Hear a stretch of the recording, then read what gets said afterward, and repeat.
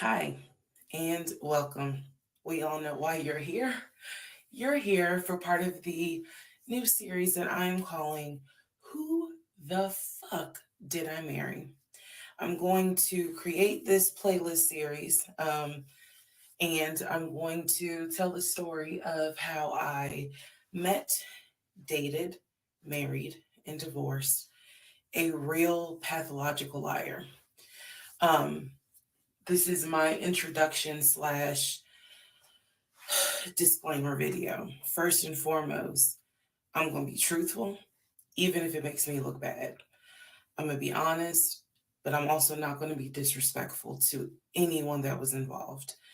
I'm not going to use people's real names because I don't have their permission to do so. And the sister does not want any sort of litigation. Um, I will tell you off the top, I have a sense of humor and I have sarcasm. So things that you see me laughing at, none of this is funny. But in order to get through it, I have to laugh. If I cry, I cry. I'm human. I'm a woman. This was traumatic. Um, I'm going to do the best I can to upload as much of the story as I can, because I know people get so annoyed with the follow for part four, follow me for part 17. I'm just going to do the best I can to keep uploading the videos each at a time. I'm going to go in order from the time we met until the time I got our divorce decree in the mail. So that is a lot of time to cover. Please give me the grace to just get it out. It may not be all in one day, it may not be all in 2 days. But what I can tell you is, even if you don't necessarily see a video, I'm probably recording it and then I will upload it into the playlist titled Who the Fuck Did I Marry? Um, what else do I need to cover ahead of time? Because I feel like this video is important to give some sort of context. So that way, when people jump into the series, they kind of can figure out, oh, let me start at the introduction video and then work my way through. A lot of the questions that you all have sent me will be answered when I start and tell the story in order. Um, Everything I'm going to tell you can be verified. There are people in my life who can easily verify, yes, this did happen. Yes, he really did do that. Yes, he said that. Yes, she did go through that. I have no contact whatsoever with my ex husband in any way, shape, or form. We do not communicate. We do not have mutual friends or anything that we're where we communicate through those people. No contact. I cannot stress that enough because I feel like somebody's going to ask me, "Do you still talk to him?" No, I ain't seen him. I ain't heard from him. I don't want to hear from him. And I will tell the entire story up until the last time I did hear from him and what happened. Um, yeah, this is my story. So, um, I am just a regular woman who thought she met the one, and I didn't. um, Most people have never came in contact with a pathological liar. We typically come in contact with like a compulsive liar. It is not the same. A pathological liar has no reason for why they lie. And the lies that they make up, there's no limit to the lie. Um, I was once a psychology major in undergrad. I didn't graduate with a psychology degree, but I'm very comfortable saying that he was a pathological liar. He was a narcissist. And yes, there was some mental, in my opinion, mental health issues going on. Pathological lying part, absolutely. Um, so I want to preface all this by saying you're going to probably think, what in the world? There's no way this happened. Everything you're going to hear me say actually did happen. Um, I never thought I was going to be in some sort of Lifetime movie, but I was. Um, so I will read the comments as best I can. like I said, I think if you allow me to tell the whole story, things will be answered. And sorry, I do talk with my hands. It's a coping mechanism. So if you're like, why is she moving her hands? Other than that, let's all take a deep breath, buckle in, because this was a fucking crazy ride. And if you think it's crazy, imagine how I feel as the person who lived it and had no idea what I was dealing with. I thought I knew, but I truly had no idea who the fuck I married. You like how I twisted that? Anyway. All right, y'all. This is the introduction, so welcome. Part 1 will be up shortly.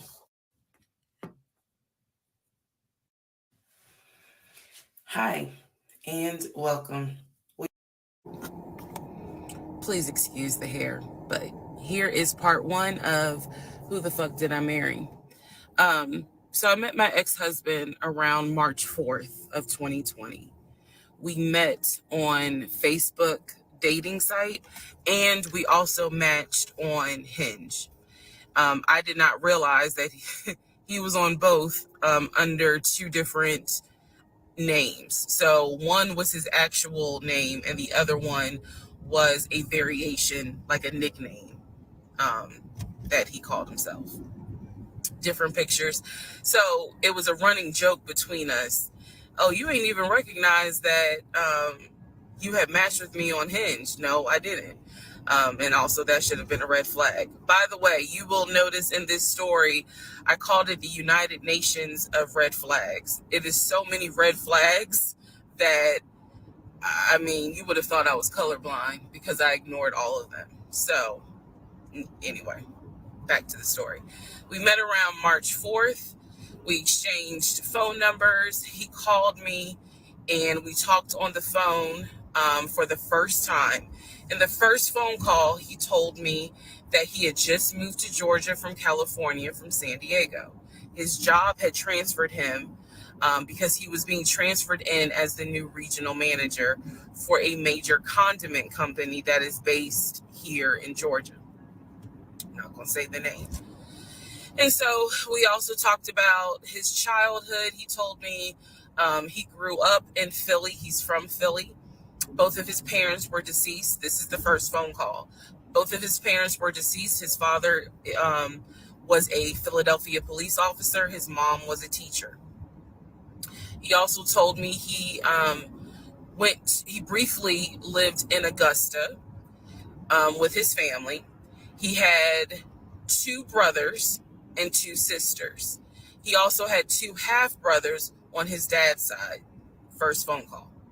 So I'm just giving you guys the backstory. This was the first phone call we had. So we talked about family. We talked about friends. We talked about our jobs. At the time, I was working at Georgia State Patrol. And he knew this, and he just thought that was like, wow, so you work with troopers all day. Yes, I did. Also in that phone call, he explained to me that he used to play football. He explained that he used to play arena football. I know nothing about arena football. I know about NFL. I know about college. Go Dogs. But I don't know anything about arena football. So he explained to me that he used to play arena football. He used to work at Apple in the off season of arena football. And I remember thinking on that phone call, oh, okay, good for you.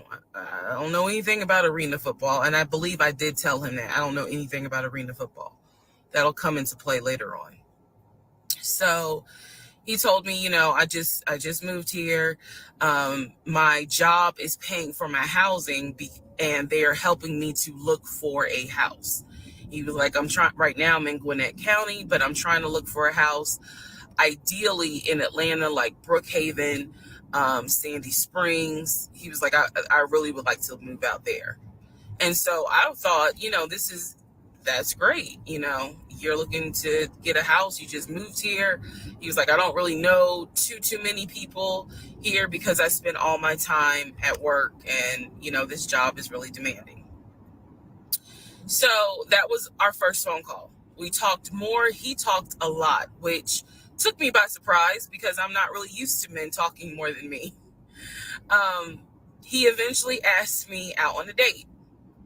Our first date was set for Saturday, March 7th, 2020. He asked me what was my favorite restaurant. I said Cheesecake Factory. And so we agreed to go out at the Cheesecake Factory in a location that was in between. I lived in Clayton County at the time. He lived in Gwinnett County. I realized that if you don't know anything about Metro Atlanta, that makes no sense. But basically, we lived about 45 minutes apart. So we agreed to meet at the Cheesecake Factory over at Perimeter Mall, which is in an area, Sandy Springs, Dunwoody area. I was excited. Like, I called my friends and was like, I got a date, blah, blah, blah. We'll see how it goes. First conversation was good.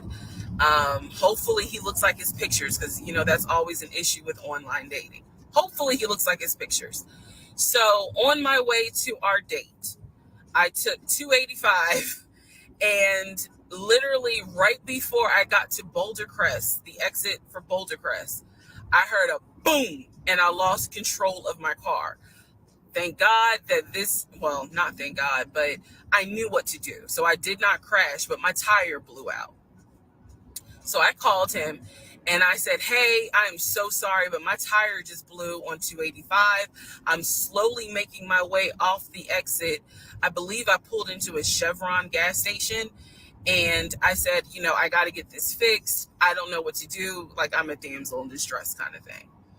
He kind of paused. He got quiet. And he was like, tell me exactly where you are. Drop your pin. So I dropped the pin. And he came to the gas station. Got out the car. And I was so relieved that he actually looked like his pictures that I was like, oh my God, he's actually attractive, because he's like 6'4", 6'5". Also, man, I apologize. So let me go back to the first conversation. Let me add something. He did tell me in the first phone call that he was divorced, and that his ex-wife, she had 2 children, a boy and a girl, who were teenagers, young adults. I think the girl was about 20. And he said that he had a very close relationship with his stepkids, but that he and his ex-wife had divorced because she cheated on him out in California. And so coming to Georgia was a new beginning for him. She was still out in California. The kids were still out in California.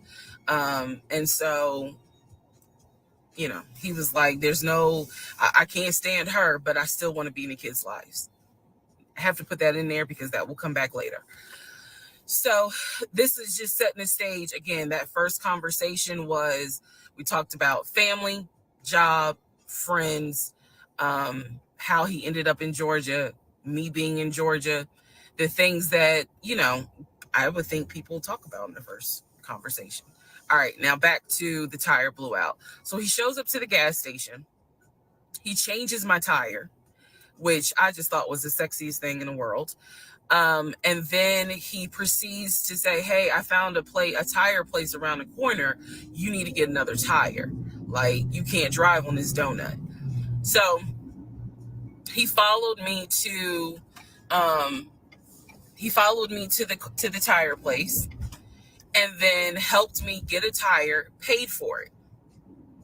So I was definitely like, wow. And so the vibe was good. So anyway, I get the tire fixed. We follow each other to the Cheesecake Factory over in Perimeter. We hold hands walking into the Cheesecake Factory. So in my mind, I'm like, this is just this. Oh my God, I had butterflies. That's the look of a woman who had butterflies. So I had butterflies. And we go in, there's a long wait. And so we sit outside and we just talk. And the conversation's great. And this is where he tells me what it is he's looking for. He tells me, I believe at the time he was 42. He was like, I want to get married and it be for real. He's like, my parents were married 40 plus years before my mom passed away. And I want that. I want marriage, family, a house. Like, that is what I want. He's like, I'm as a man, I'm ready to get married, but I want it to be for real, because the first time, it really hurt me when she cheated on me. So he's telling me everything that I wanted to hear. And so he was like, what is it that you want? And I said pretty much the same thing. I was like, I'm ready to get married. Definitely want to have a family. And I want to marry my best friend. So we both put on the table that we wanted marriage. And this is the end of part 1. Please excuse. All right. Who the fuck did I marry? Part 2. So we both put on the table what it is that we wanted. We both had established we were dating for marriage. We were not dating just to date. We were not trying to be friends with benefits and none of that. So the dinner at Cheesecake Factory went really well. We laughed, we joked, we talked about people, which is kind of up my alley, my sense of humor. It was a good vibe. So at the end of the date, at the end of dinner, we sat in his car and he played this song for me by John Legend. I don't know the name of the song. By the time this video posts, I will put the name at the bottom. I can't remember the song. I just remember that John Legend was talking about, I think I met my wife tonight. And I thought it was a sign. So I was like, oh my God. So anyway, we ended up sitting in the car talking just about life and experiences until about midnight. So during this conversation, he again is telling me how it was, what it was like living in California, how he went out there. He went to San Diego State. He played football for San Diego State. He talked about how, life, he loved it out there, so he stayed. That's when he joined the company. And then he explained that he also did arena football, but only did it for about 2 or 3 years. He claims that while he was doing arena football, the team that he was on won a championship. But again, keep in mind, I don't know anything about arena football. So I was like, okay, I didn't know that they had championships. And he was like, he got a little offended, like, yeah, they got championships. And, he was on that team. So he talked to me about how he worked at Apple. He worked something in the IT area of Apple, but it within the store. Again, it was one of those, it's like when I tell people I used to work at Amazon, I really wasn't paying much attention to it. Why? So we talked about all that. We talked deeply into what happened with the ex-wife. It's because I asked. He was not volunteering all this information. So in other words, I get very uncomfortable when men start talking about their ex a lot. That's not what happened. I was asking questions because I was really trying to figure out, okay, are you ready for a relationship, or are you still missing her? So we talked about that. We talked about my exes. That was a mistake I made because I talked about how I dated at one point in time somebody I worked with. That will come back later. And he seemed real cool about it. He was like, that was before me and blah, blah, blah. So the conversation was good. Midnight comes and I go home. Yes, I went home. We ended up talking. Mind you, our first date was March 7th. And within about 2.5 weeks, shut Georgia down. We were going to be on lockdown. So during those 2.5 weeks, we talked every day. We went out again at Red Lobster.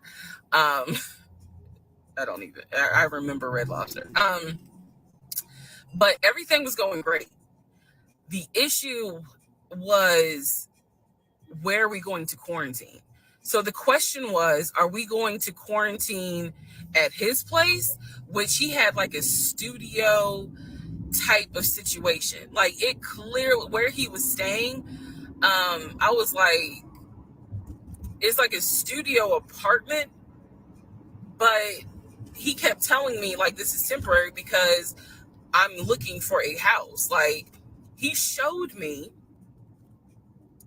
the email from a woman who worked at the company where she was out on maternity leave, but she was putting him in contact with a realtor to help him find a townhome or a single family house. So I was just like, okay, this is definitely temporary. Like he's not trying to stay here long term. And she was apologizing in the email. I'm so sorry, this should have been taken care of before you got here, but it wasn't. Da, da, da, da, da. I saw the email. I read it. I read the email. So the decision was, we're going to quarantine at the studio or we're going to quarantine in my house? First mistake I made. Well, there's a lot, but this was a mistake I made. So ladies, caution moment. During one of our dates, because keep in mind, in those 2 weeks, we were seeing each other quite a bit. Nothing physical or anything like that. Just two people who I thought were really on some. All right, let's see if this is going to grow into something. He came to my house. When he came to my house, I had a 3-bedroom, 2.5 bath townhome. He was in a studio. Now, I'm telling you guys all of this in order of how it happened. So some things I'm probably going to insert what I was thinking and the mistake I made. Can I turn this off? No. Okay, still need that. And I say that to say that I did not realize inviting him to my home probably made his eyes go, oh shit, she's a keeper. She got this 3-bedroom, 2.5 bath townhouse, and I'm in like a little studio. Yeah, let me go ahead and pursue this. What I need to do to quarantine here. The decision was made, quarantine at my house. So the state went on lockdown. He came and stayed with me in my home, and for the most part, in the initial beginning, it was fine. It was fine. The reason why I hesitate is because I grew up in the church. So for me, it was really like an internal struggle of, bruh, you always said you would never live with a guy unless he was your husband. And now you living with a dude and he ain't your husband. Like, it was a struggle for me because I knew better. And don't come for me. I'm just telling you the way I grew up. It was like that. It was not sitting right with me. But at the same time, I didn't want to quarantine by myself. I did not want to. So there we go. So he moved in. We talked about the bills. Let me clear something up that I said in the other video where I said he paid all the bills. He paid all the household bills. He did not pay my car payment, my cell phone, or my car insurance. He paid the rent because my rent at the time was less than $1,000. He paid the utility bills. And so when he's telling me that he's a regional manager, I was like, wow, okay, so you got money. And so he paid all the household bills. So my check really was just taking care of me, myself, and I. And I am not, this is where it's not going to make me look good, but it's the truth. It was intoxicating to not have to worry financially about how to pay the bills. It was a wonderful feeling.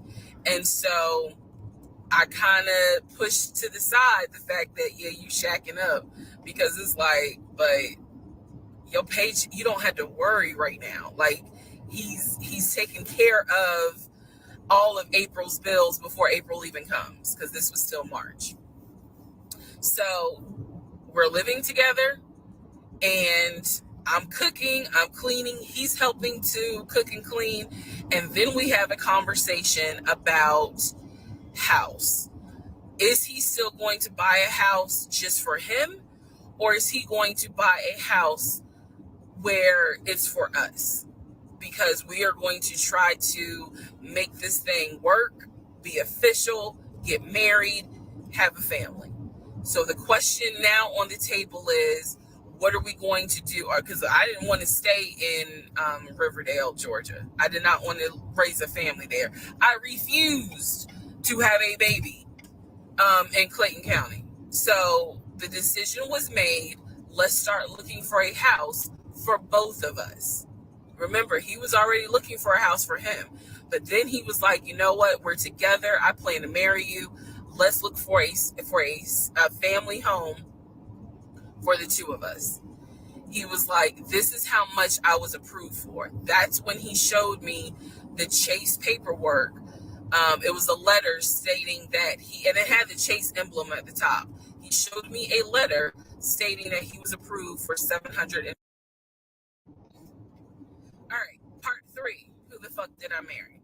So this is when he showed me a letter from Chase with the Chase logo at the top, stating that he had been approved for a mortgage for a $750,000 mortgage or a $750,000 house. So he was like, we can't go over 750. And I said, I remember asking him, can you afford the mortgage on a $750,000 house? Because I know I can. This is when he explains to me, I told you how I played arena football. I invested my money really well. So he said, I have money that will help pay for the mortgage. He was like, we're good. Like, I'm financially, I am okay. He was like, that's why I'm able to get approved for a $750,000 mortgage. So he told me that his money was in different savings accounts. He said he had an account with Chase Bank, he had an account with US Bank, and he had an offshore account. This is what he told me.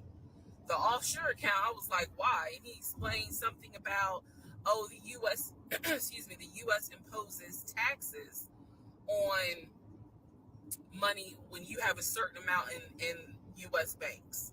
He was like, so everybody knows that it's smart to have some money in an offshore account. Y'all, look, I live paycheck to paycheck. I was like, okay, that's whatever. I said, so you have the money to pay for a home. I'm also holding in my hand a letter from Chase saying that he was approved for $750,000. So I went off of what I saw. So we contacted a realtor. I won't say his name, but man, if he ever sees this TikTok, I owe this man such an apology. But we contacted a realtor who was based in Cobb County, because I was very adamant I wanted to move back to Marietta, Smyrna area in Cobb County, Georgia. He was fine with that. His whole attitude was, you're going to be my wife, happy life. So we met a realtor. I would find houses that I wanted to tour. Keep in mind that this was COVID. So at the time, we could not tour a home. It would have to be a virtual tour. So this particular realtor, we found a house in Douglasville, Georgia. Not Cobb County, but nevertheless, it's in Douglasville. I was fine with Douglasville. So we found a house in Douglasville, Georgia. The realtor did a FaceTime tour of the house. The house was really a nice home. 5 bedrooms, 4 baths. So we did a FaceTime tour of the home, and the home was listed, I believe, roughly 400 and something thousand. I really like the house. I could see myself living there. I could see us living there. Could see us with the kid there. This is now April, just for timeline purposes. This is April. So he really liked the house. He was like, you know what, we'll put an offer in on the house. He was like, if you like it, because again, it was COVID, we weren't going to be able to see the house in person because the family still lived there. So he said, I'll put an offer in. we'll see if it's accepted. I said, okay. So he puts an offer in. He's telling me he put an offer in. I need to clarify some things he told me and the things that I actually saw. So for this house in Douglasville, he told me he was putting an offer in. The realtor would call me because one thing that the realtor told us, he was like, if the woman likes the house, typically the house is going to get bought. So he kind of dealt with me a bit more than he did my ex-husband. And again, this is April 2020. This is before we got married. So at the time, he was my boyfriend. So the realtor was calling me and it was like, hey, I put the offer in, and what they're asking for is proof of funds. And I know I did not know anything at this time about buying a house. So I was like, hey, you probably need to talk to him because I'm not even listed on the mortgage. Like, from the paperwork I saw, it was only in his name. So he called him. I guess they talked. I was not there, but I'm assuming that they had talked. So the boyfriend is coming, my ex is coming home saying, yeah, I talked to so-and-so. I sent him over the paperwork. The offer was approved, and they are going to try to do a virtual closing. First, we got to do an inspection. If the inspection goes all well, then we have to do a virtual closing. He also told me that he put down earnest money on the home. He put down, I believe, $5,000. He said, I just transferred the money over to the realtor's account or whatever, so that it could be earnest money for the house. So I'm just like, okay, great. He was like, so realistically, this is April. We should be able to get in that house by June. Okay, no problem. So this is what he told me. About 3 or 4 days later, I get a phone call from the realtor, and the realtor is like, hey, I'm just checking to see what you guys want to do about that house. So I was confused. I'm at work. And I said, oh, I was told that he put an offer in. And the realtor was like, he did? I didn't know that he put an offer in. And I said, well, why wouldn't you know? Like, he told me he put the offer in, and he had paid earnest money, $5,000 earnest money. And so the realtor was like, well, let me call him and find out what's going on with that, because I didn't know anything about it. So red flag, of course. So I call him, and he, in true narcissistic nature, he flips the script and he like goes off. He's like cussing, going off, like he shouldn't, excuse me, I have the hiccups. He shouldn't be calling you. If he has a question, he should call me because I'm the one that's on a mortgage. He was like, and now it's going to be an issue. And I said, well, did you put the offer in with him or not? And he said, no, I did not put the offer in with him. I put the offer in with a friend of mine who is a realtor, so I can give him the business. So I did not hear from that realtor again. So I was just like, is the house under contract or is it not? He was like, yes, the house is under contract. This is how crazy things work out. About 3 days later, on realtor.com, I'm looking at the house because I was trying to figure out in my mind how I'm going to decorate. It shows the house is under contract. So, showed my boyfriend. My boyfriend's like, I told you it was under contract. He was like, I did you not believe me? And I ain't had the heart to say, hell no, I didn't believe you. Like, it seemed too good to be true. But once I saw the house was under contract, I absolutely believe that, okay, it's under contract with him. Like, yeah, we're about to do inspection. We are about to move. And so we had driven by the house because, again, keep in mind, a family's still living there. So we had driven by the house.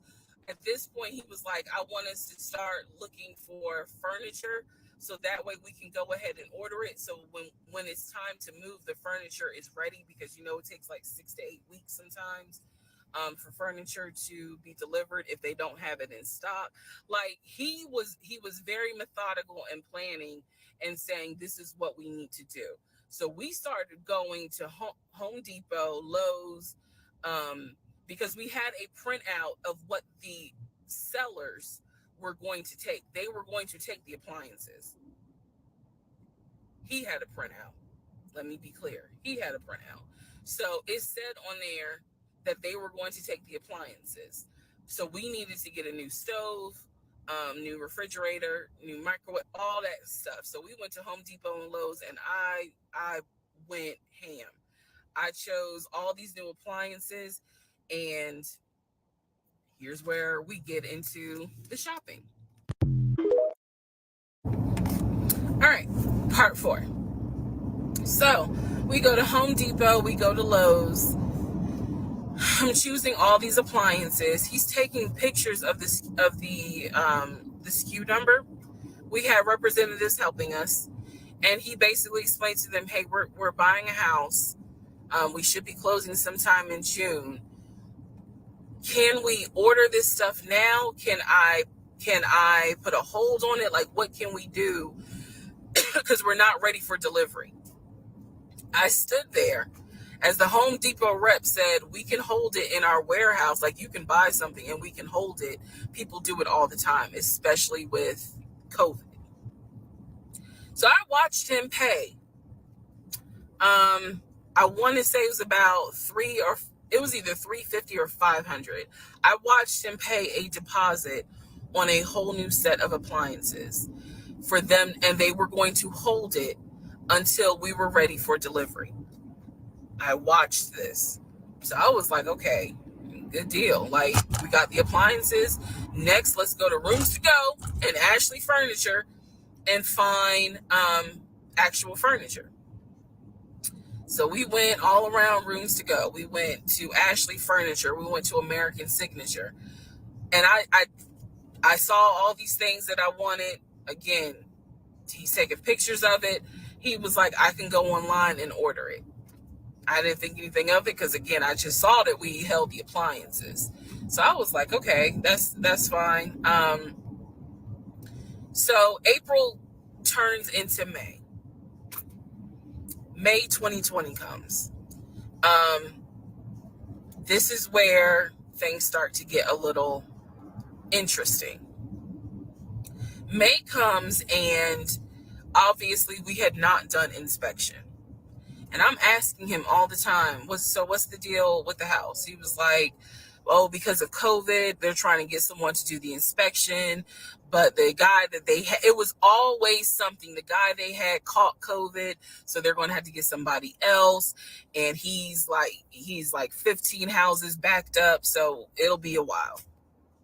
So at this point in May, I know I look crazy. In this point in May of 2020, I started recording audio diaries. I don't know why. It was something just made me just start recording my thoughts in an audio diary, and I still have them. And I would save them by the date, and I would just start talking about what's on my mind. So I was like, I knew there was something was nagging me, like, but I kept pushing it out of my mind. I was like, you saw, this is what I reminded myself. You saw him pay for the appliances. You know the house is under contract. You know that he told you that he's the one who put the house under contract. Why would, I remember saying to myself, why would he lie about that? This is so easy to verify. Why would he lie about that? Have you caught him in any other lie? And at the time, the answer was no. So I really was like, maybe you just aren't used to a guy who actually does what he's supposed to do. Like, I was questioning myself and then answering my own questions. So Inspection didn't happen. Around mid-May, I found out I was pregnant. May 2020. When I found out I was pregnant, he was ecstatic and I was like, oh shit. The reason why I was oh shit is because number one, I'm plus size. Number two, because of my age, I felt like it was probably going to be a high risk pregnancy. And I wasn't married.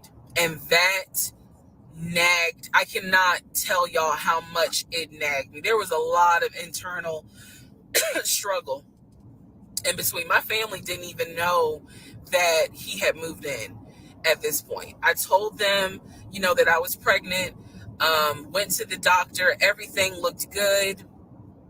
But again, because it was COVID, he couldn't go in with me into the actual room. So, doing any sort of ultrasound, doing the blood test, because my HCG levels were really high. So the doctor was like, hey, it might be twins. We don't know yet. You're still kind of early, along.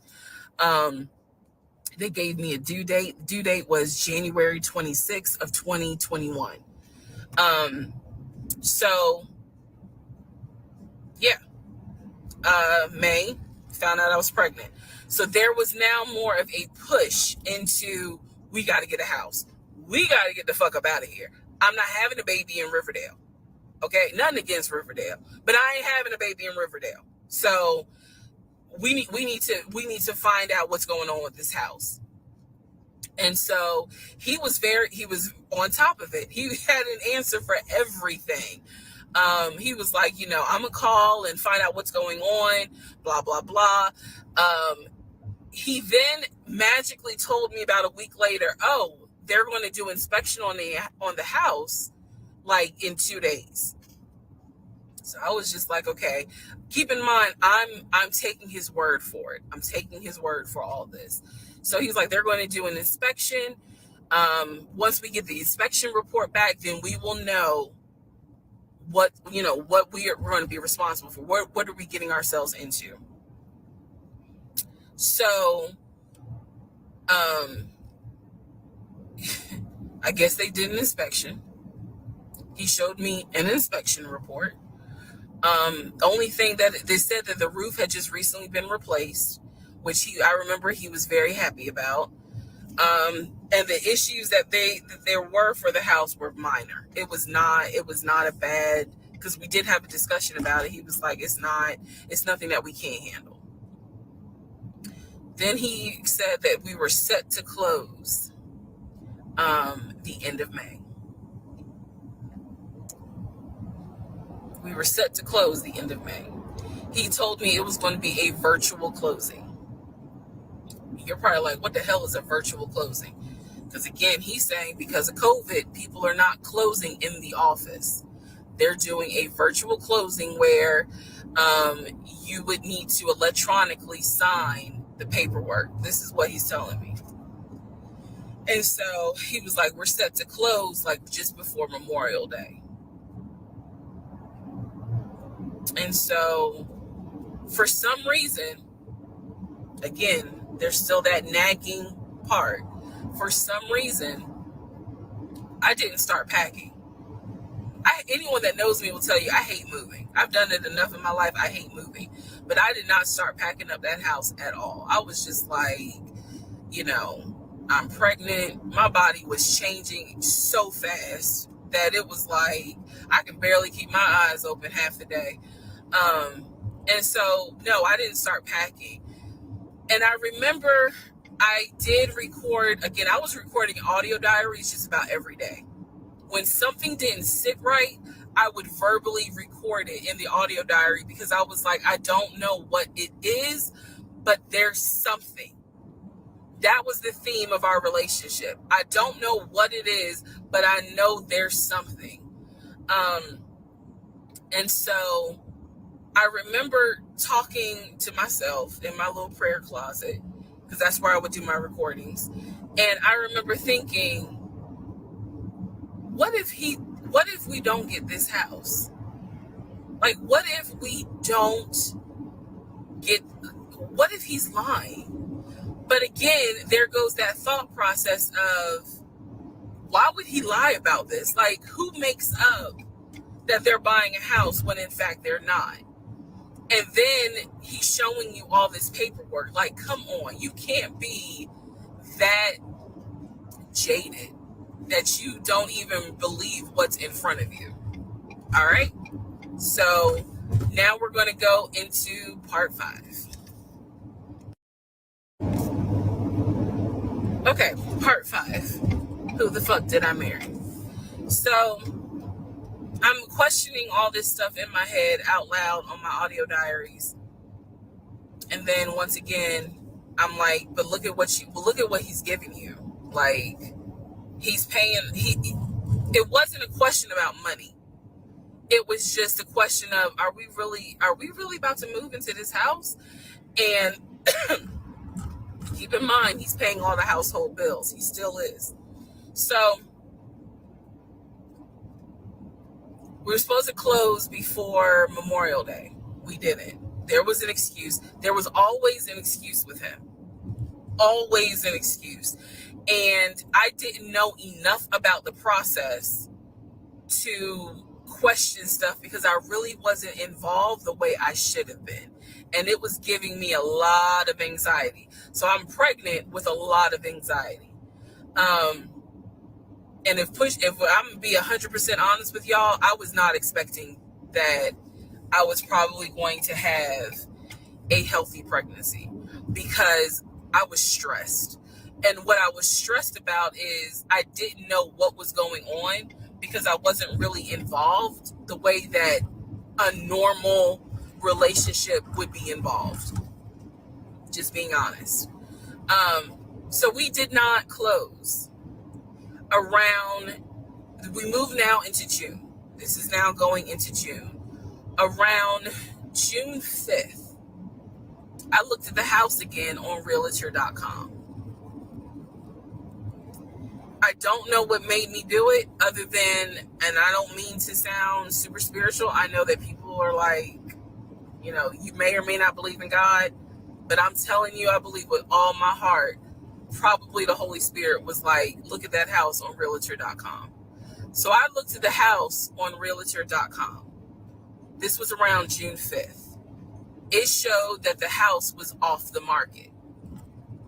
And I remember being like, okay, wait, what does that mean? What does that mean? Because ex-husband is telling me we're about to close on the house. We're about to close. It's our house. We got furniture, he's also telling me that he's been in contact with the realtor, his friend, who was telling him, this is what was happening next. Here's what's going on. So the guy that we initially worked with apparently is completely out of the picture. But again, I was not heavily involved. So I'm just like, let me look at the house. I see it's off market. What the fuck does off market mean? Like, now I'm really freaking out. So it shows the name of the real estate agent for the seller. I don't remember her name. I called her and I said, I said, my husband and I, even though I wasn't married, my husband and I were looking at this house at 123 Main Street. And we really wanted to tour it, but now I'm showing it's off market. Is it not available? Or, I pulled that card and she was like, oh, no, ma'am. The home closed yesterday. It closed June 4th. Again, there are certain dates I just remember. And I said, oh, it closed June 4th? I was like, really? And she said, yes, ma'am. She was like, my sellers sold the house. And I was like, oh, man, okay. Well, I said, my husband and I really wanted, we love the pictures of it. And we're getting ready to start a family. So I would have loved to have been able to, have the opportunity to see it. I asked her something. I don't remember the specific question I asked her. And I know why I asked the question, because I was anticipating that my boyfriend at the time was going to have some sort of excuse. So I asked her something about the buyers. And I remember, and somehow, again, forgive me, I don't remember the question I asked her, but the answer was that it was an older white couple. So I get off the phone with her. I record an audio diary, and in the audio diary, I specifically say, okay, there is no house. He's going to have to get out of this lie somehow. Because now I realize, at the very least, he was lying about him being the one who was under contract. I knew enough about that. So I was like, what, how was he going to get out of this? Again, I've listened to the audio diary in 2024. I literally said in that audio diary, how is he going to get out of this lie? And I was trying to think of ways on how he's going to do it. And something said to me, because I say it on the audio diary, I said, he's going to say it's a bad deal. And he's going to say he wants to pull out. Y'all keep in mind, I am pregnant. So I had a decision to make. As ugly as this decision was, I made the decision, you're about to have a baby with this man. He's paying all the household bills. Let him get out of the lie. And that's what I did. I purposely made the decision that I knew he was going to come back, and I knew he was going to give me some bullshit on why he couldn't buy the house, because he didn't know that I knew that house is already sold. The house is already sold. And this is the part where I said, I'm going to be honest, even though it's going to make me look bad. Because most women in their right mind would have been like, I'm out. And I didn't. So, sure enough, he came home. He didn't really say anything that day. The next day I asked him about the house. And he said, my friend, the realtor, he was like, I'm talking to him because something's going on with the interest rate. And when he said that, I felt so much relief, because I knew that I had been prepared for, he's going to give you some bullshit. So when he said there's something with the interest rate, I said, you know what? This is literally what I said, y'all. If the interest rate isn't good, then we shouldn't move there. We should probably let this house go. We should cancel whatever furniture we ordered, or, appliances, and let's just look for another house. I said, I would like to be moved before the end of the year. I said, I really don't want to be 9 months pregnant moving into a house. I would like to be done with this before then. And the way I said it was so calm. And he was like, okay. He was like, I'm going to call the friend, the realtor, and tell him I'm backing out of the house. And I'm going to see if I can get my earnest money back. And I remember looking at him. I was standing in the kitchen, and I cocked my head to the side. And I said, okay, get your earnest money back. And let's find another house. And so that's how that first house fell through. So, fast forward, I keep looking at this to see how much time I have, because they only give you 10 minutes. So this is part 5, part 6 is coming up. But subsequently, what ends up happening the next week, which is mid-June, I was at work. And I started cramping, started bleeding. And at this point, my doctor, I had just had an ultrasound earlier that day. So I went to work, because the ultrasound was fine. I went to work, and the cramping and the bleeding started. And I started crying, because I kind of knew what was going on. And My doctor had called me and told me that when they did the ultrasound, they did not see a heartbeat. So she was like, this pregnancy is not going to be viable. So I'm crying, hysterical. And now we're going to get into part 6.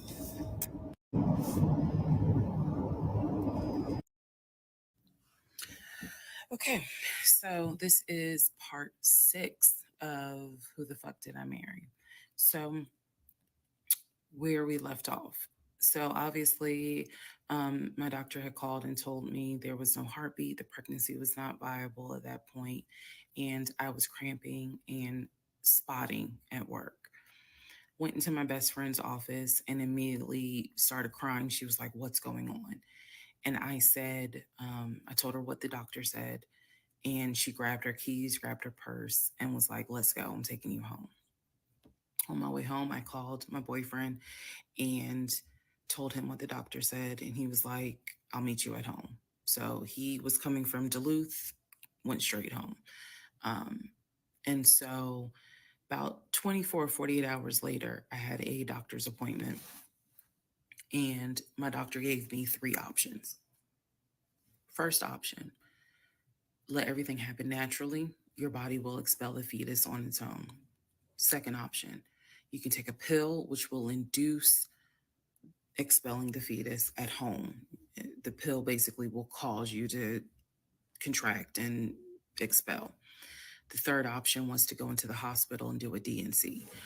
I did not want to do a DNC because I did not want to be in a hospital with COVID going on. Um, and for whatever reason, I did not do the option of let it happen naturally. So I chose to do the pill. His birthday was June 17th. My ex's boyfriend, excuse me, my ex's birthday was June 17th. So the decision was made. We're going to celebrate his birthday that day, go out to eat. And then that night, I would take the pill because we both were off from work the next 2 days, next 2 or 3 days. So went out to eat to try to celebrate as best we could, and then took the pill that night.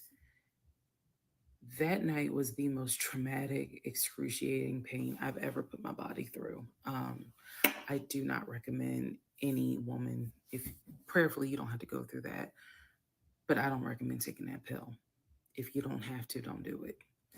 Um, I spent the whole night in the bathroom just crying in so much pain.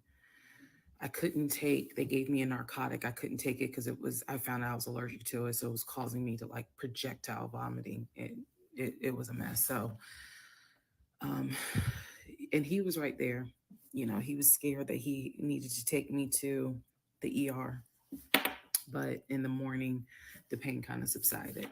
So about 72 hours later, I had another doctor's appointment where the purpose of this appointment was to do an ultrasound to see if everything had passed.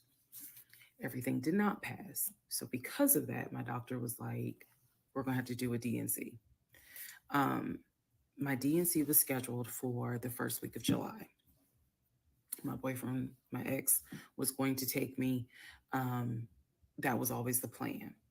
2 days before my procedure, he comes home and tells me that he is up for promotion. He's up to be promoted to VP. Because of this, the president of the company, excuse me, is coming in, and it was going to be this huge business meeting he had to go to. The business meeting was scheduled for the day of my surgery. And so I'm throwing a fit because I was like, there's no way you can do that meeting. Like, I need you to take me to the hospital and all this other stuff. And so he offered to have his sister take me to the hospital. Apparently his sister lived in Douglasville. I was like, no, because I've never met her. Like, I'm not having a stranger take me to the hospital. No, this is a private situation. I don't want to do that, blah, blah, blah. So my aunt had offered to take me. And then my friend who took me home from work had offered to take me. So at that point, we get into an argument because he's like, my sister is, you about your family, so why can't she step in? And I was like, nah, because I don't know her. Period. I don't know her. So my friend offers to take me to the hospital because I was all distressed that he's saying he has a business meeting and he can't take me.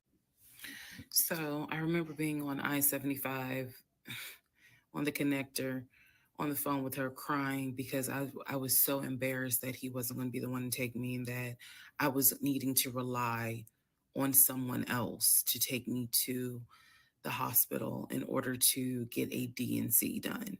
And she was really great. She was like, girl, this is why you have a village. Like, it's okay. Things happen. The world is crazy right now. I will take you. You're going to be okay. So he did not take me to the hospital for my DNC. My friend did. She could not stay because of COVID protocol.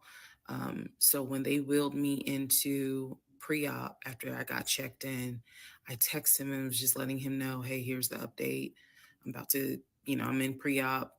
They're going to get me prepared to go back to the surgical ward or whatever. And the response I got was from his new executive assistant named David.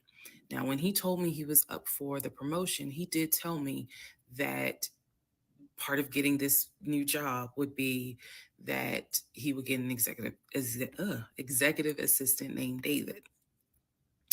And he did tell me, I'm going to make sure that I inform David if you get a text from this number, meaning from me, pull me out of the meeting because my fiance's having a procedure done and I'm picking her up, so it's important that you come get me if it's something serious. So I text him. David responds. He said, yeah, Mr. Blah blah told me that you are having a procedure done. If you need me to get him, I can go get him. He's in a meeting. Just let me know what you need. And I just said, no, don't bother him. I'm just giving an update that they're about to take me back. And David responds and says, I'm so sorry you're going through this. Please let me know if there's anything I can do. So I have the procedure. I wake up and I am now in recovery. I should be in recovery 45 minutes up to an hour and a half. I wake up, first thing I ask, and I remember asking, is where is so and so? The nurse who was so sweet, she was like, everything went well. You're doing great. She said, we spoke to your fiance. He's on his way. So I said, okay, okay. I kind of dozed back out, but I could still hear everything that was going on. I just could not keep my eyes open to save my life. So I hear her talk to the other nurse. And that's when she said, yeah, Dr. So-and-so called her fiance and his executive assistant picked up. And the executive assistant said that he was in a business meeting and that, you could relate to him what you need to say and he'll, he'll tell the fiance. And my doctor was like, hell no, HIPAA. I need to speak to him. So apparently my fiance called the doctor back about 30 minutes later. And the doctor informed him she'll be ready to be discharged in about an hour. You can make your way and come pick her up. He said he was on his way. He was on his way from Duluth to Atlanta, which is not a huge distance, but the time of day, one thing about Atlanta, there's always traffic. So he should have been there within the hour. I should have only been in recovery an hour and a half. Let's go to the next part. Okay, so I just want to clear up some things that I realized is kind of creating some confusion. So just allow this video to serve as a stop sign. Let's clarify. First of all, the story, background. He was born in Philly, raised in Philly, and moved to Augusta. Story is that he moved to Augusta for high school. After high school, he went to college at San Diego State. enjoyed San Diego State, stayed in San Diego for quite a while.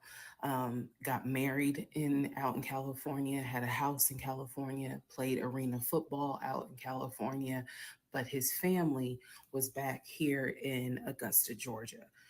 He still had a lot of family up in Philly, but for the most part, he had a sister in Augusta, he had a sister in Douglasville, he had a brother in Baltimore, he had another brother in Philly, and he had a brother in Nashville.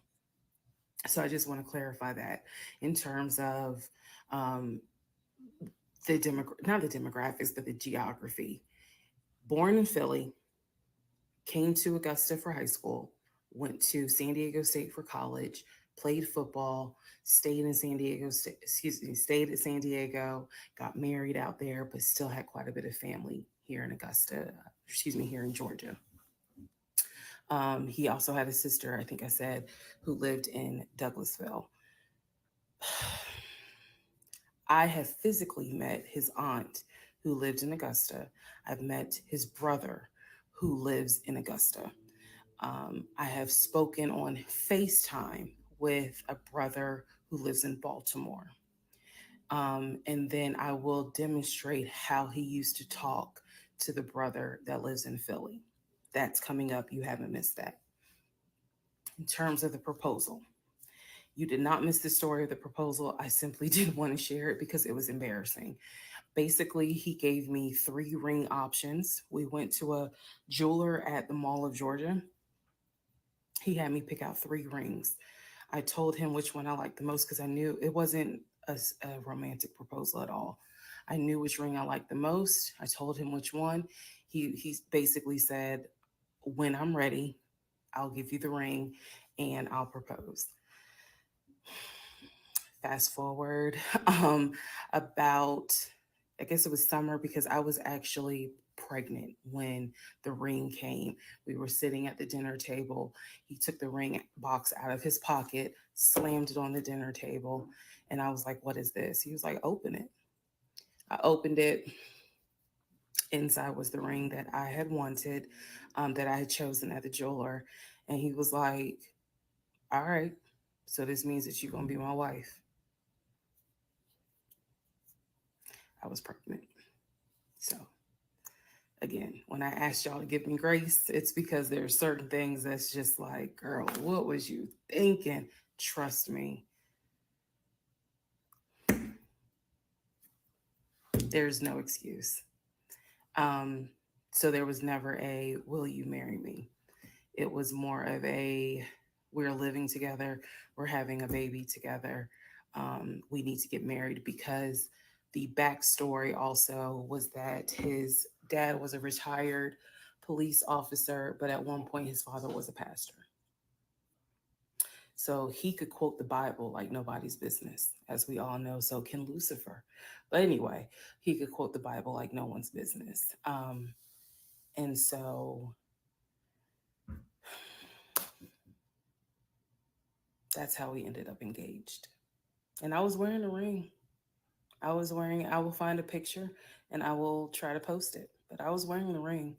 Don't worry, there's more to that story as well. So just want to clarify some things for the people who were like, wasn't it weird that he had a sister who um, lived close, but he's from Philly? So I just wanted to definitely bring clarity to what he told me was the backstory. Born in Philly, came to Augusta for high school, went to California for college, played football at San Diego State, played football and arena football, worked at Apple, and then joined the condiment company in California, who then transferred him back to Georgia. He was married in California, and he told me he got divorced in California. That is important as well. That will come up again later. Um, and so the ex wife, at this point in time, at the time that I'm telling you, part seven, which is the last video I just posted, the ex wife lived in California with her two kids, his two stepkids. The two stepkids were 17 and 20 or 21, but they were that age group. And he was saying that he was very close with them. So he wanted to keep a tight relationship with them. Um, and he talked to them, if not every day, every other day. When I say, when I say this, I need y'all to understand. When I say that he talked to someone, it means that he was on the phone in front of me talking to the person. I hope that because I will touch back on this. He was on the phone in front of me talking to the person. So he talked to his siblings every day. He talked to his aunt almost every day. He talked to his family the way I talk to my family almost every day. Um, and again, I will demonstrate how he used to do the phone calls. I will also demonstrate how he used to do the work phone calls because he called me every single day from work. And he would talk to people while he was on the phone with me. And I could hear people in the background, but that's a whole nother part. So again, buckle your seats. I promise I'm reading your comments, I'm reading your questions, but I wanted to bring this video just to clarify some stuff. Hopefully this helps. And honestly, I know people are fascinated by this, but more than anything, I hope that there's a woman watching this and she's saying to herself, okay, it's time for me to ask some questions. That's my hope. Part 7, who the fuck did I marry? So I should have been in recovery at Northside Hospital for about at most an hour and a half. Subsequently, I ended up being in recovery between 3 to 3.5 hours. The nurses kept calling my ex, asking what's the status, because they were actually getting ready to do a shift change. So they kept calling, asking, what's the status? What's the status? Like, where are you? I want to say that they called a total of 3 times and they spoke to him twice. Um, so at this point, I knew that they were all like, where is her? Where's her fiance? Like, what is going on? He said he was stuck in traffic, and so he was making his way there. He eventually did get to Northside Hospital, and they wheeled me down because, again, he couldn't come in just because of the protocols. So when I got in the car, and I'm in pain, but yet drugged up, couldn't keep my eyes open, couldn't really, I was just out of it. But I remember him calling my aunt and my mother and letting them know I picked her up. We're on the way home. Let me get her settled. And then I'll give you guys an update. I remember that. What I did not know was that he had texted my aunt and my mom and asked them to not bother me for like a week. Like, just please don't reach out to her. Let her just rest. I am from New Jersey. I am from an African American family. You don't tell my black mama or my black aunt that, um, please don't bother her for a week. I didn't know this at the time, but I'm just interjecting that part. I'm trying to stay in the timeline, but he did apparently do that, and my aunt was like, "Why will fuck you up?" Anyway, so go home. Um, he waits on me hand and foot. I recover. Just needed about 24 to 48 hours to just get my mind right. Um, during this time, in between when the house in Douglasville fell through, we had not talked about a house. So I guess it was about a week later after the DNC, he decides that, do you want to start looking for a house again? Excuse me, I have hiccups, y'all. Do you want to start looking for a house again? Because of what happened with the house in Douglasville, I felt like I was smarter this time to say, I want to be involved in every aspect because I don't know what the fuck happened with that house in Douglasville. But what I do know is that he lied to me. I didn't think I didn't know then what I know now.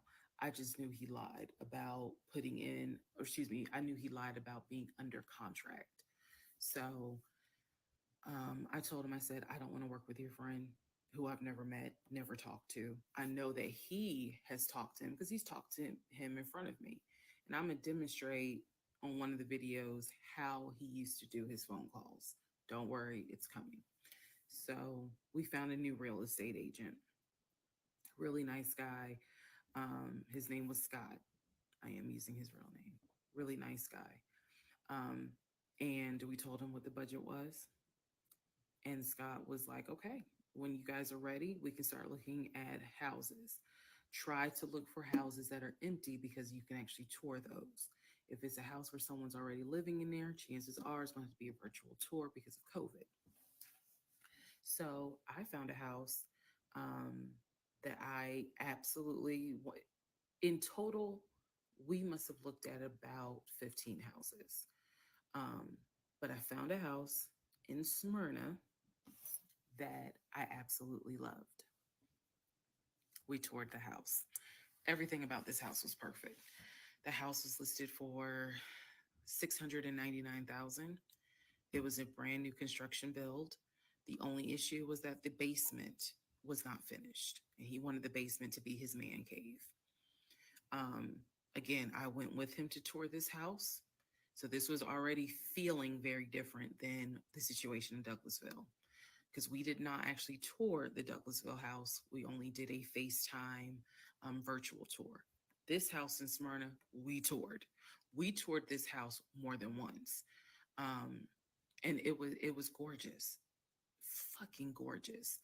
So we talked about it. He said that he had the money. Um, Again, the price was $699. He said he felt comfortable putting in an all cash offer. If you remember on the videos before, he told me he had money in his savings from when he played football. So when he said an all cash offer, even I knew you you got that kind of money, like where you can cut a cashier's check for 699,000. And he told me he did. He had money in savings from when he played football, and he was very comfortable paying all cash for this home. So the real estate agent, Scott, sent over the paperwork. The paperwork was sent in both of our names. It was sent to my email. That was another thing that I changed after Douglasville. Everything gets sent to me, and then I will be sure that he signs it. So he sent it to me. I looked over the offer. We were going to put in an all cash, full price offer with a request to have the basement finished. Also, we were requesting for the seller to give us an answer within 24 hours. Um, we were requesting a quick closing. These are just some of the things I remember. I remember 24, like I didn't want to wait on y'all think about it.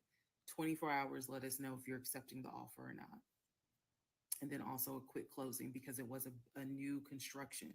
So we didn't have to wait for the current tenant to move out. We didn't have to do that. So I watched in our bedroom as he pulled it up because it was a electronic document. He signed his name to the offer for $699,000 cash. He requested again, the seller let us know in 24 hours if they were accepting the offer. So we submitted the offer at around 6 p.m. We were requesting that by 6 p.m. the next day, they let us know if the offer was accepted or not. I watched him sign the offer. I sent the offer back to Scott from my email. All parties had signed. Scott texted us and said, I got it. I'm submitting it. I will let you know what they say. Let's go into part 7. Sorry. Let's go into part 8. Good grief, this is getting long.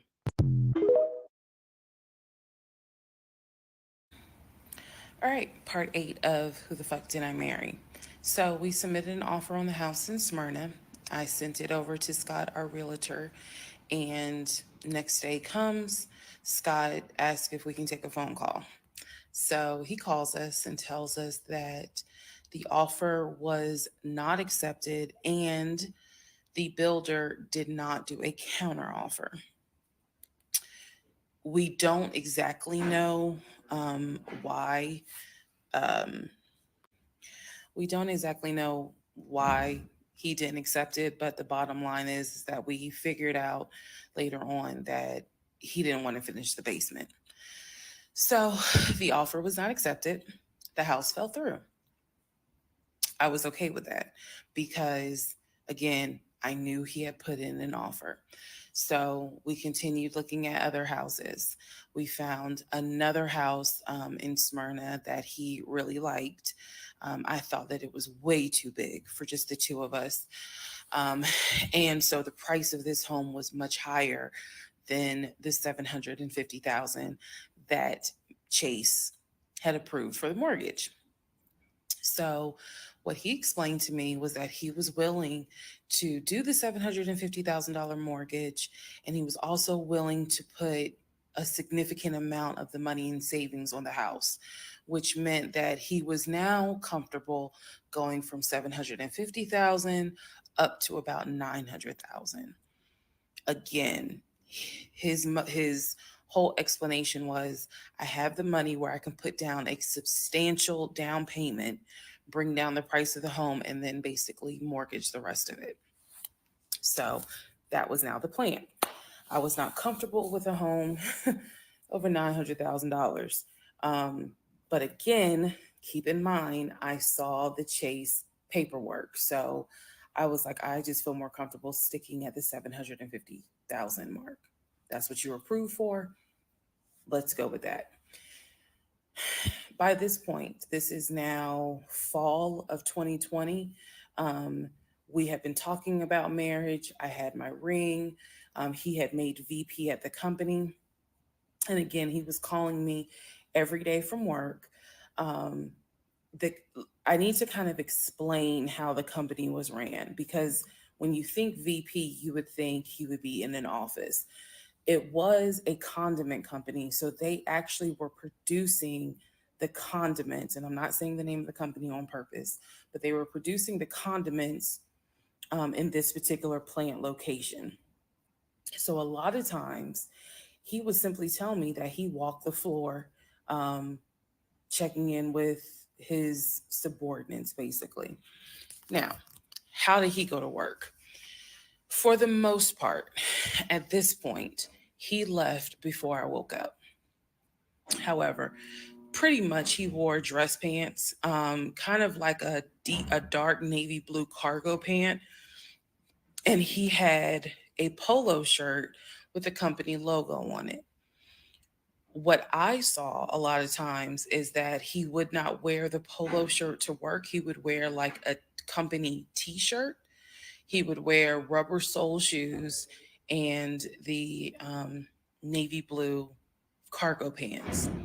I didn't think it was a uniform, but it reminded me of what someone would wear when I worked at Amazon if you're going to be doing manual labor.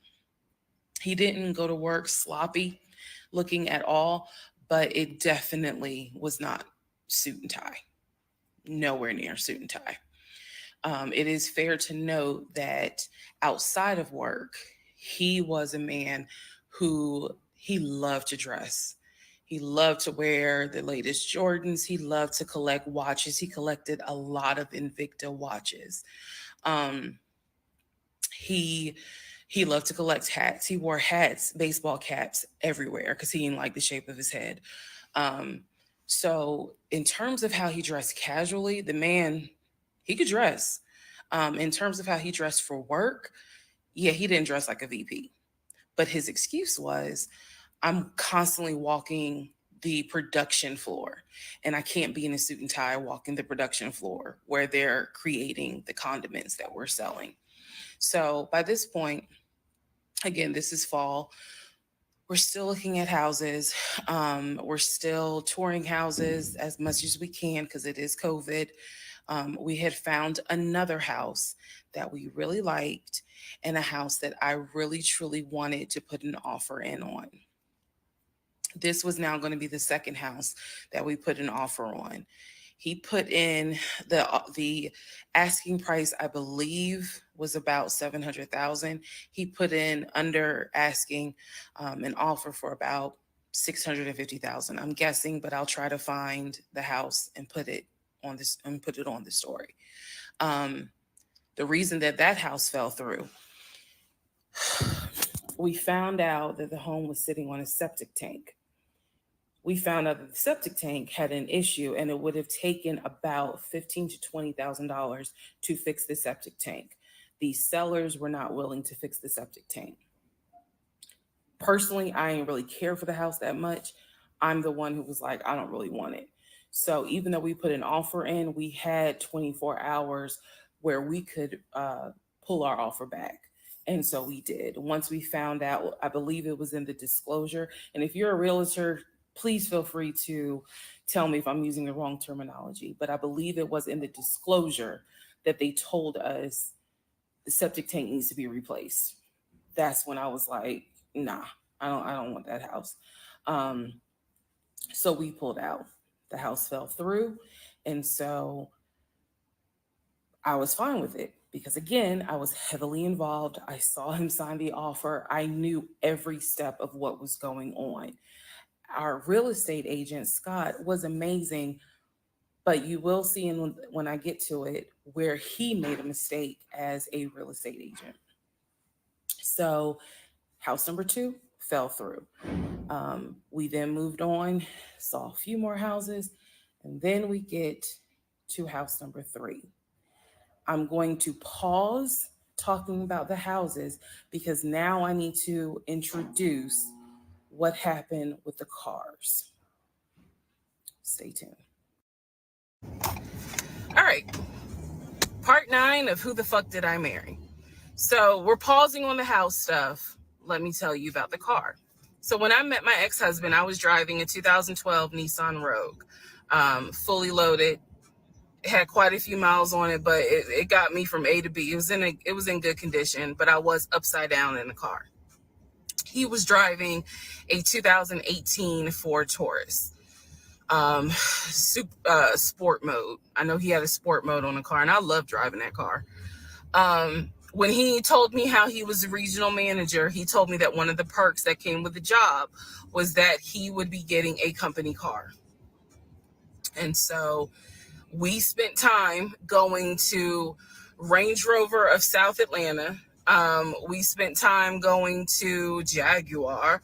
We spent time going to BMW. We spent time going to Ford, which was on Mount Zion in Morrow, if you all are familiar with that area. He test drove a whole lot of cars. In the end, he decided on a BMW sedan. I was there when he test drove the car. I got in the car with him. I loved it. And he explained to the salesperson, I'm getting a company car. I need to get a printout of the full price of the car, tax, tag, and title. Because what my company is going to do is wire over the money for the car. The salesperson was like, okay, apparently that happens a lot. So he gave him a printout with the tax, tag, and title for the car. In front of me and the salesperson, he called the person in the finance department for his job. Obviously, I have no idea what this person's name is, but he called the person. He explained to them, this is the amount of money. He said the president of the company, so-and-so, has authorized for him to get a car, not spending more than, I think, $90,000 tax, tag, and title. The BMW came out to just under $90,000. And so I remember this conversation so fucking vividly. So he's on the phone in front. I'm sitting down, the salesperson sitting down at their desk, and he's like, they put me on hold. And so he's like, I guess the person comes back and he says, yeah, the price of the car is blah, blah, blah. He was like, give me a second and I can send you a picture of that printout that shows tax, tag, and title for the BMW. He gets off the phone. He takes a picture of it. He sends it to whoever. He waits about 10 minutes. He calls the person back. He says, did you get it? Apparently the person did get it. But the person who can actually physically do the wire transfer had gone home for the day. So what he says to the BMW salesperson, he's like, okay, we're going to have to do this tomorrow because so-and-so went home for the day. I don't know who the salesperson is. I can only tell you from my viewpoint what I thought. I had no reason to think this was a lie. I really didn't. Because again, you got to please keep in mind the circumstances that all of this is happening. We're inside the dealership. We're sitting at the desk of this person. He gave us the printout. He's on the phone, doing business, basically saying, look, this is how much money the car is going to cost. He's taking a picture of it. He seemingly is texting someone saying, this is how much, this is proof of how much it is. Then he asked the BMW salesperson, I need your wire transfer information. The guy got up, rushed over to, I guess, their finance area to get the bank wire information, because obviously you have to wire it a certain kind of way. Rushes back over, gives it to my ex-husband. My ex-husband's like, okay, first thing in the morning, we will get this wired over, and then, I'll come and pick up the car. My fiance, me, will drive me up here to pick up the car. So we leave. He felt like, because at the time that this all happened, I was pregnant. So he felt like, look, we're about to have a baby. I don't want you driving that Nissan Rogue. I want to get you something. I want to get you something more secure, something new. I really wanted a Kia. I really wanted a Kia Telluride. And he was like, well, let's look at the warranty. This man knew a lot about cars. He knew a lot about the warranty. He knew a lot about the depreciation value. And so he did talk to me a lot about what will we get the most for our money. We test drove, when I say we, I test drove a Kia Telluride, a Kia Sorento. He didn't like either of those. He had me test drive a Ford Explorer. He didn't really care for that. Then came time where he really wanted me to get a BMW. He really wanted me to get a BMW X5. So he took me to Global BMW Imports, which, if you know anything about Atlanta, it's off of Cobb Parkway, but you can see it off the highway. I believe 285 is where you can see the Global Imports BMW dealership. He took me there. He had me test drive an X5, an X6. He also had me test drive I think I'm gonna get the numbers wrong, a 525, which was a sedan. I did not like that. I wanted an SUV. I loved driving the BMW. He also had me drive an M-Series, test drive an M-Series. So he was very adamant that I should get a BMW. The reason being is because, according to him, he had a BMW in California when he lived in San Diego. He had a BMW that he loved. It was a white BMW. He showed me pictures of the BMW. So he showed me pictures of this white BMW that he had, and unfortunately, the car got totaled about 2 months before he moved to Georgia.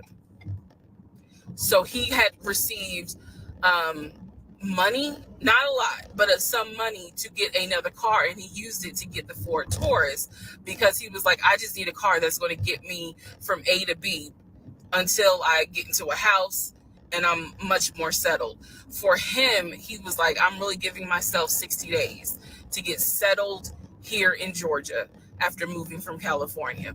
But then he met me. Again, that's the story. So He had me test drive the BMW.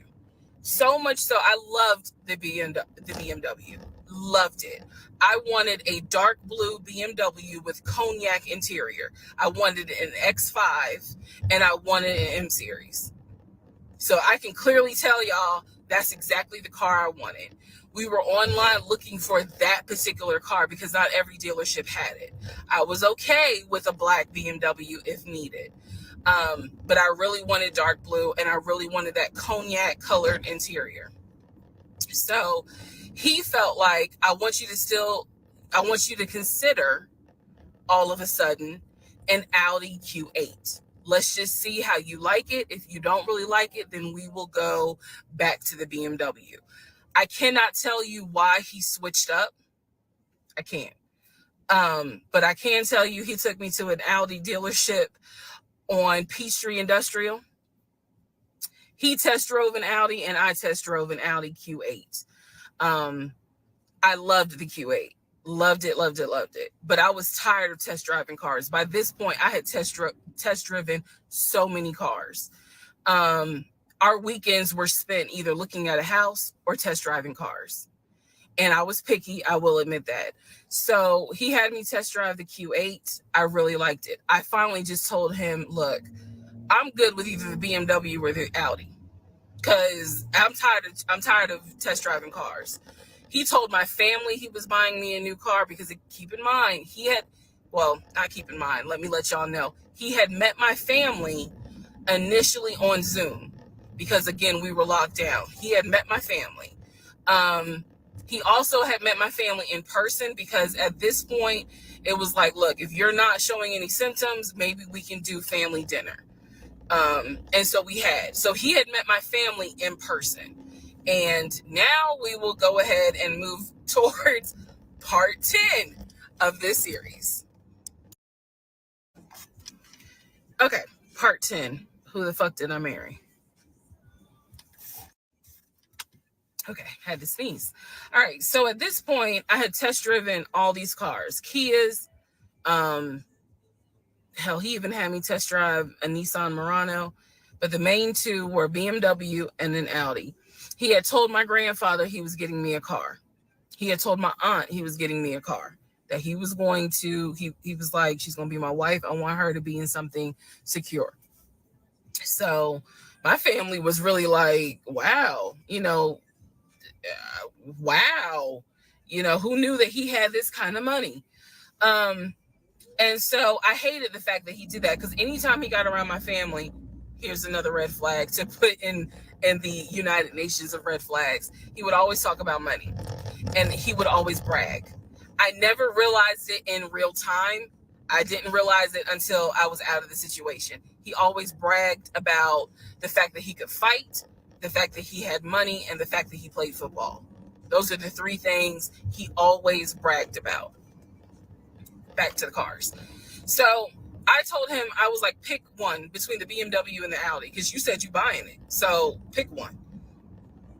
So this man chose the Audi. So he takes me to the dealership. I wanted a white Q8. He does give me the printout of how much it's going to cost, tax, tag, and title to get this Q8. Gentleman who's helping us gives him the printout. He's saying he's going to pay this money for the car out of the savings account that's offshore. That's the story. That's what he's saying. So he apparently is asking the guy, is there a holding fee? Can I pay a holding fee to secure this car while I'm working to get the money transferred? Because obviously with COVID, it's going to take long for the banks to transfer the money. Side note, I need everyone to understand one of the reasons why he was able to get away with the stuff he got away with is because we were on lockdown. It's crazy because it's now 2024, but I don't know, do we all remember how it seemed like a lot of stuff stopped in 2020? Now, keep in mind, that's not an excuse I'm making because shit still got done. But in terms of business as usual just was not happening in 2020 at this time. So when he's saying, oh, it's going to take a while for the bank to transfer the money, the gentleman who was working at Audi he didn't make a face. He didn't blink. He was like, I know it's going to take a while because of COVID. So basically what ends up happening is we leave. He has the printout. He calls the bank, or he calls his financial advisor, who does have a name. The financial advisor's name is Eric. I feel comfortable using certain people's names, especially if we find out they didn't exist. So he calls Eric. He tells Eric in front of me, hey, I need to transfer $72,526, whatever the amount was, because I'm buying a car for my fiance. This is the bank account information. Do you need me to give it to you over the phone, or do you need me to email it to you? Pause. I can't hear what the person's saying, but that's what he would do. Do you need me to give it to you over the phone, or can I email it to you? Okay. All right. Give me a few minutes and I'll go ahead and email it to you. All right. Let me know. I'll call you back to find out if you received it. Okay. Hang up.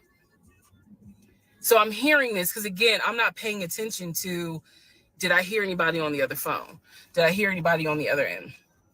So he proceeds to type up an email, type up something, telling him this is the information that we need. I didn't think anything of it. He called me at work the next day to tell me that the money was sent to Audi, that he called Audi and he confirmed with Audi that they received the money. What he told me is that the car is going to be delivered to the house.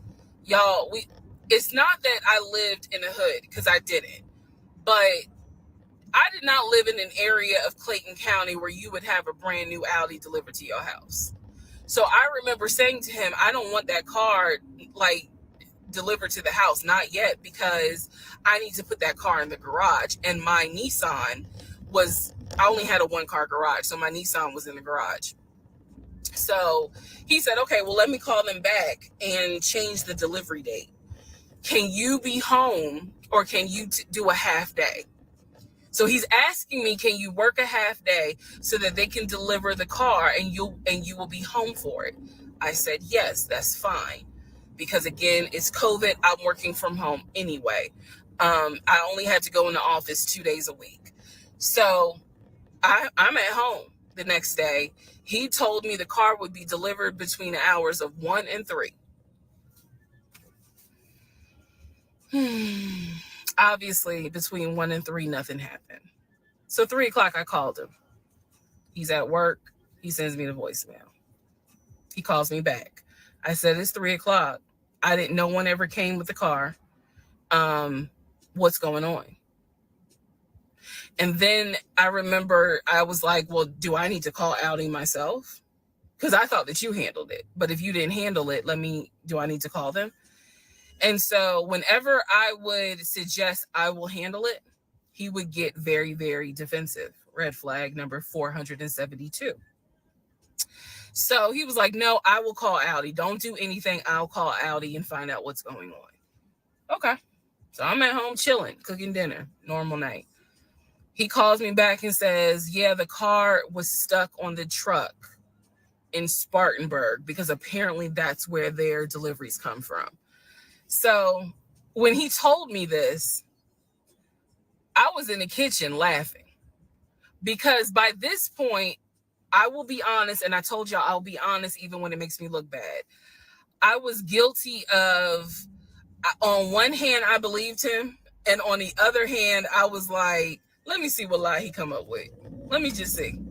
But keep in mind, my brain was really not rationalizing, not comprehending how deep the lie was. I just thought that no one told him the car was going to be delivered, and he made that up. I had no idea how deep the lie went. So he said, the car's in Spartanburg. It should be delivered this weekend. The weekend came, he had a whole other excuse. I don't remember what the exact excuse was as to why the car was never delivered.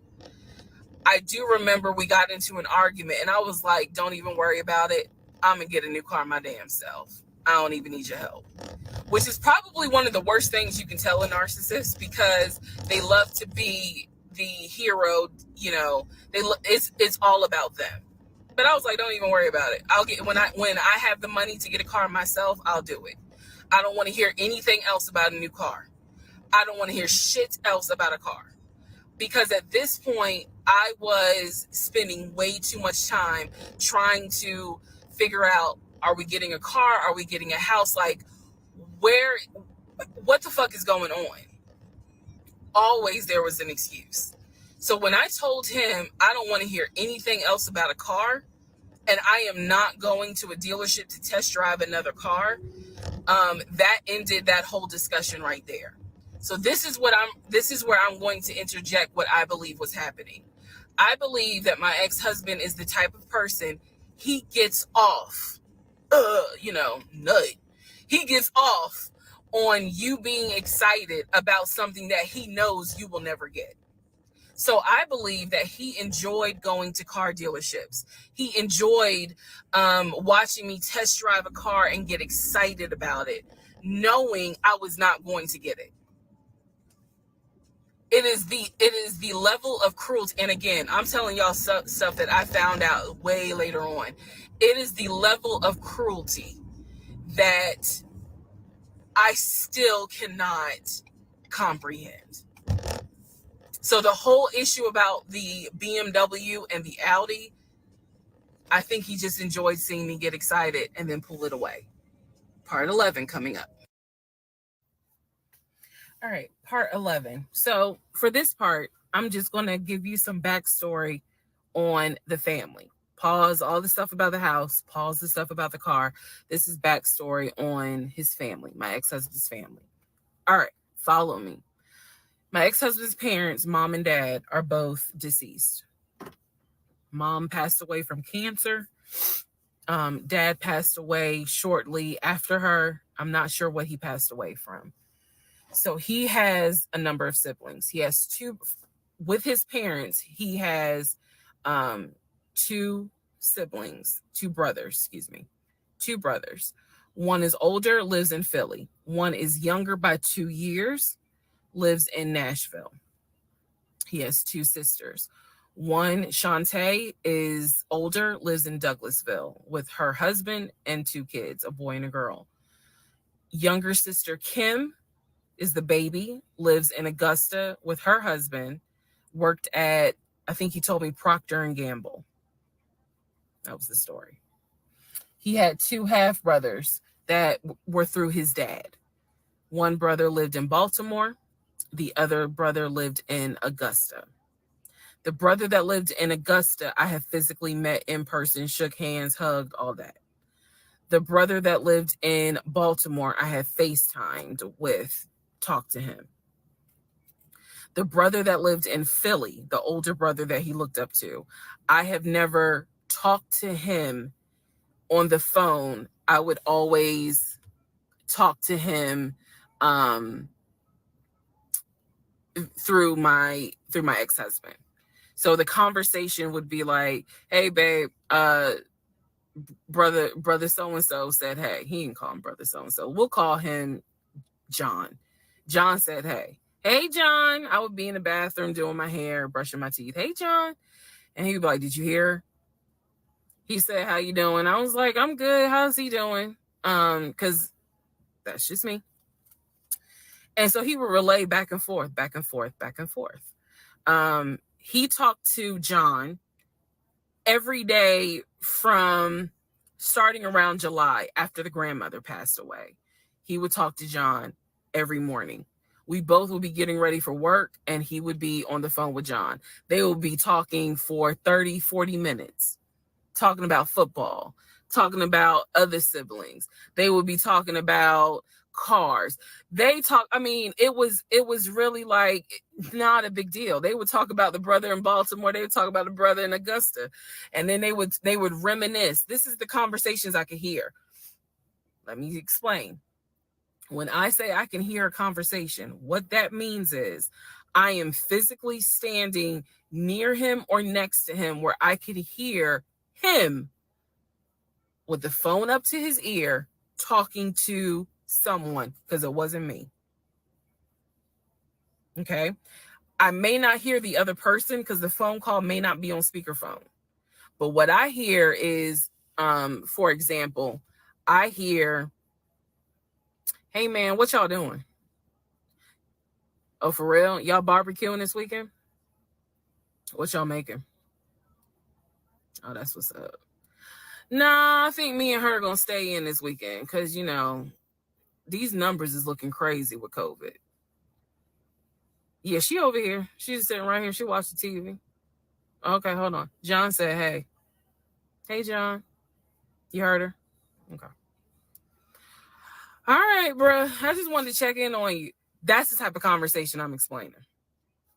Okay, so I hope that that gives a little more clarity about the type of conversations I'm hearing. So, I don't know why this light keeps going out. Okay. So that's how he would talk to his siblings. The grandmother passed away. He called me around April or May and told me that his grandmother passed away. His grandmother, on his dad's side, had died suddenly from COVID. She had symptoms. She went to bed and did not wake up. He was distraught. He was crying. He wasn't eating. He was just sitting there, listening to music, not watching TV, just sad, because he was like, you know, my grandmother was always my support system. So from what I saw, it really bothered him. I did not think anything of it. I'm one of those people. If you tell me somebody in your family passed away, I'm gonna believe you, because I don't play about death. And I guess I expect other people don't either. However, that is not the same for everyone else, but we'll get there. So, family, he had his sister, Shantae, who lived in Douglasville. Like I said, she was married with 2 kids. Apparently she was a nurse. So when I had my miscarriage, that was the sister that he was like, my sister will take you to the hospital. Like, that's what family does. Okay. I had never met Shantae. I've been on the phone, or excuse me, I've been around him when he was on the phone with Shantae. Never heard her part of the conversation. But he would be talking to his sister. That's what he said. That's what it sounded like too. Now, what is interesting is that we lived maybe 35, 40 minutes away from Douglasville. So there were plenty of times that he had invited me to go with him to his sister's house. Okay, let me tell you how this would always work out. Total times he invited me was probably 3 times for different barbecues or whatnot. The first time he invited me, I was like, nah, I ain't going, because again, COVID. And she's a nurse. Hell no. The second time he was like, yeah, she invited us, but I don't think we should go because COVID. No. The third time I agreed to go. I was like, absolutely, I'll go meet your sister. Like, that'd be great. On our way to her house, to Douglasville, to go see the sister, apparently he got a phone call. The phone was always like on vibrate, but he got a phone call and he told me that something came up, and so she had to cancel the barbecue, the get together, whatever. And so I was just like, oh man, you know, okay, well, hopefully we can go another time. It didn't happen close enough for me to have red flags, if that makes sense. But at this point, as y'all probably like, girl, you so blind. But again, I didn't think anything of it, because it's like, okay, it fell through. We'll see. We'll reschedule. And so we just went out to eat, and then he talked to another brother, the brother from Augusta that he would have on speakerphone. So it was like, you know, I didn't think anything of it. I really didn't. Man, And the more I talk about it, the more I realize like I'm not a dumb person, but it just never dawned on me the things that you have to now investigate. It didn't dawn on me, but nevertheless, that is the backstory for his family, right? Grandmother passed away.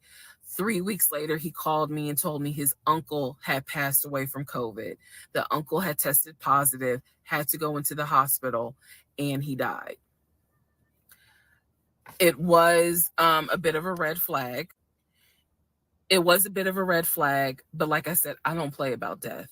So I was just like, wow. Because of these two deaths, he became a stickler about COVID. And when I mean a stickler, wear your mask, wear gloves, hand sanitize, wash your hands. Like he was annoying about making sure neither one of us caught COVID. So now I'm going to give you the backstory in regards to what I was told with the ex-wife. Okay, I know I look rough, but it's okay. It's okay. Anyway, so this is part 12 of Who the Fuck Did I Marry? So, this is the backstory on what I was told for the ex wife. This is important. Pay attention. All right. This is 2020. So, this is what I was told in 2020. I was told that he and his ex wife used to be friends. Then they started dating and subsequently got married. They got married in California. He had bought a house with the money that he made from arena football. They had apparently had gotten married on the downward of the arena football career. Um, had a nice house. He showed me a picture of the house, showed me pictures inside the house. Remember that? Showed me pictures inside the house. It was a really nice home in San Diego. And basically, what happened was that he came home from work early one day and the hiccup, sorry. Came home early from work one day and his wife was sleeping with another man. The man was in the house. He and the man get into it. Her son, who um, is about 17 years old in 2020, um, she had two kids, a daughter and a son. The son apparently was on his way home from school when my ex husband found his previous wife in bed with another man. So the story goes that he and the guy fought. He kicked the guy out. He kicked his ex wife out, but told her the kids could stay. The kids are not biologically his, those are his stepkids. She was like, "You must be kidding. Like, I'm not leaving my kids here."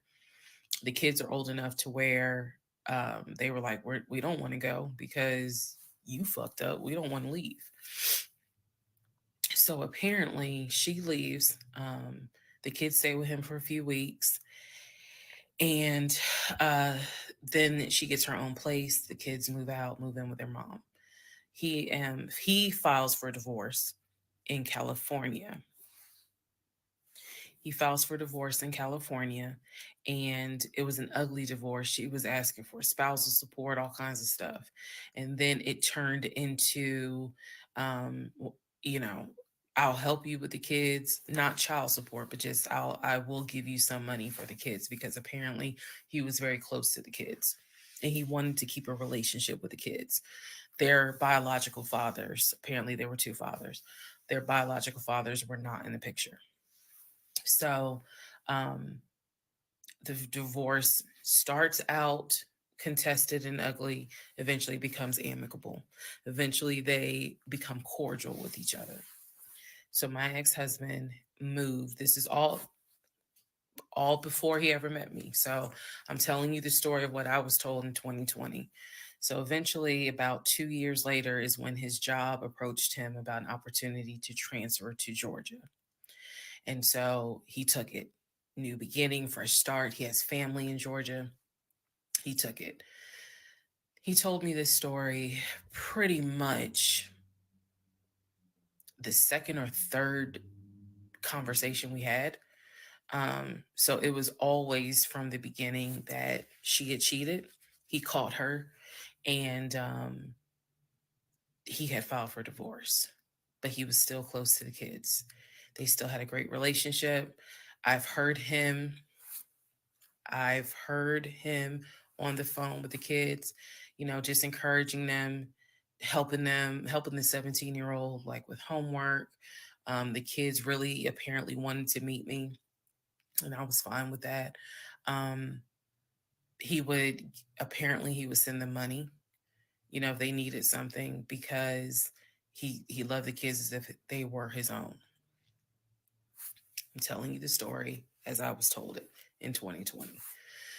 So let's see, around April or May of 2020, he informs me that his ex wife has moved to Georgia. Apparently, she's staying with her sister in Gwinnett County. So she has moved to Georgia. The two kids are now in Georgia. And so when he tells me all this, I'm like, so what's that supposed to mean? Now, I will say this. He never made it seem as if she wants him back. He never presented that. It was always, no, we're cool for the kids. We're cool for the kids. Um, but he's never presented that she was trying to get him back. I feel like it's fair to her for me to say that. Um, and again, stay with me. It all comes out. But that was the backstory in regards to the ex wife. That they got married in California, they divorced in California, and then she eventually moved to Georgia, to Gwinnett County, after he had transferred to Georgia for his job. He did tell me that, every now and then he'll get a text message from her. He told me that he, told her when I was pregnant, he felt like she needed to hear that from him instead of hearing it from the kids. And we got into a bit of an argument about that, but honey, in the big scheme of things, that anyway, so we got into an argument about that. I felt like that's none of her business. Um, but that's the overall backstory of her. So remember, because there will be a quiz, but just remember, he um, met her in California, married her in California, divorced her in California. She moved to Georgia, to Gwinnett County after he moved to Georgia. Are we clear? Okay. Okay. Part 13 of Who the Fuck Did I Marry? Um, so I've kind of given you guys all the backstory. Let's just kind of recap real quick. So I told you how we met in March of 2020. Basically, Georgia got shut down. I keep saying shut down, got locked down. We decided to quarantine together. I know it was crazy. It was crazy. Um, I really liked him and thought he liked me. So I told you guys how we met. Um, Things moved at a rapid pace. Met in March, moved in together pretty much end of March, beginning of April. Found out I was pregnant in May. Lost the baby in June. Had to have surgery in July. Started looking for houses. Started looking at cars. All this stuff happened literally between March and the end of, excuse me, in August is when I got my car. So, um, got a car in August. He paid the down payment for that car, um, which I was shocked by. And no, it was not a BMW or an Audi. It was a Nissan Altima, but I loved that car at the time. So he paid the down payment for that car. Told me he would help me with the car payment. The biggest mistake that I made, and I'll explain why I say this. The biggest mistake I made was that I signed myself up for a car note, where I knew I needed his help to pay the car note. I knew better. My mom has always taught me, do not ever put yourself in a position where you are financially dependent on a man. And all of that went out the window. And the reason why I say that was the biggest mistake is because when I pulled back the layers of this whole monstrosity of life that I lived for 2020 and 2021, it really does boil down to the fact that I truly ended up marrying him more out of fear than anything else. And I'll expound upon that later. But um, I got the car in August, and by this point, I was exhausted of looking at cars. I was mad that I didn't get a BMW X5 dark blue with cognac interior. Um, and I was tired of looking at houses, getting my hopes up, looking at a house and picturing myself in the master bedroom, the kitchen, the island, all that stuff. I'm a visual person, and I was tired of getting my hopes up. Um, so now we're going to segue into fall, going into the holidays.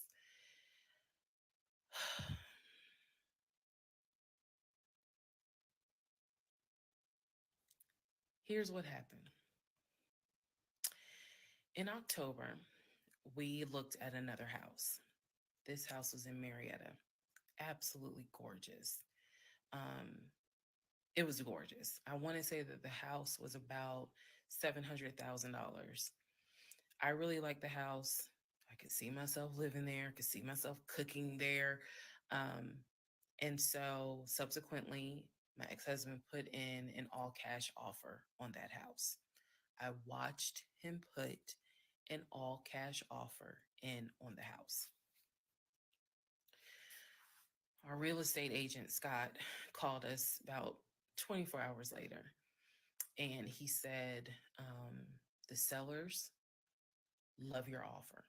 The offer was an all cash, full asking price offer, 700,000.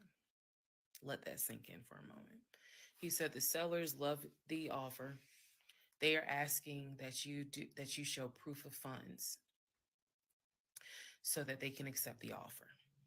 My ex-husband said, I will show proof of funds when they accept the offer. The seller said, great, we'll accept the offer when you show proof of funds. So basically we got into a standoff.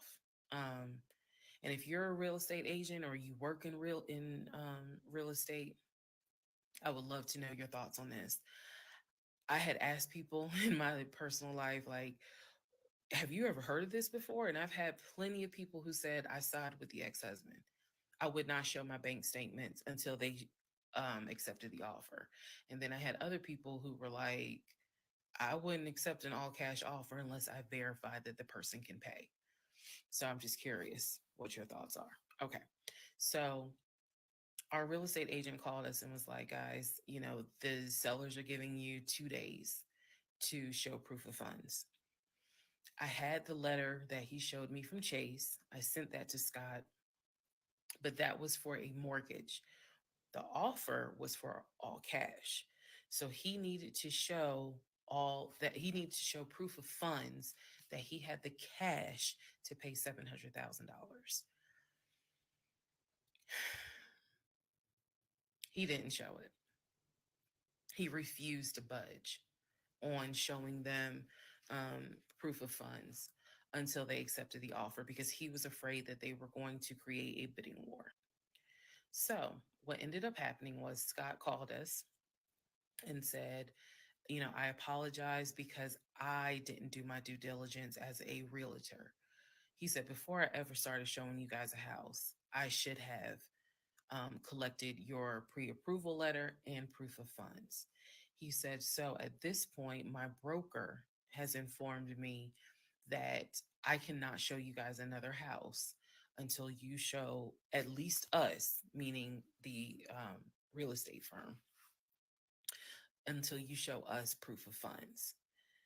And so I'm just like, well, I'm telling my ex husband, just show them the fucking proof of funds. Like, what's the problem? Um, And so it was a lot of, I find that this is really unprofessional because it's not our fault that you didn't do your job correctly.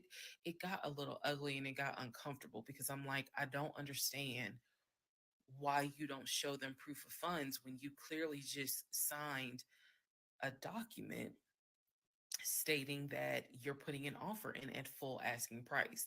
This was the same thing that the realtor was saying. He was like, but you just signed an offer. So what's the problem? Like, you want them to accept the offer and then you'll show everyone the proof of funds? And my ex husband, without missing a beat, said yes. So Scott did his best to work with the seller and say, look, accept the offer. He'll show you, he'll open the books, he'll show you the proof of funds. These sellers were like, no, that's not. And it wasn't so much the sellers, it was the seller's agent. Big respect to the seller's agent. But the seller's agent was like, no, that's not how we're doing business. He needs to show those proof of funds before I advise my clients to accept his offer. Period. If he's not willing to do it, we'll go on to the next offer because they did have another offer on the table. For it was less than asking price, but um, they were willing to accept that offer over the all cash offer because those people had basically shown proof. So subsequently, the house fell through. We passed the 2 day deadline. They went with the other offer. Also, at this point, our real estate agent, Scott, and I do not blame him for this, pretty much cut all ties because what he, I believe, felt like was, I don't know what's going on, but something's going on. And this is not how I do business.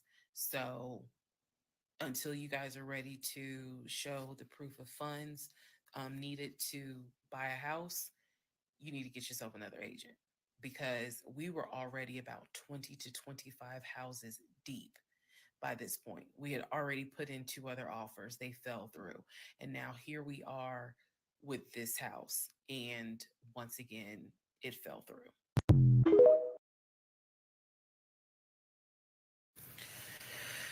Okay, so good news and bad news. Number one, this is part 14 of Who the Fuck Did I Marry? Bad news, this is going to be the last post for the night. And the reason why, good news, tomorrow's my birthday. So I'm just going to make this video, post it, and then I will pick back up probably Friday because honestly, I truly want to enjoy my birthday tomorrow. I just want to enjoy my birthday.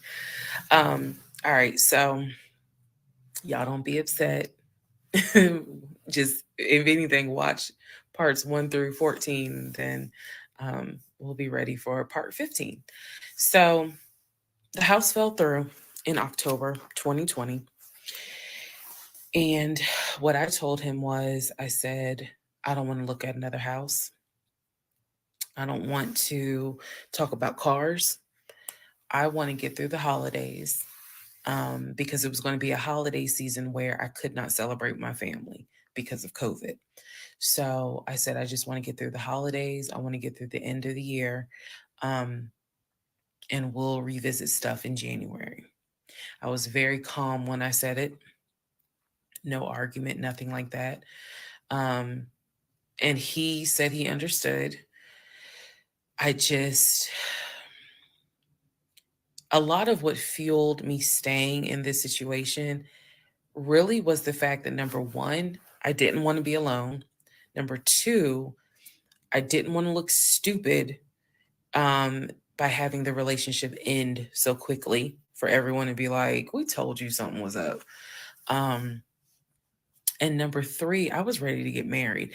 And that, what ready to get married, fueled a lot of stuff.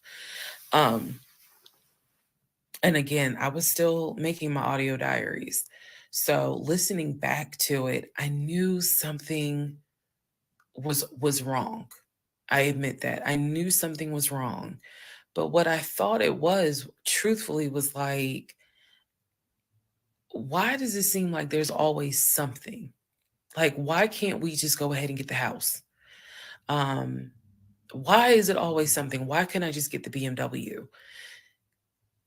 It still didn't dawn on me how deep this something went. And for the people who keep asking, I'm going in order of events. So, yes, there will be a video where I explain how everything came out and what came out, what was true, what was not true. It's coming. I'm just getting all of this out in order. So, I told him I didn't want to look at a house no more. I don't want to talk about houses. Do not mention the word Zillow. Do not mention the word the word realtor. Nothing. Let me just get through the holidays. And for myself, the question was, what do you want to do? You want to stay with him, or do you want to cut your losses?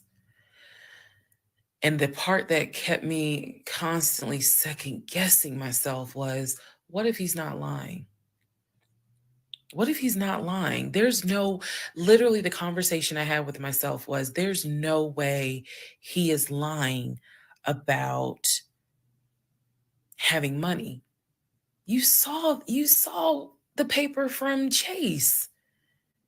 They don't just approve $750,000 for a mortgage for anybody.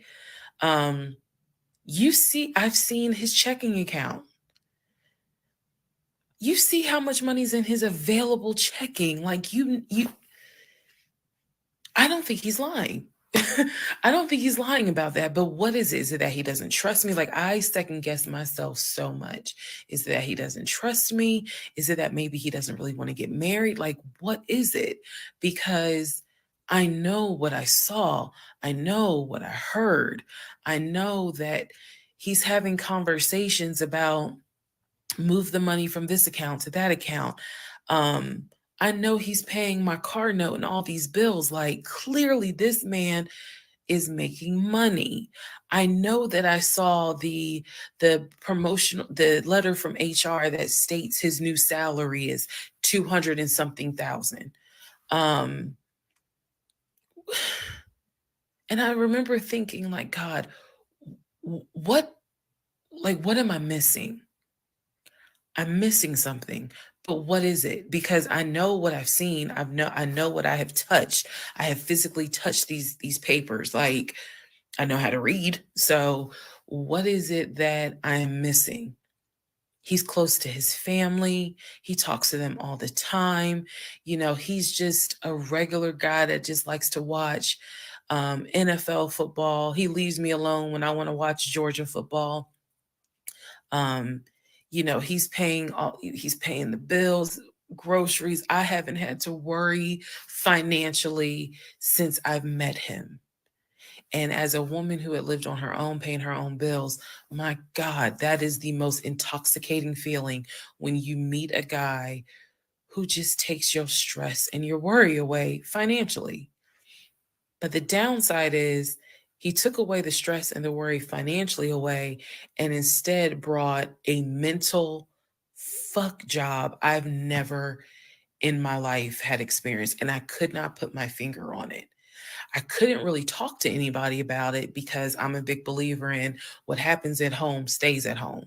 So I didn't talk to my girlfriends about it. I didn't talk to my family about it. But I just remember being like, what am I missing? What am I missing? So we did not talk about houses. We did not look at cars. We didn't do any of that for November, December. And he came to me like around Thanksgiving, and what I thought was a very open, loving conversation. And in that conversation, he was like, okay, I know I have fucked up. I know that things are not feeling too strong right now. He was like, I want us to get married. I want a home. Um, I will show you whatever you need to see to put you at ease. He was very like contrite. He was very just like, what do I need to do to put your mind at ease so that I'm in this? and that I want this and that I love you and I want you to be my wife. Um, so I was like, show me your accounts. He showed me his checking. He showed me one of his savings. He showed me a Chase savings. Um, he did not show me the offshore, and he did not show me the US bank. So he showed me those two accounts, checking and Chase savings. So I knew that there was money. What I saw in those accounts, there was money.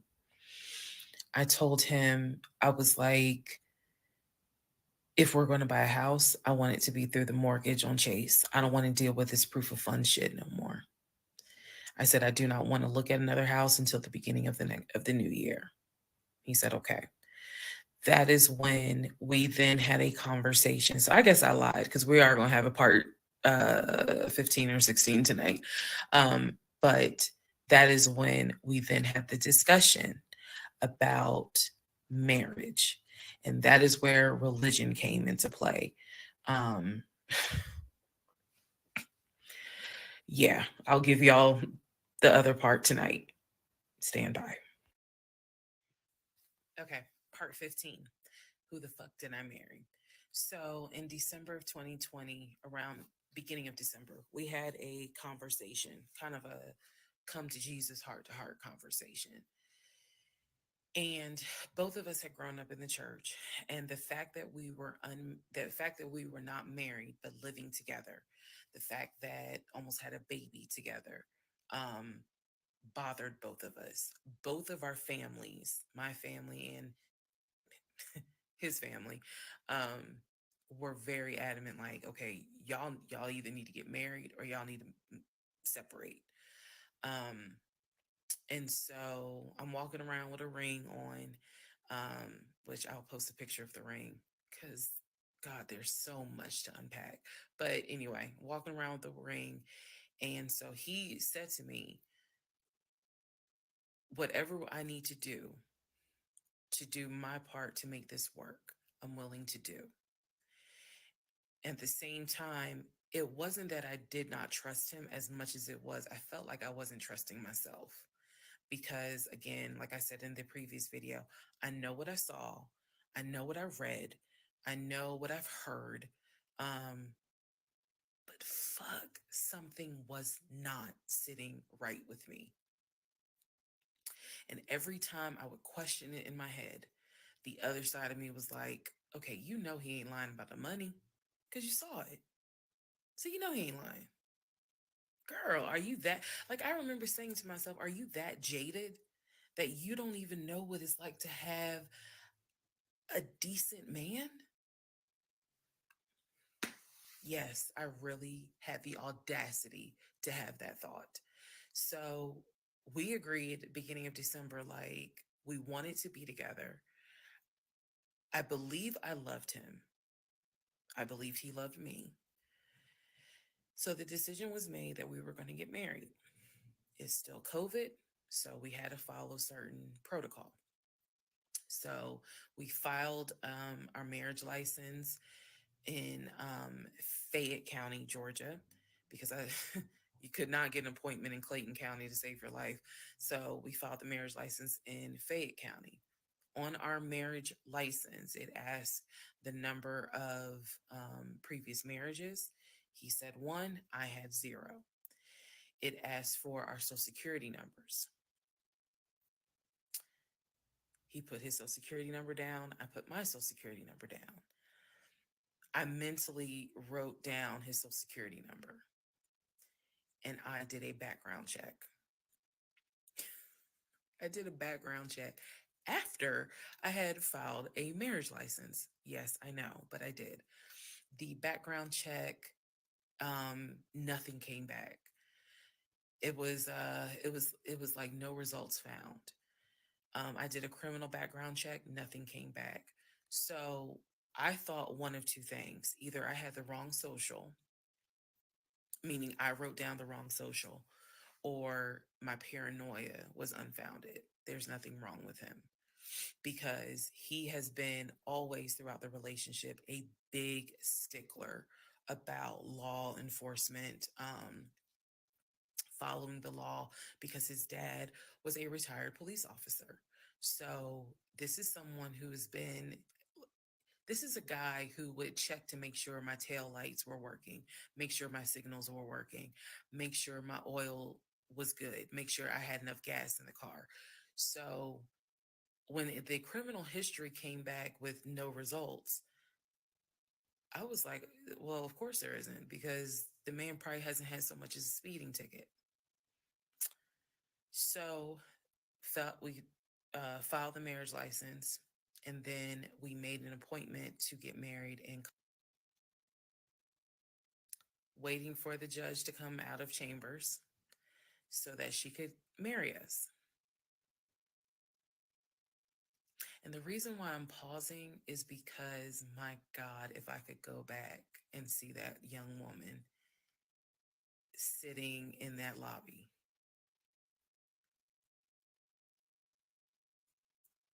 Wow. I know we can't go back in time, but damn, if I could go back in time, I would. Immediately, I didn't tell anyone I was getting married because I was afraid that we had tried before in September and something came up. So I didn't want to tell anyone. I didn't want to get anyone's hopes up. I didn't want to get my hopes up. I know that's bad, but again, said I would be honest, even if it's ugly. I told my mom, my family that we got married, told my friends, they could not believe it. Like my mother was relieved, but she had no idea about what was going on. My aunt was more like, really? You married him? My friend, the one who took me to the hospital for the miscarriage, was like, I wish you would have told me, like, you deserve to have people there, take pictures and celebrate and all this other stuff. Um, and she was like, she's the type of friend, if you like it, I love it. You rock with them, I rock with them. The moment you don't, I don't either. So she was supportive. My other girlfriends were happy for me. They just hated that I had to get married during COVID. Because they were like, we would have loved to have, thrown you a bridal shower and a bachelorette party and all of that. It just sucks that you couldn't experience that. So we got married on a Tuesday. Um, on the way home, stopped and got some wings, went home, and I had to get ready to go to work the next day. And life, I got married January 5th. By January 31st, I knew I was in trouble. I still didn't know how deep, but I knew I was in trouble. So, to give you all a very, very, very candid idea, got married January 5th. The normal things that married newlyweds do when we got married completely stopped. And that was not by me. You always hear men talk about, man, now that we're married, she don't. In my case, it was the exact opposite. It was the exact opposite. So, anyway, because this is not a forum to be all R-rated or whatnot, but y'all get what I'm saying. So, we got married January 5th. January 6th, I went to work. It was a lot of people congratulated me because it kind of word got out that I had gotten married. January 7th, I filed the paperwork to change my last name. And if you were following me, you can go back like 15, 16 videos, and I talk about how I had to change my name back to my maiden name. But I changed my name within about 3 days of getting married. My attitude was, this is the bed that I made. I'm going to do right by him. I'm going to do right by my marriage. I took marriage seriously. And when I married him, I absolutely married him thinking, I'm going to be with you for the next 40, 50 years. So we're going to have to figure this shit out. That was my mindset. I did not get married to turn around and be divorced in 6 months. But I got married January 5th, 2021. And by January 31st, I knew I was in serious trouble. So that is where we are.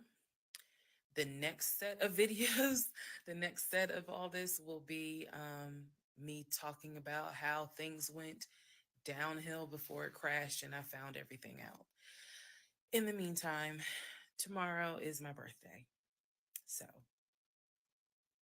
happy birthday to me. The fuck did I marry? This is the interlude, basically. Um, I'm not recapping on this video. I'm just kind of answering some stuff that has been written to me. Someone was like, why are you airing your business out on social media? It's a valid question. For me personally, I feel like this was traumatic to experience, to live through. And I'll expound on that on another video, the aftermath of the toll that this took. Honestly, I know some people are going to be like, that sounds crazy.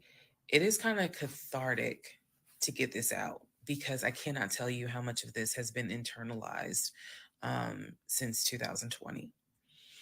Also, I don't want to seem like a cautionary tale to other women or to men for that matter, but to my sisters, to my ladies, white, black, Hispanic, Asian, doesn't matter. If something does not sit right with you, investigate it. I cannot stress that enough. If just one woman watches these videos and she's like, you know what, something don't sit right with me, let me look into this, then it was worth it. Yes, it is a Lifetime movie. Yes, it is Netflix. Yes, it is crazy. Yes, it is hilarious also. Um, and I understand all of those reactions. As someone who lived it,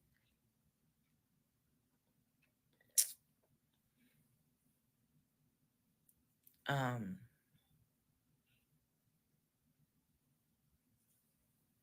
it was traumatic. But I feel like, God, it feels good to finally admit what the fuck I went through. And again, by the time this is uploaded, I'm only to January of 2021, right after getting married. So when I think back on it, there's things that I'm very, very grateful for. There are things that I'm just like, why did you not pay attention? Why did you not question? And the sad part is I can't even begin to tell you, I don't remember the woman I was before I met that man. I don't remember. Because going through something like that, it changes you. And I've seen some women in the comments who were like, I was married to a habitual liar. I was married to a pathological liar. My baby daddy's a pathological liar. And my heart goes out to them because until you have dealt with someone so depraved, you really don't quite know how bad it can get. So I'm fully aware that this was a risk, putting this out on social media, telling my story, my truth, and really kind of being like, look, this is what I went through. I made dumb decisions. I overlooked things I should not have overlooked. I argued away things I should not have argued away. Um, I can pinpoint exactly the moment I should have left. I still feel like God is sitting on the throne and he's like, I never planned for your monkey ass to marry him. I never even planned for you to go out and date with him. That's why I blew your tire. But you hard headed and you went anyway. And then I tried to go ahead and show you signs. You ignored them. Like, I feel like God did everything to help me as his child be like, this is not who I created to be your helpmate. And I was like, God, you taking too long. I want to get married. You taking too long. I want to have a family. You taking too long. And these are the consequences that I'm paying for basically telling God, you took too long. And I feel like God's grace is sufficient. It is. But at the same time, and I'm not perfect. I mean, not perfect at all. None of us are. But I do feel like when I sit back and I replay the events that happened, I truly cannot believe that was my story, because all I wanted was to meet a guy, for him to be my best friend, for us to get married, have a family. I wanted someone I could make fun of his big old forehead and he make fun of my nappy head and all my wigs, and yet he was my ride or die. Um, I wanted someone that I could be like, man, help me with these kids, and he helped me with the kids. We had a nice home. We were comfortable. That is what I wanted. And I've said this before, and I say it again. I truly thought, I truly hoped it was my turn. You see the women who are, so happy, and they're in these loving marriages and life just looks good. I really, really wanted it to be my turn. And so I excused away a lot of stuff that I hope the next woman who sees this does not excuse, because I don't wish this on anybody. I don't wish this on anyone, to feel the way I felt the moment I discovered the whole truth. Um, so I just wanted to say that, because I think it's important to try to answer the why is she posting this? Honestly,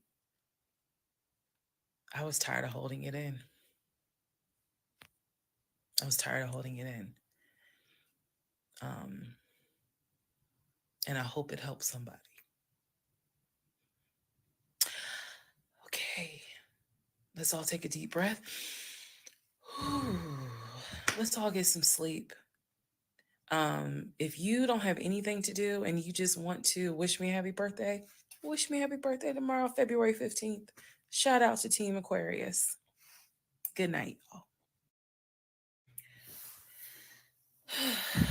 Part 17. Who the fuck did I marry? So, for context and just to clarify some stuff, going forward, I'm going to now call my ex husband, I'm going to use the name that I call him in real life. So that way it clears up the whole fiance, boyfriend, husband, ex husband thing. So, his name is Legion. Anyone that knows me will tell you that is what I call him. So, Legion and I, when I left off at part 16, or excuse me, part 15, Legion and I got married January 5th of 2021. For the first 2 weeks, things were fine. We got into like a routine, basically. I would go to work, he would go to work. He was still leaving the house at around 6:15 every morning. He was still on the phone with his brother, the one that lived in Philly, every morning. They would just, that was their time to talk. From what I was told, the brother got off work. I guess he must have worked the third shift, And so he was getting off work as Legion was getting ready to go to work. So that was the perfect time for them to talk. He would talk to his brother in Baltimore and the brother in Augusta, pretty much, just a quick phone call here and there, if not every day, every other day. So everything was pretty much the same. I would talk to my mom almost every day. I would talk to my aunt almost every day. So it was nothing to kind of, that's weird. That's what the morning routine was. He would talk. So I worked at Georgia State Patrol. And said this in a previous video, but again, there were things I said in previous videos that I remember saying, hey, remember that because it's going to come back later. So I worked at Georgia State Patrol. I had been working there for almost 8 years, 7 or 8 years by the time Legion got into the picture. He was fine with the fact that I worked within law enforcement. I'm not a trooper. I'm not a sworn officer. I'm a civilian. However, um, again, his dad was a retired police officer. So he was perfectly fine in the beginning with the fact that I worked for Georgia State Patrol. He had been to my office before. He had met some of my coworkers. Obviously, even with COVID, because I still had to go into the office 2 or 3 days a week, he had been up there. So the friend who took me to the hospital when I had my miscarriage has met him. He and I have been to her home with her and her significant other before. So again, even in the world of COVID, when there were little times where you could get together with people, he has met people in my life. He has met my friend or that particular friend, and he has met some of my coworkers. So when we got married, the first 2 weeks, like I said, was fine. And then it's as if something snapped, something just changed. What was totally acceptable before, suddenly little comments were made. Why are you wearing that to work? You get off at 3:30, so you'll be home by 5, right? Things that had never happened before. He had never questioned what time I'm gonna be home. Um, really, he didn't need to question it because when I'm off work, I leave. So it was never a situation of, oh, I'm gonna just sit around at work and just run my mouth because I have nothing to do. Um, and then it turned into, he would call me every day from work, and I'm going to demonstrate how those phone calls went. But he would call me every day from work. And if he even so much as heard a male voice in the background, he would have little comments to me. Who was that? Are they in your office? You know, man, I never know who's around you because it seemed like every time I call you, I have the hiccup, sorry. It seems like every time I call you, um, there's some man around. And I'm just like, at first I kind of shrugged it off. I laughed it off because it really truly was absurd to me. Um, but then it became a bit more frequent. And so I really just didn't feed into it because I'm like, I don't know if this is some insecurity. I don't know if this is jealousy because nothing has ever been done to make you feel any sort of insecure type of way. I've never entertained another guy, never flirted with another guy. Like, I don't know where this is coming from. So it is also important to note we got married January 5th. Things started changing around 2 weeks later. And the reason why I know it's 2 weeks is because I had recorded an audio diary on January 21st, is the date of the audio diary. And I talk about how maybe I had unrealistic expectations because it seemed as if things were changing with he and I. So 2 weeks pass, he starts making little comments. End of January comes, he informs me that he wants to start looking for a house again. I had no real desire to go through that process. So, what he decides is that he's going to look for a house for us using his friend, the realtor, the one I did not meet. So he tells me that he and his friend have been talking and he's going to start looking at houses. And what he's going to do is basically, if he feels like it's a house I would like, then he wants to show it to me because he feels like, I know that your attitude really isn't, you're in the mood to look for a house. So I'm going to start looking. And then if I think it's a great house, then, you know, you can come see it. Um, and I remember thinking, that's not going to work. You're not going to choose a house without me. He was like, no, I'm not going to choose the house, but I just think that, me and old boy have been talking. And so he has some houses that he is representing. He wants to show me. So why don't you let me look at it? And if it's worth the time, then I'll bring you to look at it. So he already had some sort of plan in place after talking to his friend about how he's going to start looking at houses. This is the end of January 2021. So I kind of threw my hands in the air and was just like, whatever, because I'm not getting emotionally involved in looking at houses. And for me, that's kind of what it was. I felt like I would see a house, I could picture us living there, and then it gets snatched away somehow, some way.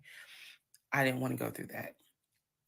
So the reaction that he wanted, which was for me to throw a fit, I did not do. I was just like, okay, all right, like I trust you. And remember that I said the reaction he wanted because that's going to come back later. So he started looking at houses. Funny enough, the houses that he looked at, none of them I actually saw.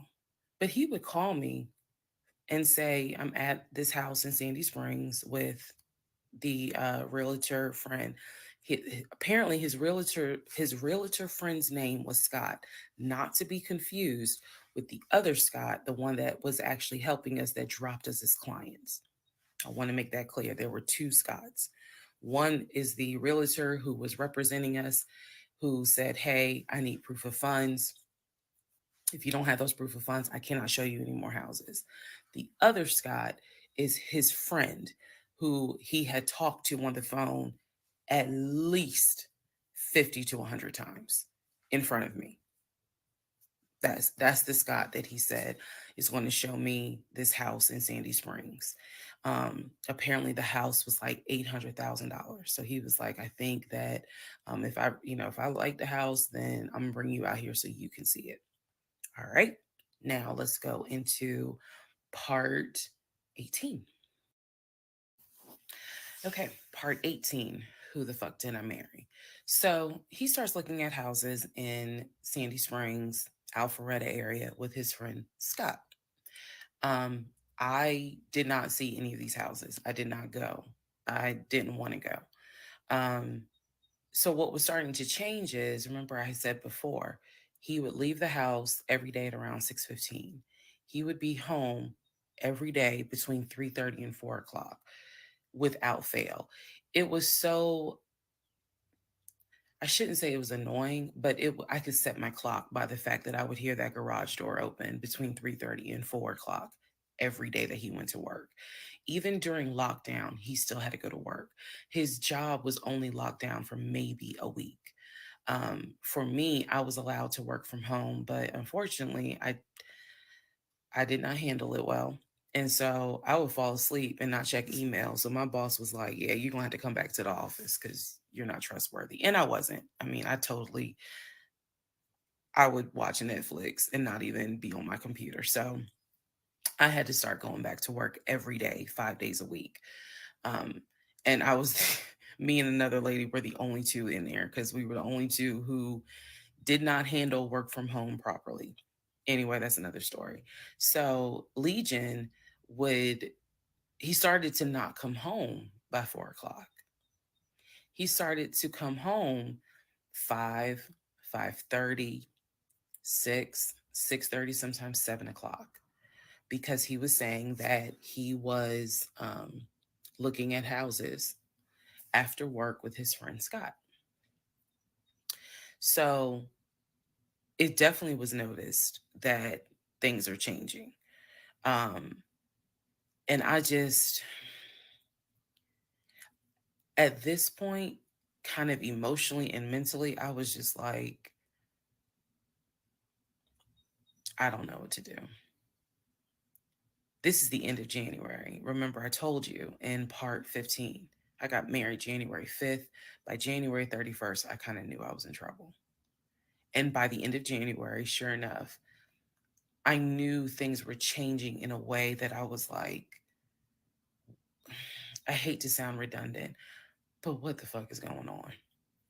So he's still maintaining the story of looking for a house, looking for a house. I had already let him know my lease is up in August. When my lease is up in August, I am moving to Cobb County. Um, and then my attitude was kind of like, you can go with me or you can stay here. I don't care, but I'm moving. I'm leaving Clayton County.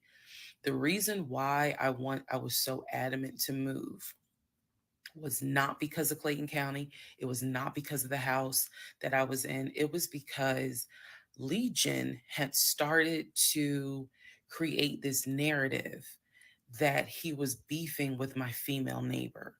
He was trying to get me to believe that my female neighbor to the left of me um, somehow was interested in him. And so she would make these little comments, and he would come in the house complaining about her and her music and the fact that she had, different men over to the house. It was driving me crazy. And all of this was kind of starting in January. So when I say that, it really seems like we got married January 5th, and then we had 2 weeks of peace, and then something just snapped. I literally mean something just snapped. So he's looking at houses. Now we're moving into February. February obviously is my birthday month. He did good. He did good to make Valentine. He went all out for Valentine's Day. He went all out for my birthday. My birthday and Valentine's Day are February 14th and February 15th. So um, he went all out on both days. Y'all ain't even gonna believe this story. But I said I would share even when it makes me look bad. So, the weekend after my birthday, and what I mean by that is if my birthday was on a Tuesday, we're talking about Saturday. The weekend after my birthday, he gave me money to go to the nail salon, go get a manicure and pedicure. So I leave the house. I take his car. His car was in the driveway. We had a key to each other's car because, again, we're married at this point. We're talking February 2021. So I take his car and I drive to the nail salon over in Morrow. I'm in the chair getting a pedicure and I get a text message from my husband saying, someone was just at the house looking for you. And I'm like, who was looking for me? Well, who was it? And he said, I don't know. I think it was this is through text. I don't know. I think it was some dude you used to mess with. Okay. Um, I was like, what are you talking about? He was like, I'm telling you, some guy just came to the house looking for you. I told him you were not here. So at this point, y'all, I'm in the chair at the salon. I'm freaking out because I'm like, who the fuck has the audacity to come to my home unannounced, uninvited, talking about they're looking for me? Especially because before I met my husband, I was working the last shift at Amazon as a part-time job. So I had not dealt with, dated anything with anyone for about a year before I met him in March of 2020. So I really was like, who the hell is this coming to my house? So I finish the pedicure, I head home. Once I get home, I'm like, what are you talking about? What happened? And so I'm frazzled in a way. And he's calm. He was like, yeah, it was a black Dodge Charger. They pulled into the driveway, they backed in. They backed in as if they had been here before. So clearly this was someone who's been to your house. He got out the car. He said, I opened the door and I went out there and I said, is there something I can help you with? And he said, the guy said, I'm looking for, and gave him my name. And he said, I'm sorry, she's not here. And he said, he was like, oh, okay. All right then. And just got in the car and drove off. And I was like, my brain stopped working because I'm thinking, who the heck could this be? A Dodge Charger? I was like, are you sure that it wasn't law enforcement? Like, was it the sheriff's office trying to serve me with a lawsuit for a credit card I didn't pay? He was like, no, he was in regular clothes. He was like, and it was not a police car. It was on a marked unit, basically. And so I'm just like, who the heck could this be? And he was like, I know who it was. And I said, who? He was like, I think it was your ex. I said, what ex? He was like, the one that you had dated for 2 years.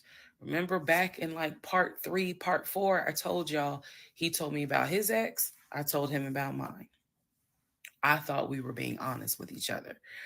So now, fast forward to February 2021, and he's telling me, yeah, I think it was the ex that you had been dealing with for those 2 years before you met me. I said, so you think that he showed up to the house uninvited after 2 years? And he was like, well, whoever it was clearly was comfortable backing into our driveway, getting out the car, and was like, I'm here to see, and gave him my name. And so he was like, she's not here. Is there something I can help you with? And the guy was like, nah, it's cool. And then just got in the car and drove off. So again, brain is like, who could this be? So then Legion says to me, you know what? The way that you reacting to this is real suspect. And I'm like, what are you talking about? He was like, you over here freaking out. I told you I took care of it. I told you it was fine. And you over here freaking out, which makes me wonder, what have you been up to? Now, let's go to part 19. Okay, part 18. Who the fuck did I marry? So he says to me, the way you're acting is real suspect because I told you it was fine. I took care of it. He was like, I ain't even worried about it. He was like, obviously, that nigga didn't know that you now married, that you've moved on. And so now he knows it.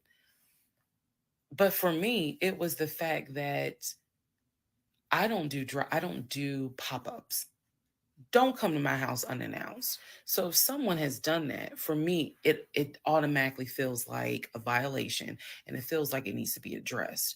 So it was not as simple as I already took care of it. It's fine. Let it go. No, we ain't letting nothing go because you don't have my permission to show up to my house. And before this turns into something where I'm going to be on Fox 5 News, I need to address that with you because that is not okay. So he didn't like the reaction I had to the story he told me, where someone basically disrespected my home. And he felt like my reaction was really suspect. So, what I'm gonna get into the little details that he did not know about. So he tells me again, it was a black Charger, a black Dodge Charger. They backed into the driveway. A gentleman got out of the car and he asked for me by name, and Legion said she's not here. So I asked him, what does the guy look like?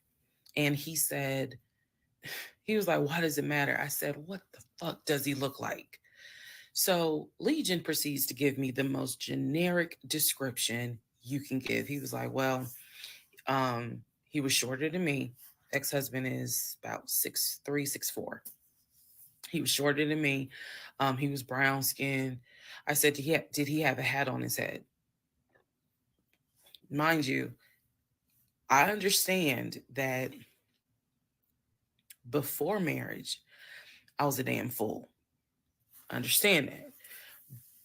But every woman has that moment where you only gonna fool her but for so long. And eventually puzzles start coming together. For me, I felt like moving into marriage, certain things started coming together. So I said to him, did he have a hat on his head?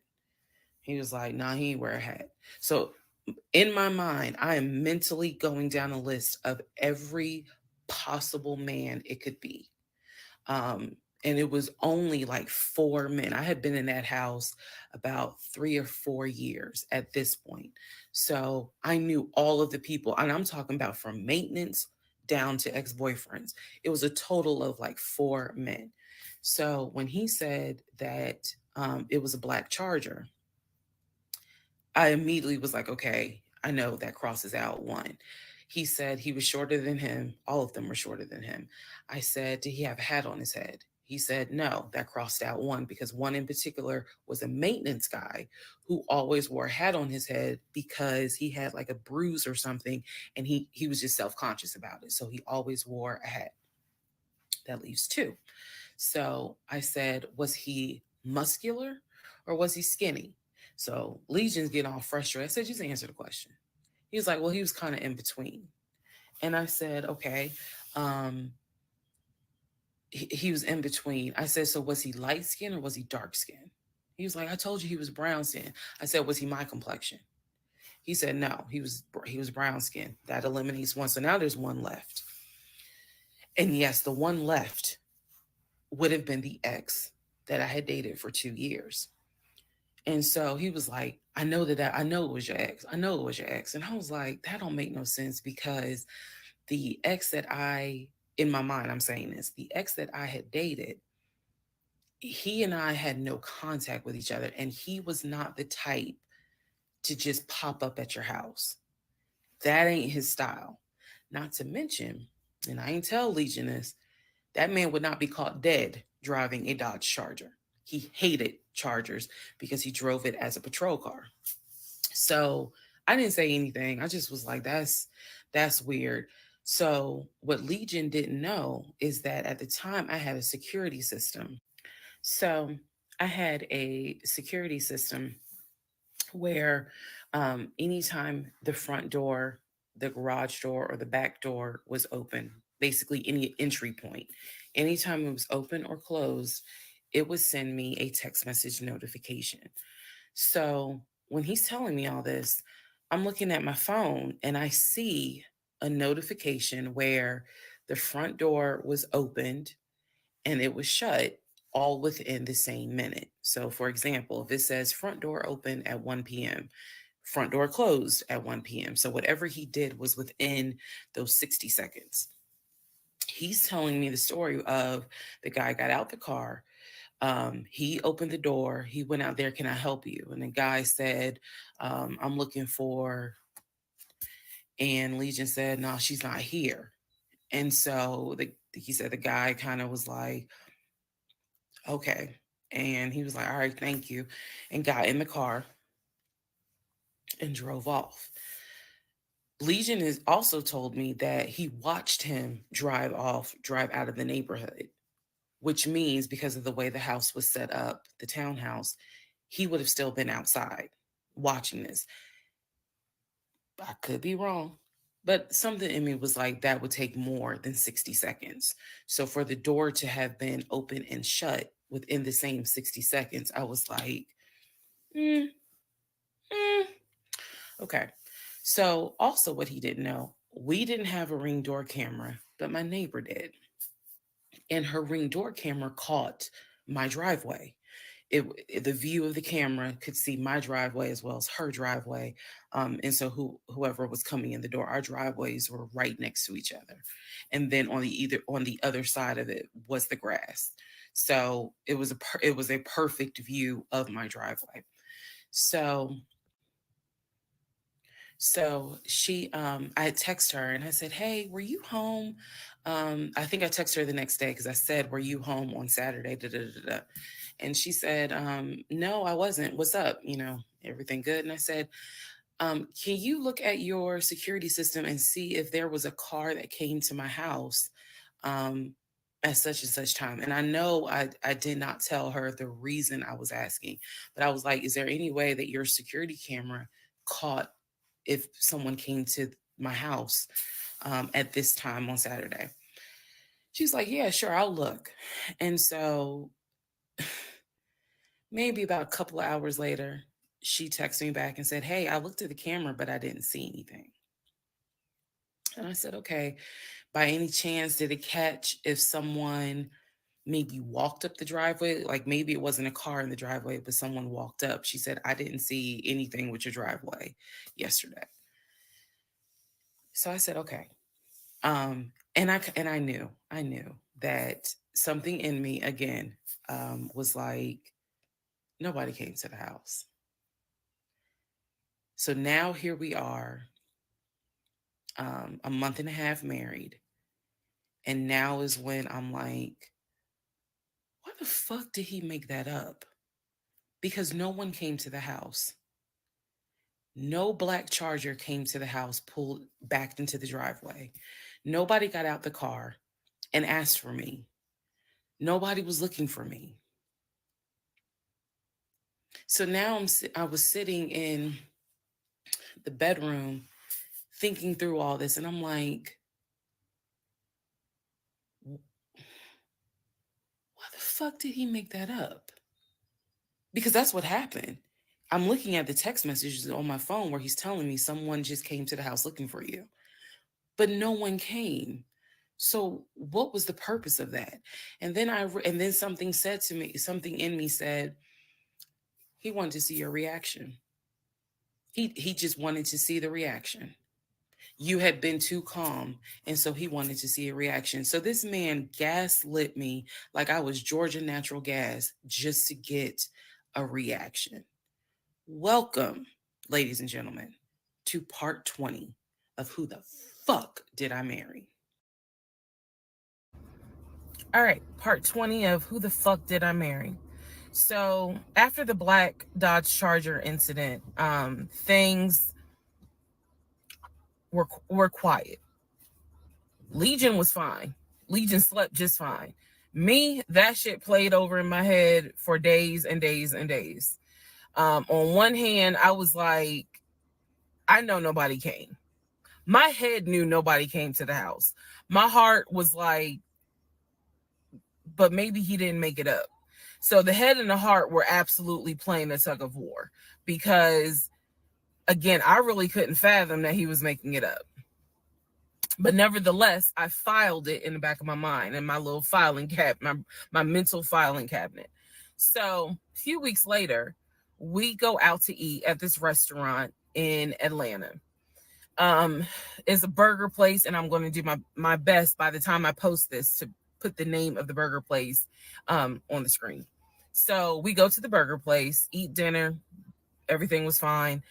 As we are leaving, he says to me, did I ever show you where my grandmother's buried? This is the grandmother that passed away from COVID in 2020. And I said, no. I was like, we haven't been over here. And so he was like, let me show you. So he drives us to the cemetery, which is not far from the restaurant. He drives us to the cemetery, goes around and around, and then it comes to like a little hill in the cemetery.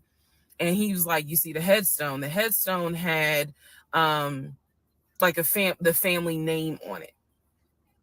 And it did not have, for example, John David Doe. It just had Doe.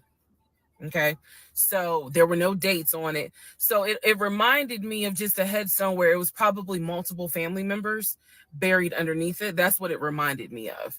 And so he was like, my grandfather and my grandmother are buried there. I do recall him telling me when the grandmother died in 2020 that she wanted to be buried next to his grandfather. And so we're sitting in the car because we can see the headstone like on top of the hill from the car. And he tells me that is where his grandmother and grandfather are buried, that the family was able to get her, her wishes were to be buried next to the grandfather. Okay. So as we are leaving, we take a different route home. So we get on the highway. If you're from Atlanta, you'll know what I'm talking about. We get on I-75 North. And we're kind of we're just driving around, to be honest with you. But we're taking the scenic route. We get on I-75 North because the reason why I remember is because when you're on I-75 North going towards Atlantic Station, on the right-hand side, you will see the Varsity. You'll see all these tall skyscraper buildings. One of the buildings has the letters NCR on the building. As we're coming up towards the building, he says to me, "Do you see the NCR building?" I said, "Yeah." He said, "The building behind it, my job bought that building. That's where we're going to have, we're setting up operations." And I was like, why the hell would y'all buy a condiment company in downtown Atlanta? He was like, "No, we're not doing production there. It's just going to be offices.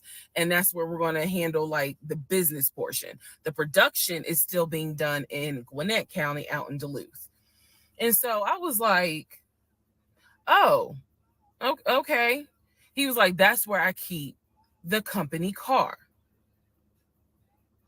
So I was like, "The company car?"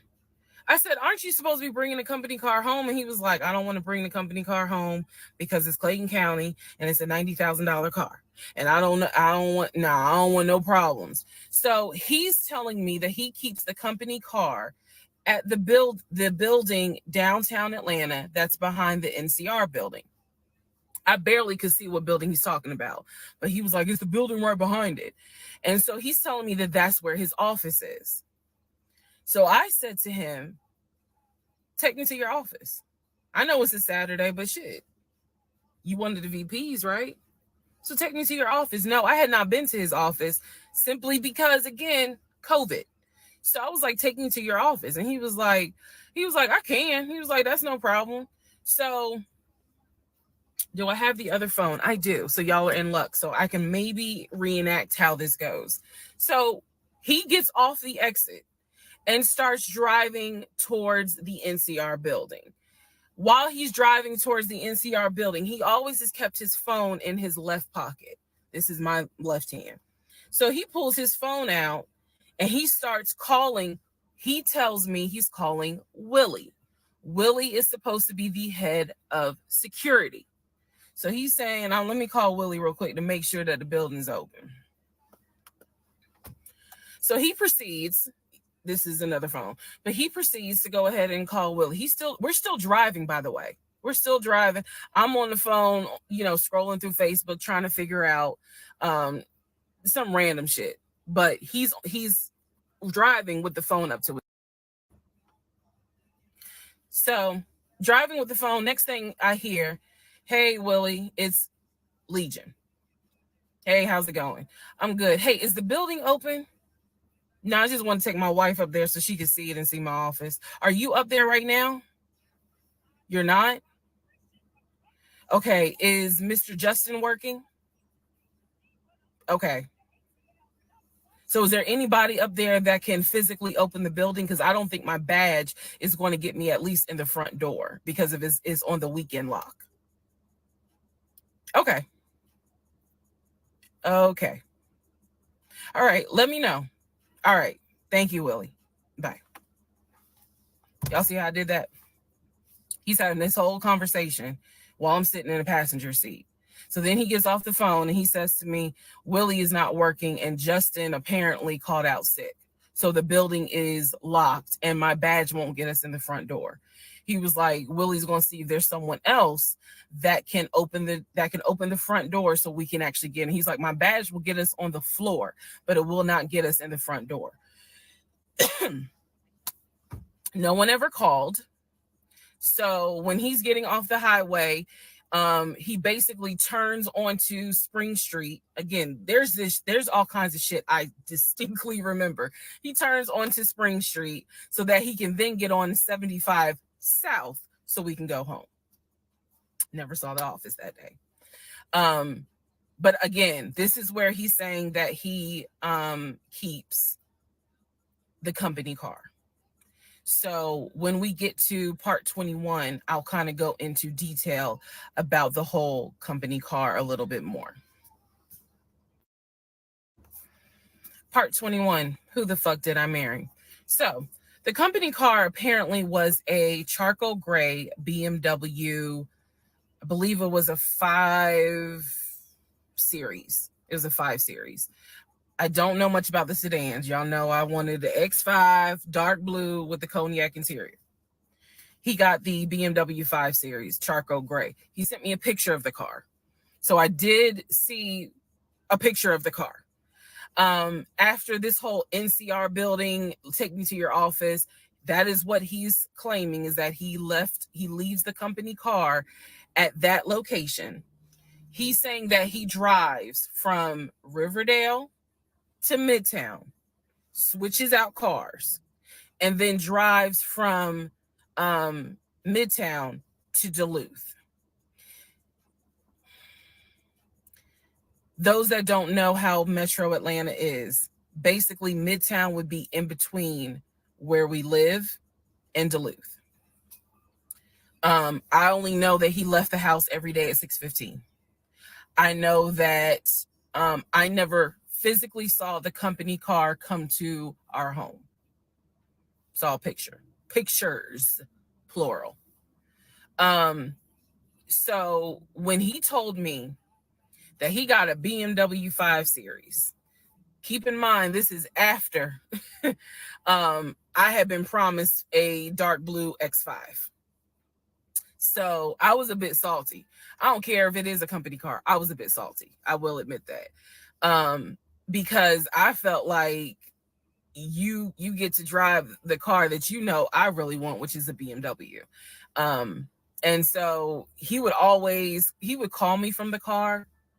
He would tell me, yeah, I may just drive home in this car and not switch back to his personal car. He was like, I don't know. He did that a lot. And I realize now in 2024, he did that because he knew how excited I was to actually see the car. Because shit, I wanted to test drive it myself, to be honest with you. And he knew that. So reactions. So he would say stuff like that, like, man, I'm so tired. I might just drive the company car, go ahead and go home. And then, just let me park it in a garage type thing. So eventually he stopped doing that because I didn't want to hear nothing about that car. I'm driving a Nissan and you driving a BMW after you promised me a BMW. So I don't really want to hear nothing about it. So in terms of the company car, I did see that it was according to the pictures, a charcoal gray BMW 5 Series. If you're asking me the exact model, I don't know. But I know it was a 5 Series because I know the 7 Series is slightly longer.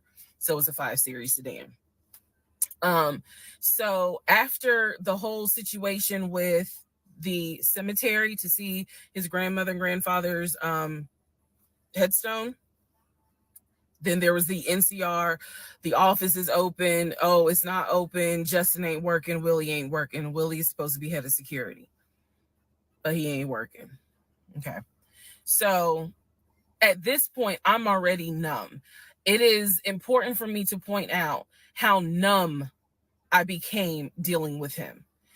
Mind numbing, because I just got to a point where it was like, there's always something. There's always something. So of course we're not going to go to the office because there's going to be something. So this is the end of February. My birthday had already passed. There clearly was tension on my end, not so much tension on his end. So I get home a couple of weeks later. We are now in the beginning of March. This is something personal about me. The only way you would know this is if you know me. I have been dying to go to London and Paris. I had a layover in London when I did a study abroad, but it's not the same. I want to go to London and be a whole tourist. I don't care. I want to see Buckingham Palace. I want to see the Tower of London. I want to see Paris. I want to see the Palace of Versailles. This is something, if you know me, you know she wants to see Paris. She wants to see London. So I get home from work. This is the beginning of March. I get home from work, and on the counter is a folder with like a little bow on it. And I'm like, oh, what is this? Is this like mail? Like, was this something that you got at work? He's like, nah, it's a surprise for you. I open up the folder. Inside the folder is like a trip itinerary. It is not an actual booked trip. It's like an itinerary. A trip for two to go from Atlanta to London. The trip should have happened, and it was the the month on there was like July, so it was a summer trip. So he tells me, I'm gonna take you to London. He was like, I wanted to take you for your birthday, but certain things fell through. He was like, so this summer in July, we're going to go to London. He was like, I've already made a reservation for us to stay at the Savoy. Again, there are certain things that my brain just was like, remember that. He said, I've already made a reservation for us to stay at the Savoy. I didn't know, as much as I want to go to London, y'all, I didn't know anything about the Savoy.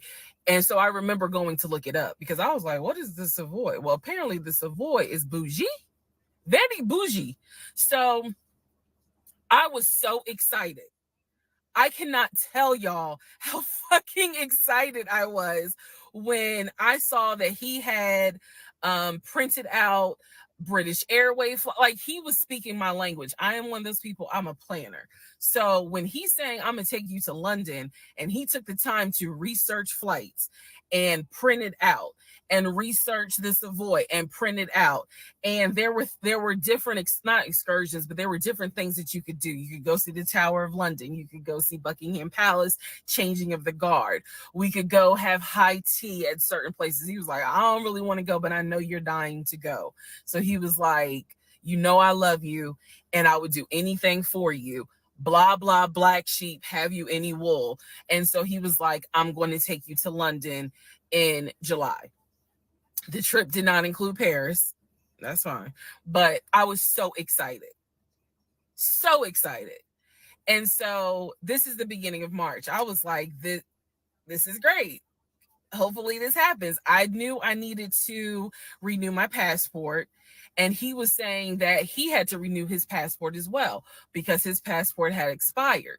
So both of us were like, okay, we need to get on this if we're going to try to make it to London in July, and it's now March. Me being the planner I am, I think I went to work the next day and printed out the passport applications so that we could fill it out and go ahead and get that process going. So, needless to say, something must have happened, and I don't remember what it was. We just simply didn't fill out the application for the passport. So fast forward, we're now at mid-March. Mid-March, the decision was made that my mom, who lived in Arkansas, was coming to visit us. She would be coming, I believe, the second week of April, and she was going to stay a week and then a few days. So like maybe a total of 9 days. Not quite 2 weeks, but a little over a week. So she was coming in April, and I was excited. Legion was excited because he was excited to physically meet my mom. He had talked to her on Zoom. He had talked to her on the phone, but he was excited to physically meet my mom. And my mom was excited to physically meet her son-in-law. So this is mid-March. I'm going to go into part 22 where I explain what happened with Facebook Messenger. Part 22, who the fuck did I marry? So now we are in March. This is right after he had surprised me with the announcement of we're going to go to London for a trip in July, because we definitely didn't do a honeymoon. We definitely didn't do any sort of trips together. So the idea was we're going to do a trip in July together. One thing about Legion was that he was the guy who was like, I have nothing to hide. I don't lie. I don't like liars. If we're in a relationship, then everything should be out in the open. So I've always had his cell phone passcode. Never felt the need to look through his cell phone. And funny enough, I can tell y'all right now, disclaimer, I will never go through a cell phone again. You cheating piece. So anyway, So one day, this is mid-March, going like around March 20th. So we're heading in towards the end of the month. He was in the shower. Keep in mind, my mom is coming for a visit in April. So he was in the shower and he received a text message on his phone from a woman. The text message, because it was a preview. So the text message was something where if you didn't know the context of the text thread, you could either go left or you could go right with it. So me being just curious, I opened up the phone, put the passcode in, read the text, then read the thread. Come to find out, it was a text from his aunt. His aunt and his ex share the same name. That's why I say it could go left or it could go right. Text was from the aunt. So I looked at the text, went through the thread, nothing in there. So I went ahead, X'd out of the messages. I see that he has Facebook Messenger downloaded. And obviously it shows you the number of unread messages in the icon. So it showed that he had like 5 unread messages. So I clicked on it, just being nosy. And what do my wondering astigmatism eyes see? So in his Facebook Messenger is about 7 women. I can see their profile picture and I see their names. Some of them had a preview. The ones that he had not read, I could see the preview of the message. One in particular said, "When are you going to come get this?" Y'all know what I'm talking about. So I clicked on that one first. And I'm reading through the thread. And so she's saying, "When are you going to come get this?" But earlier in the thread, or further back in the thread, he had asked her, "When are you going to give me?" And she said, "When lockdown is over." So from what I could piece together, he had not yet physically gotten with her. But had there been no COVID, oh, he would have smashed all day, every day. The other messages were innuendos, meaning the other messages from the other women were innuendos. They were not as graphic as the one between him and her. So I'm reading these messages, and what is interesting is that the person I am married to is not the person in these messages. Like, this man was on some nasty shit. And I say nasty not in a judgmental way, but in a, with me, he seemed to act as if I was damn near virginal white. And I clearly see evidence that you into some shit that with me, you acting like, nah, I ain't really into that. So I confronted him. I absolutely confronted him and was like, "What the fuck is this? If 2 + 2 is 4 and 5 + 5 is 10, what the fuck is this?" And so he did not, "Oh, that ain't what happened, blah, blah, blah." Instead, what he hit me with is, "Man, I was just playing around. Like, ain't nothing happened. I shouldn't have said all that, but I was just flirting. It ain't mean nothing. I don't even know that girl. I was just flirting." And so I'm like, "Is this what you into?" And so he was like, "No, it's not what I'm into. It was just stupid. It was stupid because I shouldn't have done it." So I'm going to be honest with y'all, because I've been honest all this time. What pissed me off the most was that here I am as a woman behaving, trying to do the right thing by him and this marriage. And you mean to tell me you out here offering your ding-a-ling to random chicks that you don't even know? I was more angry at the fact that I'm like, dude, do you know how much I have turned down in order to be faithful to your dumb ass? And I'm seeing that you basically are out here acting like you got Skittles taste the rainbow. I was hurt. I was angry. I thought about getting my lick back. I'm just being honest, I did. And he played it off like it ain't nothing serious. It ain't nothing serious. Don't overreact. Don't get emotional. It was just dumb. He was like, "I will delete the messages. I'll even delete Messenger." And I told him, I was like, "That's really not good enough, because that's not going to fix the root of the issue. So this is where I introduced that we need to do marriage counseling. He didn't have any issue doing marriage counseling. We did not do premarital counseling. But he was like, that's fine. He was like, I don't have no problem doing marriage counseling because if anything, it can help us. So I thought that, okay, he may not have physically cheated from what I could see on the messenger. He may not have physically cheated, but he damn sure got caught, doing a little something, because they had exchanged pictures. So y'all know what pictures he sent. And I was disappointed because I don't like men that send I don't like men that send those type of pictures. But anyway, that's another issue. So we agreed that we would start marriage counseling. We also agreed that we would put on a united front when my mom got there. In other words, we were not going to argue. We, let's just act like everything is fine. But at that point, when my mother arrived in April, I could not stand him. I did not want to be, but we couldn't, he moved back into our bedroom because he had moved into the guest bedroom when I saw the messages. Like 3 days before she came, he moved back into the bedroom because obviously she needed to sleep somewhere. So I really could not stand him. And it was because I was busy second guessing myself, like, damn, what's wrong with me? Like, if that's what you into and I'm supposed to be your wife, like, let's have conversations. Like, shit, I went to FAMU. I understand some stuff, buddy. So it just was one of those things where it made me second guess, like, what's wrong with me? What did I do wrong? What is it that she got that I don't? Because you all out here willy-nilly, messaging her all hours of the night, because the thread went back quite a few weeks. I saw it in March. There were messages from December, November. So again, I'm just second guessing all kinds of stuff, self-esteem taking a hit. So no, I did not want to be around him. I did not want, I didn't like him, period. I did not like him.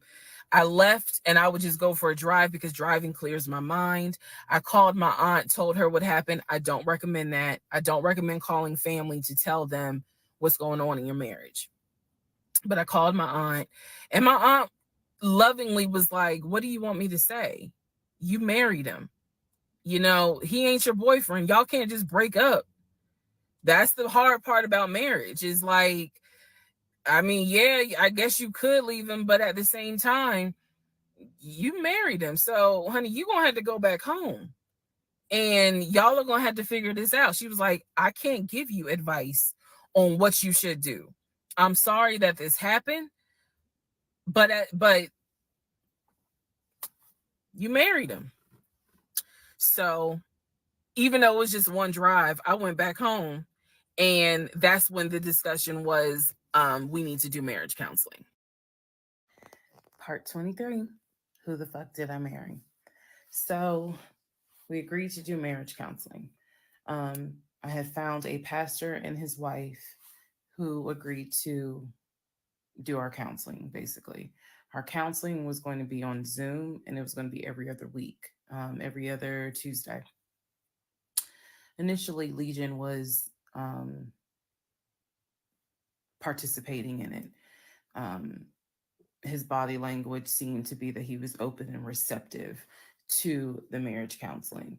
Now, the pastor and his wife were deeply concerned at the fact that we had only been married 3 months, and we were already dealing with some form of infidelity. We were in marriage counseling, and as the pastor would put it, there seems to not be any sort of intimacy. They were concerned. Rightfully so. I think any person would be if they knew what was going on within those 3 months. So the pastor and his wife, it is fair to note, we started counseling with them in the spring. We continued counseling with them up until a week before I found out what I found out, and he got kicked out. So one of the first things that the pastor kind of talked to us about was, what was the deal with the Facebook Messenger stuff. And Legion was like, it was stupid. I shouldn't have done it. It was just, it really was just attention, and it just, I got carried away. He felt like he was not going to, he kept saying, I'm not going to keep apologizing. I'm not going to keep getting persecuted. After I told you, I'm sorry, I told you I wouldn't do it again, and I want us to move forward. You're either going to forgive me or you're not. Pastor and his wife were like, wow, the audacity is real on this one. So, needless to say, we started moving slowly forward. It was always in the back of my mind, just like it was in the back of my mind with that black Dodge Charger. It was one of those things where, okay, I see how you kind of are moving and operating. He came to me a few days after we started our first counseling session, and he was like, we should get a joint bank account. What he wanted to do was to each one of us have our own account, and to get a joint account for our money to go in there for joint expenses. Now, up until this point, he had been paying the rent, the utilities, and I really was just paying for my stuff. So now he's suggesting, look, we're married now, let's go ahead and get a joint account. I wasn't necessarily against it because I knew that I would still have my own account. I would still have my own savings. So what I countered with was, okay, let's take a look and see what we're working with. Show me your checking. Let's look at each other's accounts. Look at what we have currently. He was cool with that. So he shows me his checking account. His checking account available balance was about, it was just over 9,600. Mine was just over 1,500. So there was a huge disparity in the amounts. And so he logged in on the phone and turned it towards me, and I could see available checking, available balance just over 9,600. I logged into my savings. I showed him how much I had in savings. He logged into, picked up his phone, logged into his Chase savings, turned the phone towards me. In the Chase savings, it was roughly about 15,000. But I also knew that he told me he had a US bank savings and he had an offshore savings. So at this point in time, I asked him, show me the US bank savings, show me the other two accounts. He would not do it. This became a huge bone of contention. He would not show me the two accounts that he claims has the most money in there, the accounts that he claims has money for a house in there, because he still was mentioning, hey, we need to get on this house thing if we're going to move when the lease is up. So I'm just adamant on, why don't you want to show me your savings account? You showed me the Chase one. Like, what is the big deal? And so he kept saying, he was like, there's a lot of money in there. And he was like, and my uncle always taught me, this is not the uncle that died, another uncle. My uncle always told me, just keep your money tight because women can be, I said, women, like, we're married. So go ahead and show it to me. He would not show it to me. So then we went back into marriage counseling, like the next session, and I bring it up. I said, he will not show me these two accounts that he claims has the money in there to buy a house. I told our pastor and his wife, I said, I saw the pre approval letter, so I don't understand why he's not going to show me to just put me at ease that he has the money in there. I had never questioned it before because, again, you tell me who in their right mind signs their name to a legally binding offer, an all cash offer on a house, and they just do it willy nilly. I don't know anyone that does that.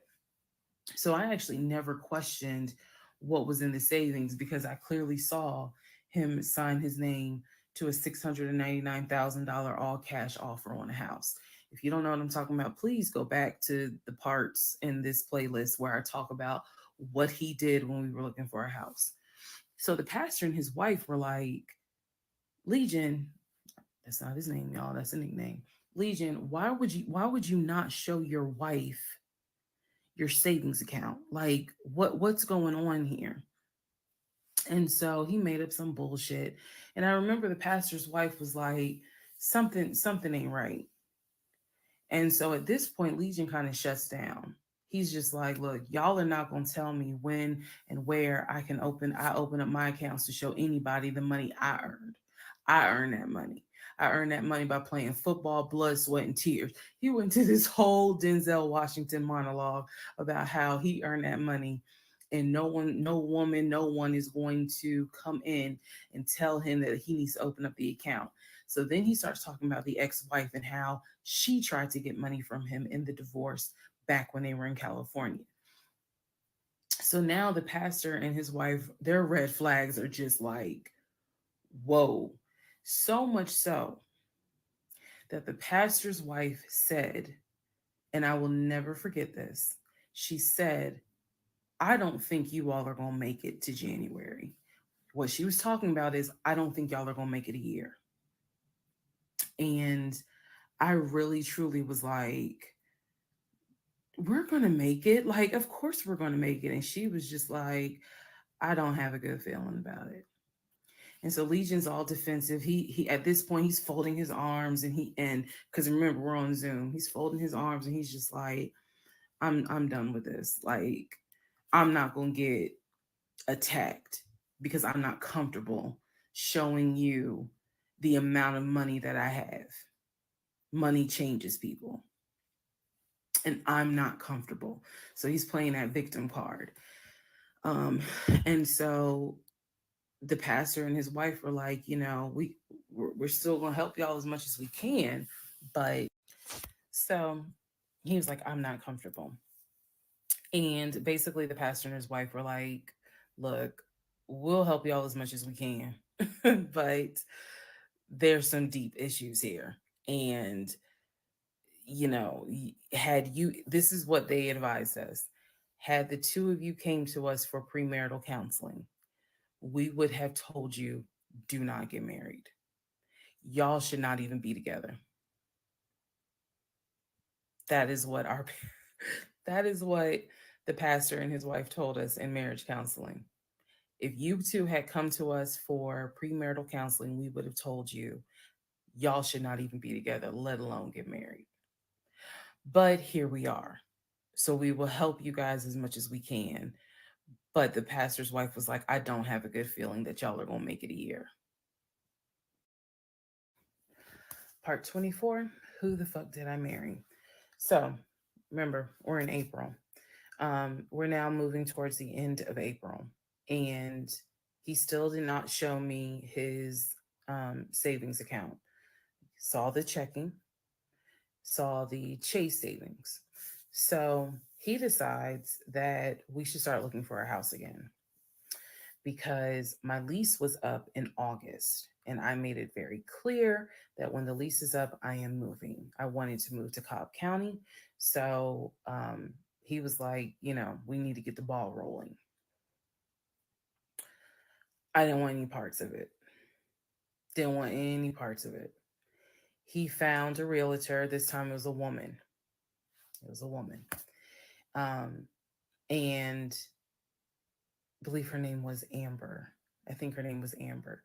So he found a realtor and kind of he told her what the budget was. Amber started finding houses. So please understand, or you don't really have to understand, but I believed he was a sane, rational human being. Sane enough that you would not sign an offer on a home if you didn't have the money. That's what I believed. So when we started working with Amber, I believe, showed us 3 or 4 houses. It was not nearly as many as the other realtor, Scott. So one of the houses, absolutely loved. Ugh, I love the house. I really wanted to put in an offer on that house, and I'm going to post it on the screen, the house. Love that house. It was just absolutely beautiful. And once again, he wanted to put in an all cash offer on the house. But before he could put in an all, he had told Amber, I want to put in an all cash offer. And what Amber, the woman, was smart enough to say is, okay, let's just go ahead and take it one step at a time. Let's go ahead and get your pre-approval stuff together. She said, I work with a great lender who, if you're not already pre-approved, he can get you pre-approved, no issues. And then if you want to do an all cash offer, then we'll go ahead and get the proof of funds together so that way we can submit it all with your offer. Jesus. Y'all already know what happened because you remember what happened on the last house with Scott. Um, Basically, Legion was like, well, I can get you whatever you need. That's fine. But I really don't want to submit proof of funds unless they accept the offer. Amber, and I don't know where she is. I don't even know if she'll ever see this video. Um, anyway, let me keep going and I'll explain why that woman has a special place in my heart. So Amber was like, I totally understand. But this is how we're going to do it. I'm going to need that paperwork. Okay. And we'll submit it with your offer. She just simply was like, yeah, this is how we're going to do it. And so he did not submit the paperwork when she had asked him to. And I remember I was driving to work and I stopped at the Quick Trip on Upper Riverdale Road in Riverdale, Georgia. And Amber had called me. It was in the morning. She had called me.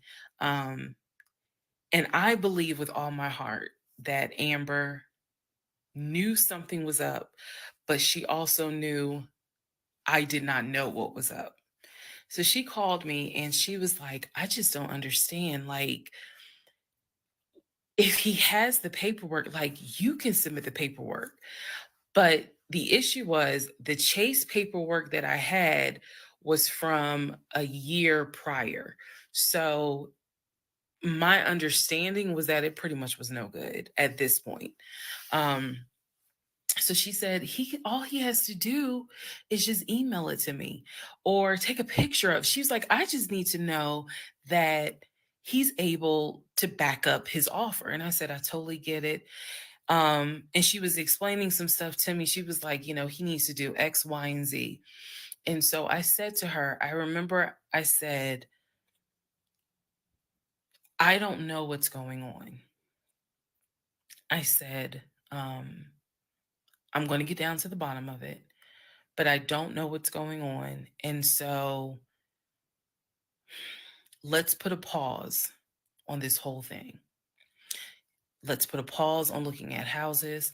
Let's put a pause on getting his pre-approval letter because I'm not sure what's going on. And she got quiet and she said, okay. I said, and I know this sounds weird. And she said, no. She said, that is actually very smart. She said, do your research. And if I can be of assistance, call me. She said, whether you buy a house with him or you buy a house on your own, I will be more than happy to represent you. I don't know where Amber is today, but that one sentence, I felt like just woman to woman, she was basically telling me something ain't right. Baby, something ain't right. And now you need to open your eyes. I'll be more than happy to work with you. Um, if y'all get your shit together, I'll work with both of you. But whether you buy a house or not, do your research and then let me know what I can do. That was our conversation at the Quick Trip on Upper Riverdale Road. So I got off the phone. Um, That was the last time that we worked with any sort of realtor. That was the last time that we looked at any sort of house. Um, and I don't remember exactly what happened after that meeting that day. I do know that when I went home, I simply told him, I don't want to look at a house right now. I said, I think it's okay if we rent. We'll just find a house in Cobb County and just rent for a year. And let's build, save some more money. Let's just let's not worry about buying a house right now.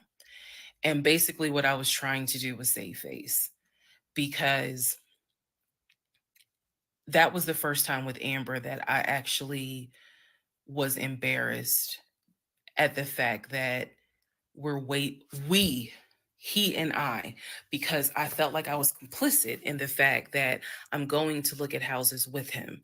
I felt like we are wasting these people's time. I did not mean to waste your time. I clearly see my time as being wasted, but that doesn't mean I need to waste your time. And I felt embarrassed at the fact that we wasted her time coming across as serious buyers. When time came to put up or shut up, nothing was put up. And I knew nothing. I had nothing to add to add to this, because we're talking about a $650,000 house, and you know, oh, I don't make that. I don't make anywhere near that. So it just became one of those situations where I was trying to save face. I was trying to save face with my husband, and I was trying to save face with Amber. And so I did say to him, let's just rent for another year, and then let's see um, at that time where we are, if we should go ahead and buy. So now is when shit is about to get real. Part 25, who the fuck did I marry? So we weren't looking at houses anymore. We were not working with a realtor anymore. The end of April, I had decided that I wanted to look for another job. I did. The reason I wanted to look for another job is petty. Yeah, it is. I wanted to look for another job because I was pissed off at the fact that um, I had basically was dependent on him to help with the car note. So I wanted to look for another job where I could afford life all by myself, including that car note, basically where I would make more money. I told him that I was going to start looking for another job. He laughed. And his exact words were, "You're not going to leave Georgia State Patrol." He was like, "I swear you love them niggas more than you love me." He laughed. So that fueled me even more. So I was hitting the pavement hard trying to find another job. I was applying to all kinds of places.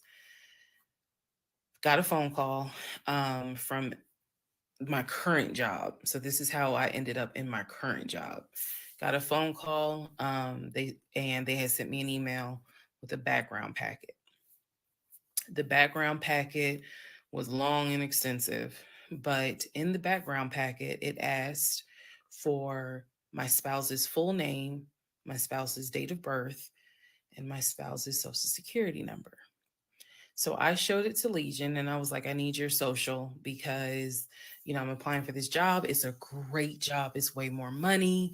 Um, we're talking about moving anyway to Cobb County. So this is a God thing.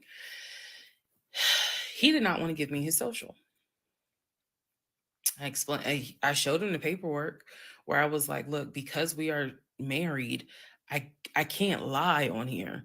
So help me.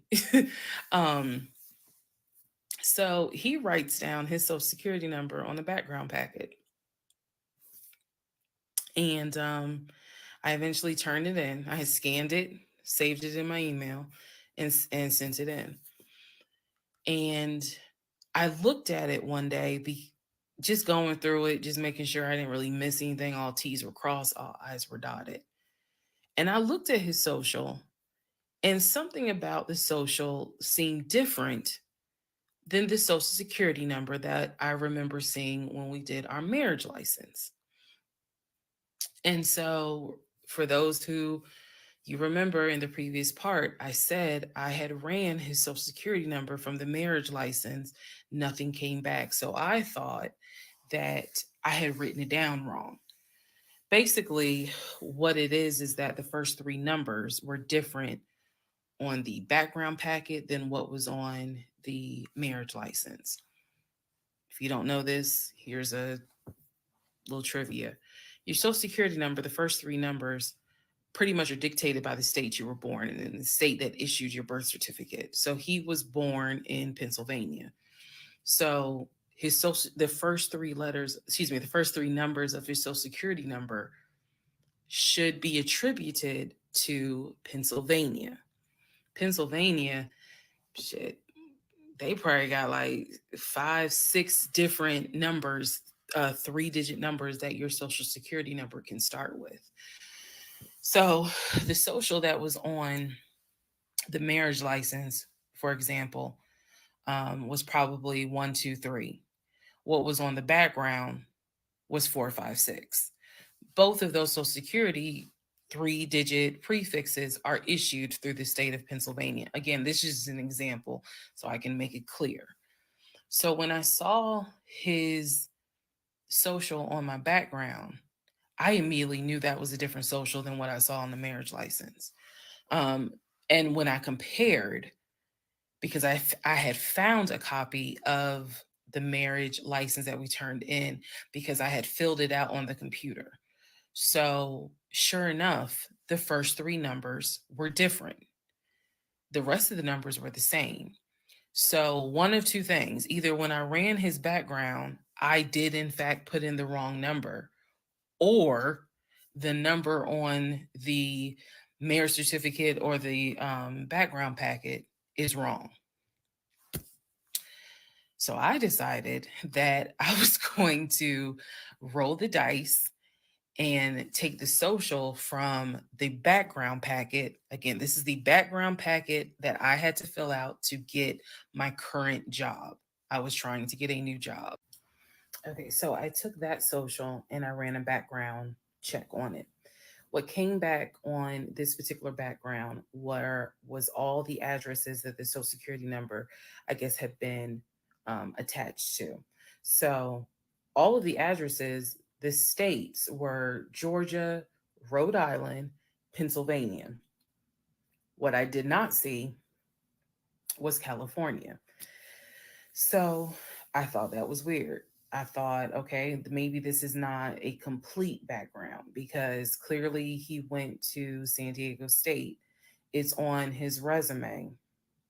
It's on quite a few things. Social media. He didn't have the LinkedIn, but it was on his social media. So clearly he had he had been to California. So maybe I just need to do a different background check.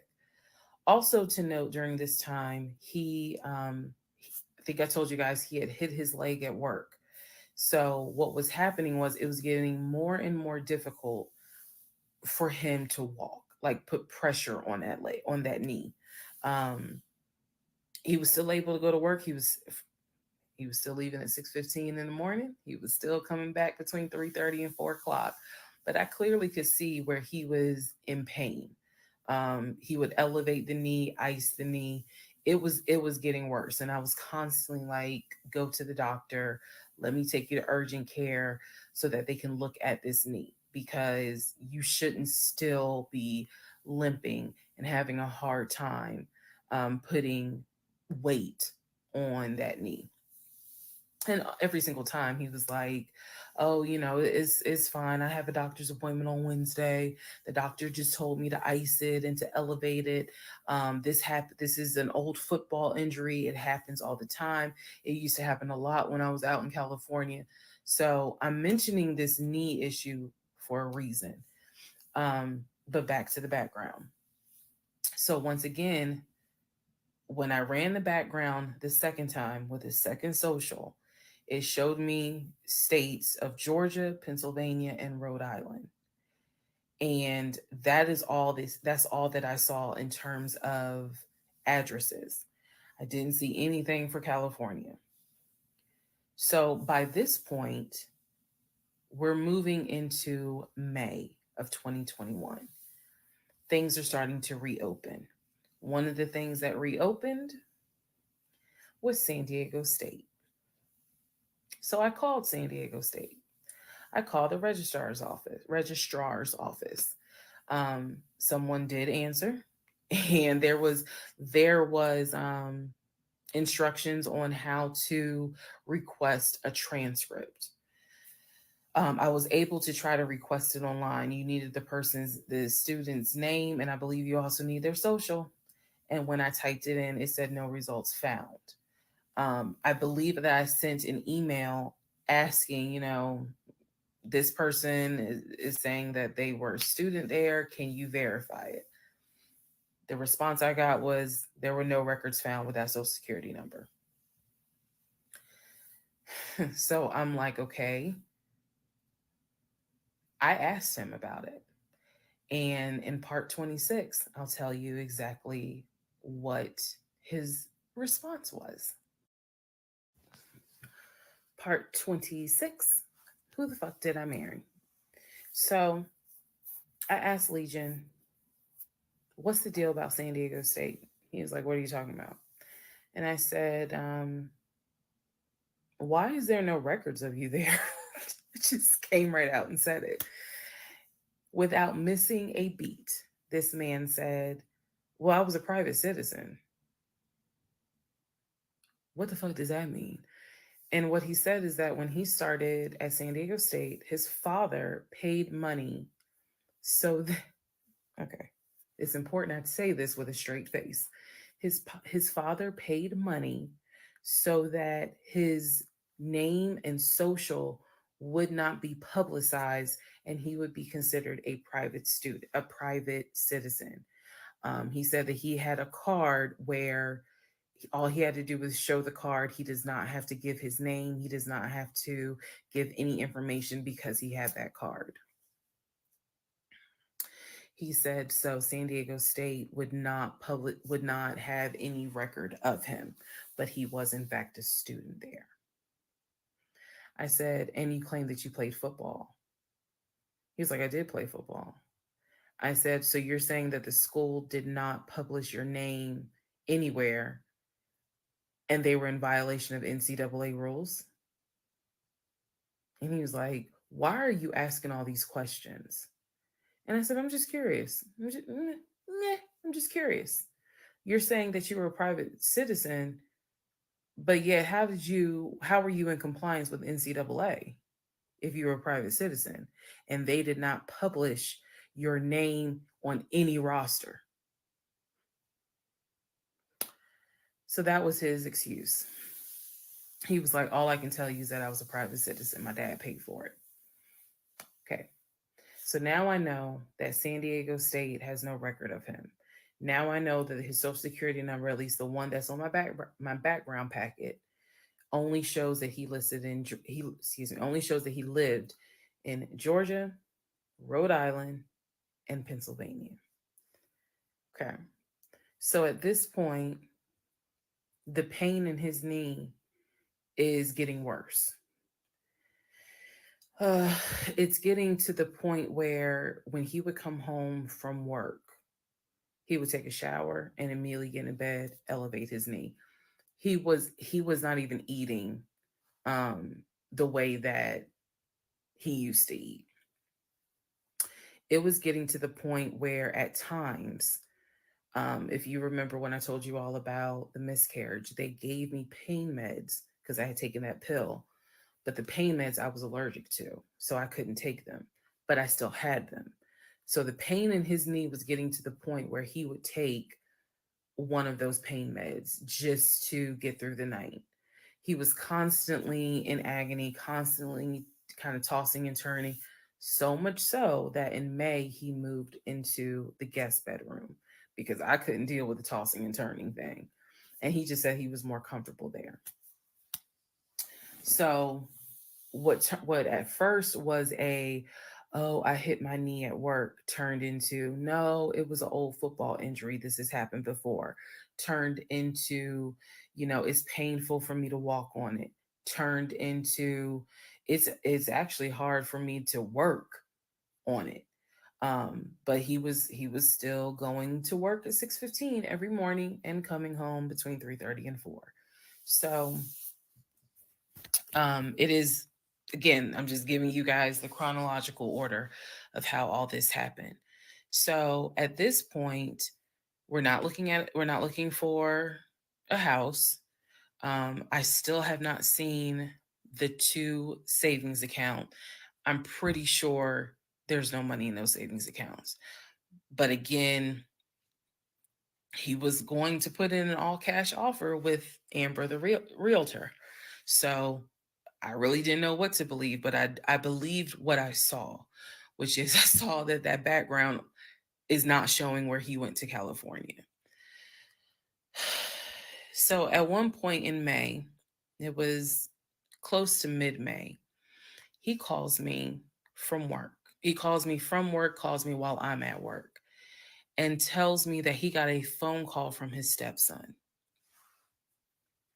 The phone call from his stepson, the stepson was crying and was just absolutely distraught. And I'm at work in my office, like, what's going on? And he says to me that the stepson informed him that his stepdaughter passed away, that she died from COVID. The stepson found, this is the story. The stepson found her in her apartment because they had not heard from her for a couple of days. And she was unresponsive. He called the ambulance. They pronounced her dead when she got to the hospital. So he was calling to tell me that she had died. Um, and he was also calling to ask me if I would object to him giving his ex wife $2,000 towards the funeral. As I've stated before, and I still am this way to this day. I don't play about death. So when he told me that she died, I immediately went into the, all right, I'm sorry to hear that. Um, whatever we can do to help, let's help. Because surely nobody would make that up. So again, he was like, are you okay with that? He was like, we're married, and the agreement was that anything over $500 would be a discussion. So 2,000 definitely. And I said, yeah. I said, that's totally fine. I'm fine with that. Um, he was upset because again, he was close with the kids. And my heart went out to his ex-wife. It did, because I can't even imagine. I cannot even imagine. So part 27, who the fuck did I marry? So here's where we are at, and here's what we can establish. Number one, I ran an initial background check on the social security number that was on our marriage license. Nothing came back. I subsequently applied for another job. In that job, I had to fill out a background packet. The background packet asked for my spouse's name, date of birth, and his social security number. The social security number on the background packet for the new job did not match the social security number that he gave me for our marriage license. If you are confused, I believe it's in part 25 or part 26 that I explain that. So we can establish that I then ran a background check on the new social security number that was on my background packet. It came back with address, or excuse me, states that the social security number apparently had lived in. Those states were Georgia, Pennsylvania, Rhode Island. Okay. I decided, this is now around May 20th, I decided to do another background check. Um, and I paid to do another background check. This time, I did it with a different company, and not only did it give me the addresses, excuse me, not only did it give me the states, it gave me addresses, and it also gave me names of people who were like associated with Legion and that address. One of those names was his ex-wife. I've always known he's always told me the name of the ex-wife, but now I see it when I ran his background. I did a search for her on social media. She was not there. So the address that it showed that she was associated with him, because remember his story is we got married in San Diego, we lived in San Diego, we divorced in San Diego. Men lie, women lie. The US federal government with your social security number does not. So he's saying he was always in California. His social security number never showed that he was in California, according to the background check. It did show that he had lived in Georgia at an address associated with the ex-wife. So tried to find the ex-wife, could not find her on social media. So I looked in the metro counties to protect her identity. This I am going to not divulge a lot on this part.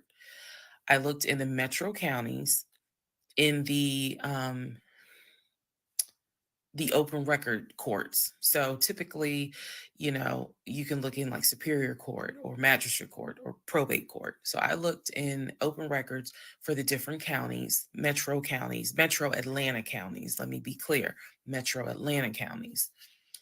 And I looked under her name, and I found where they had filed for divorce in a metro Atlanta county.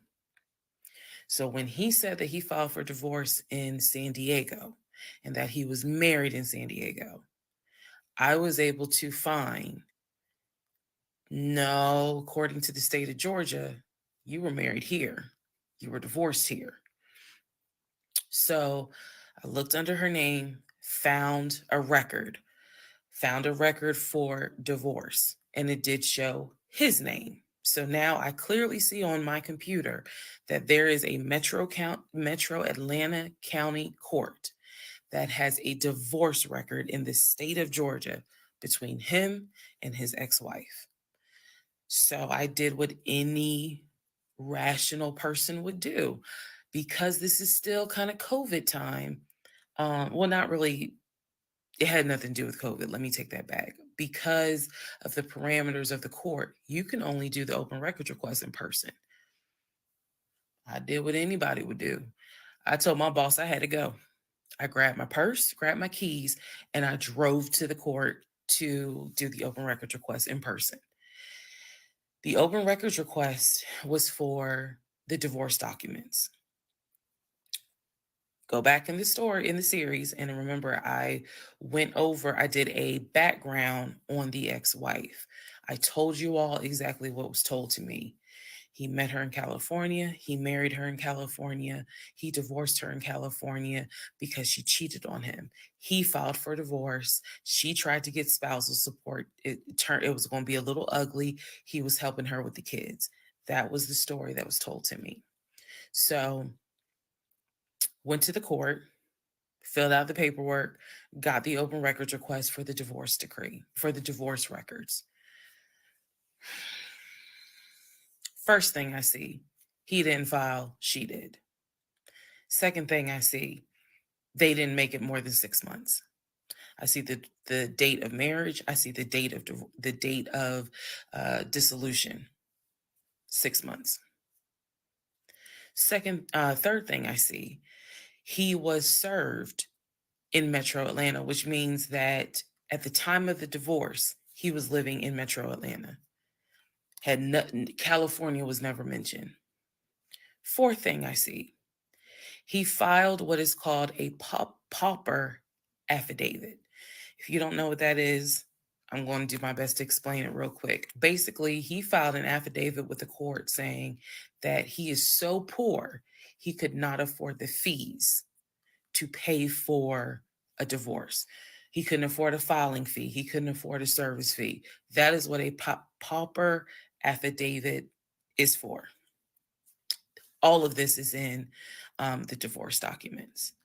She had filed. She said it was irreconcilable differences. She was not requesting any money whatsoever.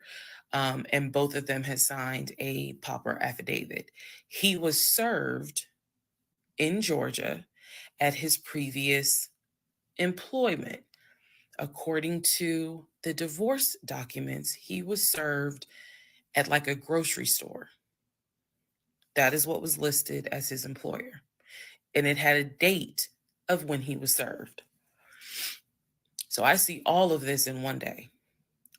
I also see where on the divorce documents, she listed her name, her address, and her phone number.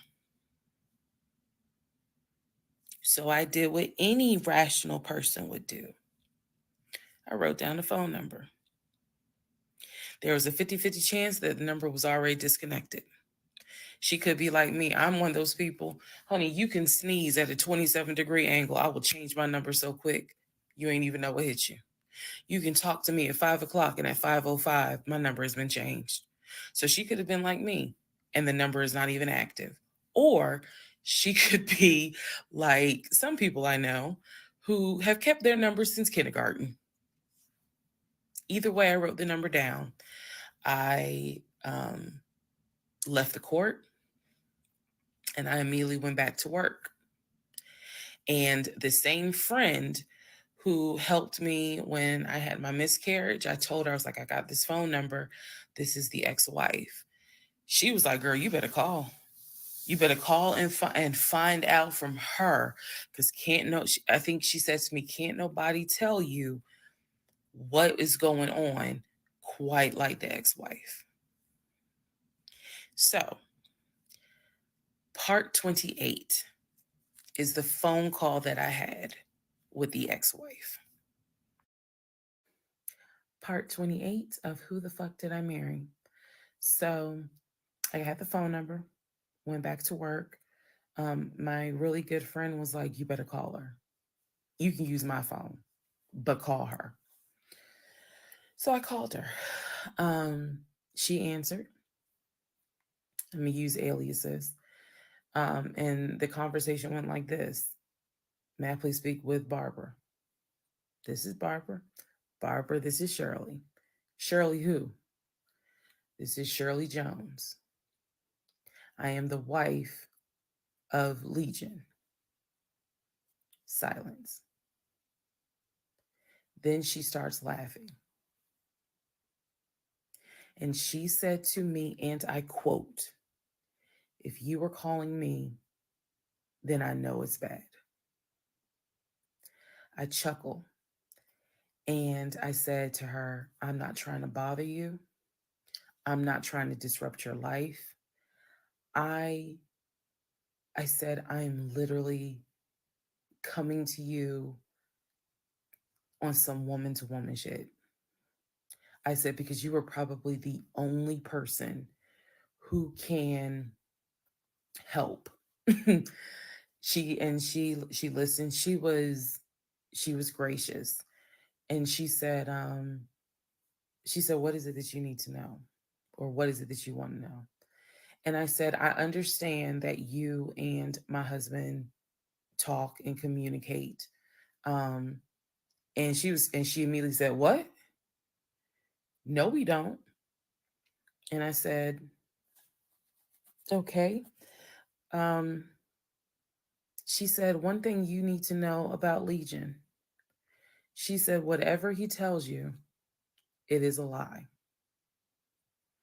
And she said, let's go back to part 1.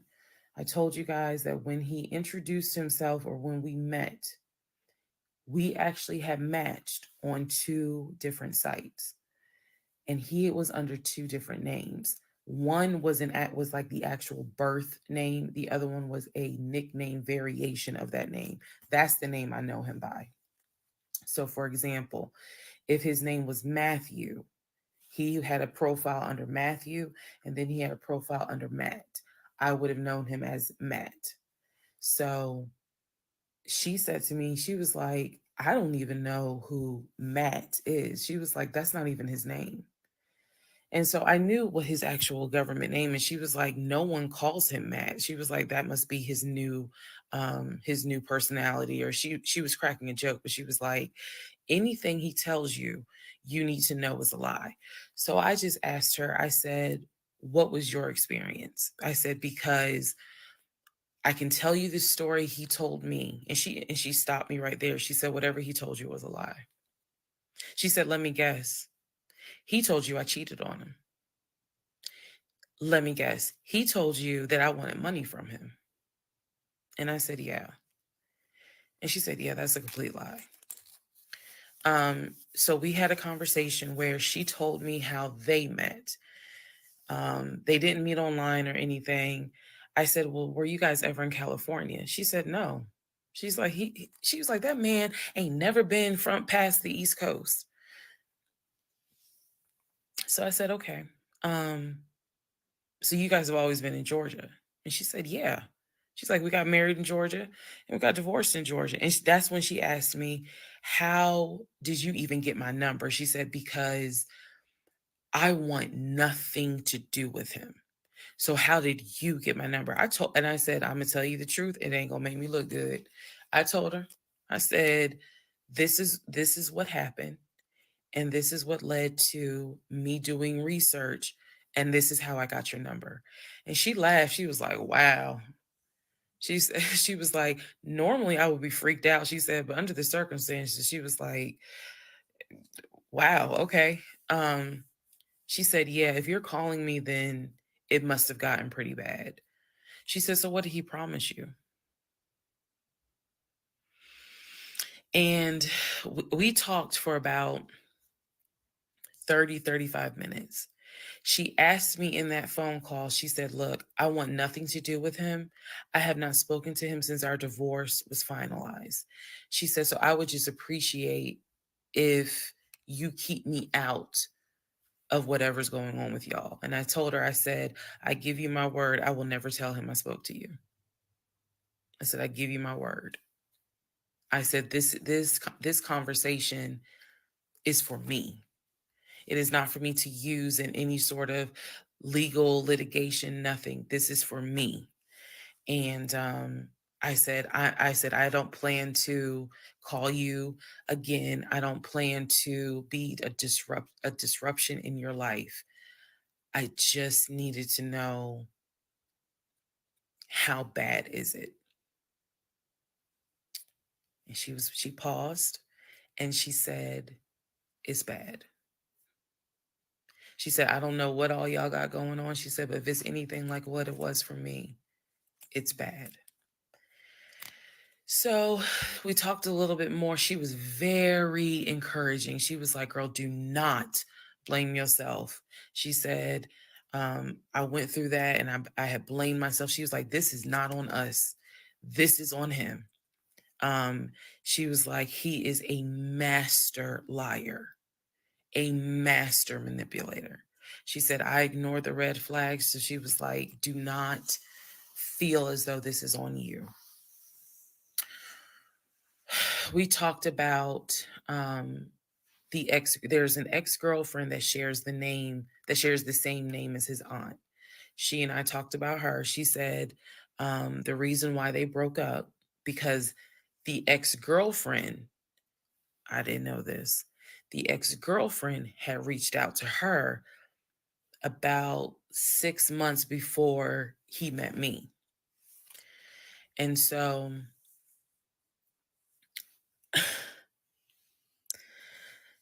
the ex-girlfriend lives in lived in Douglasville. On Legion's driver's license, he had a Georgia driver's license with the Douglasville address. What he told me was that it was the address that his sister, because remember I told y'all his sister Shantae lives in Douglasville. She's a nurse, married with 2 kids. So he told me that the address on his license, it was his driver's license, was to Shantae's house.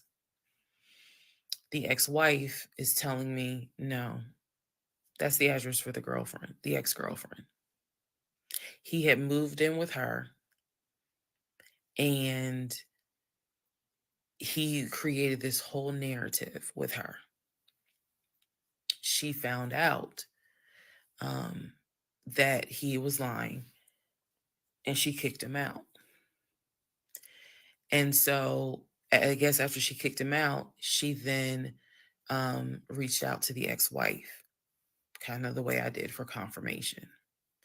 And so the ex-wife was just telling me, whatever that man has told you, it is a lie. She said, I got out before it got too bad. She said, because once I knew he was lying, I was out. She was like, because he's never going to change. um, and so, again, conversation went on and on. And so finally, we were getting ready to get off the phone. And before we got off the phone, I said to her, I said, if everything is a lie, I said, I have one question for you. And she said, sure. I said, how is your daughter?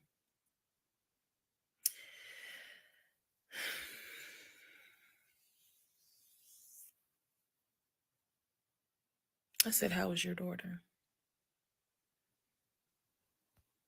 Next part coming up.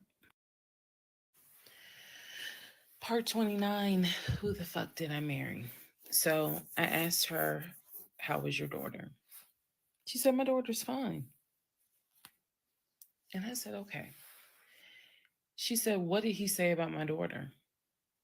And I will be honest with y'all, I didn't have the heart to tell her. So what I said instead was, oh, no, it was, with everything with COVID, I think he mentioned that um, she might have had COVID or was exposed to it. I downplayed it bad. I wasn't going to tell that woman that he said her daughter passed away. So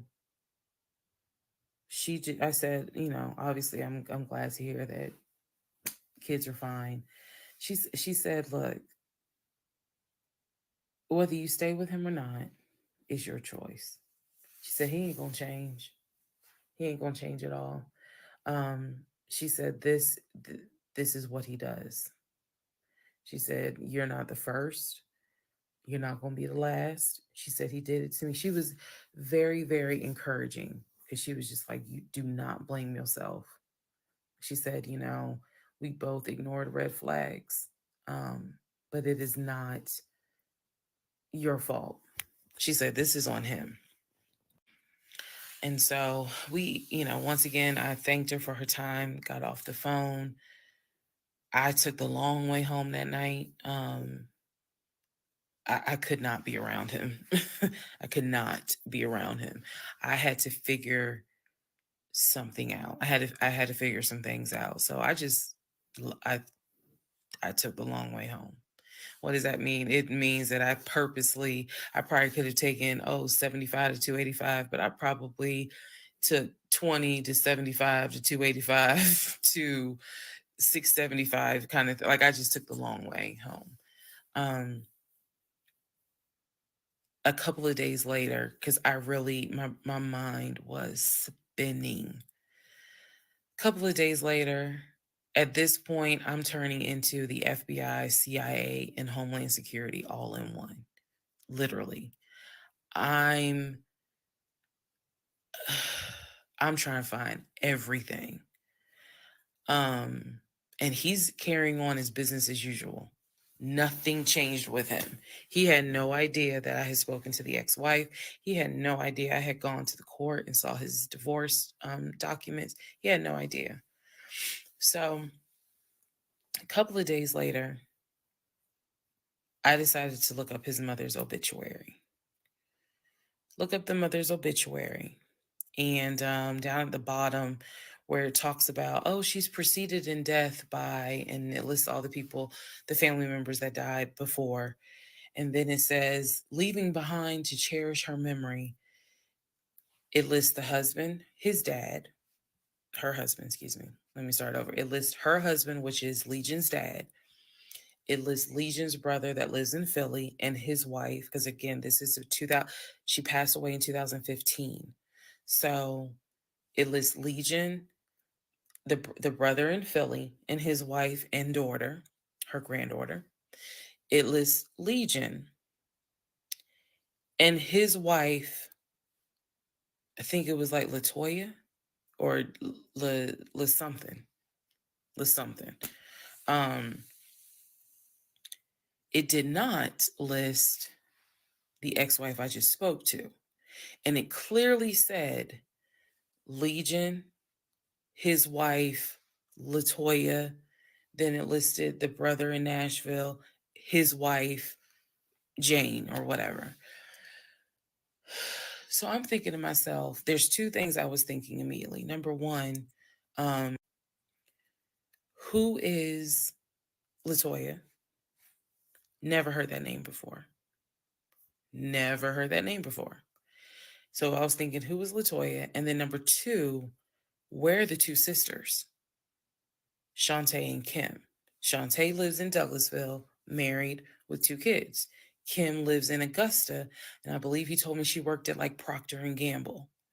So why aren't they listed on here? Because apparently, go back to the video. I posted it on there. I gave y'all background on the family. He apparently was one of five through both parents, brother in Philly, older brother, younger brother in Nashville, an older sister in Douglasville, and a baby sister in Augusta. So why is it on his mother's obituary there's only three children named? Where are the two sisters? So I'm even more like, what in the hell's going on? And then I started thinking to myself, why wouldn't they list Shantae? Like, they talk all the time, so I know that they're close because he talks to Shantae all the time. So I really was confused. Again, keep in mind, I'm trying to give y'all insight into how I was thinking May of 2021, because I still didn't find out a lot of stuff at that time. I found out enough to figure out, okay, it's not a question of if he's lying. That was over. It's not a question of if he's lying. The question now is becoming, what else is he lying about?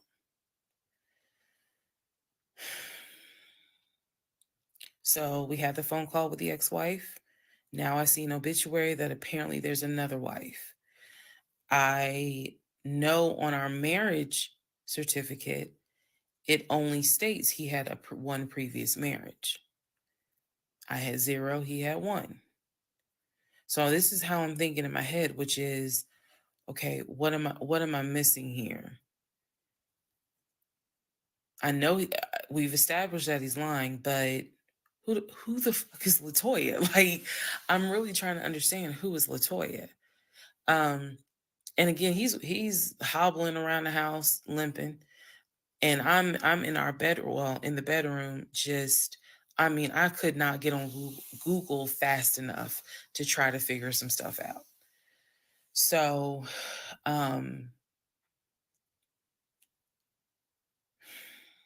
see the mom's obituary, study it.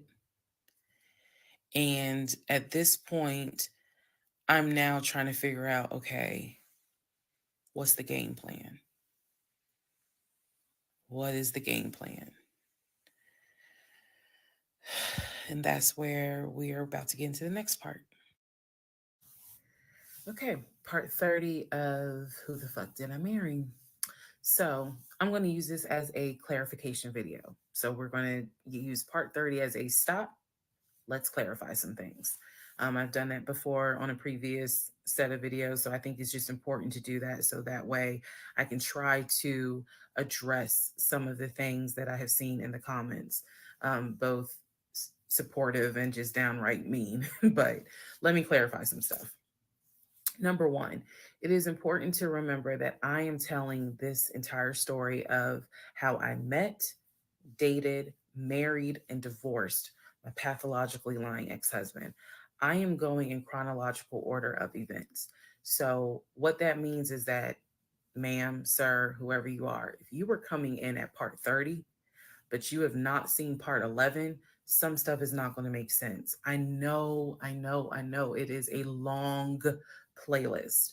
And don't worry about watching the video as soon as it comes out, because everything I'm trying to do this responsibly, of telling the story in the order of which things happen. So I say that to say, please, if you're able to, start at the introduction disclaimer video. Start with part one and then just watch each video, because a lot of the questions people are having that I'm seeing in the comments, and I say this respectfully, is just because you did not go to the other videos and watch them in order. That's just the first thing I want to say. Um, it is important that I get this story out, but that it's done, like I said, responsibly. To me, responsibly is being honest, even if it makes me look bad, but then also trying to be clear and not ramble all over the place. So I'm trying to take the time to tell you, this is what happened at this time. This is what happened at that time. That's why there's so many parts. And we're not even to the part of the divorce yet. We're almost there, but we're not there yet. Second thing I want to clarify, I cannot stress this enough. My family and my friends did not know what was going on between Legion and I. They did not know. My family only knew, we've met this guy. He's dating our daughter, our niece, our cousin, our granddaughter. He seems to be a really nice guy. He seems to really love her. Um, from what he has told us, he's done well for himself. He played football, um, and he has worked at this company 6, 7 years. And financially, he is in a good place. From what we understand, he just moved here from California. That is what they knew. They did not know about the red flags I had. They did not know what was going on in my head. They did not know what was going on in my heart, because I did not want to look stupid. I'm fully aware that when I tell this story, I look stupid. I'm aware, and I've made my peace with that. But at the time, I did not want to look stupid. So it was important to me to put on everything's great. We're really happy. We're looking for a house and everything's going well, knowing full well that behind the scenes, I couldn't figure out why he wasn't showing proof of funds. They did not know. So I say that to say, I see the comments about how my aunt gave me horrible advice when I called her about the sexting on Facebook. And I want to clarify something. She did not tell me to stay with him. She did not tell me to leave him. That's not her place, and that's not what she would do. She simply was in shock that any of this had happened and did not know what to give me advice on. The one thing that she did say was, look, he's not your boyfriend, meaning it ain't as simple as, oh, we just gonna break up, pack your shit and go, because you married him. My aunt is the most ride or die chick I've ever met. You fuck with me, you fuck with her. And she is straight Jersey. So I love her for it, but I needed to, it's not fair for me to leave it out there as if, oh, she just was like, girl, I mean, go home and deal with it. No, never in a million years. So I want to clarify that. Also want to clarify about my mom. So my mom lives in Arkansas. And when she came to visit in April, this is, we were already married. This is her first time physically meeting Legion. My mom will tell you she had no idea anything was amiss, but there was something that nagged her a little bit. She didn't know what it was. And my mom is the type where she's going to get on her knees in prayer. That's who she is. So for her, it was like, I don't know what it is. He seems like a nice guy. He seems to love my daughter. Because again, there was no arguing in the house. The house was peaceful while she was here, even though behind the scenes we had just came off of the whole sexting incident with other women. So for her, it was like, I don't know what it is. She did tell me later on that it seemed as if I wasn't as happy as she thought I would have been.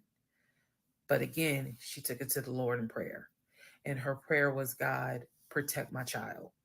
I don't know what's going on, but protect her.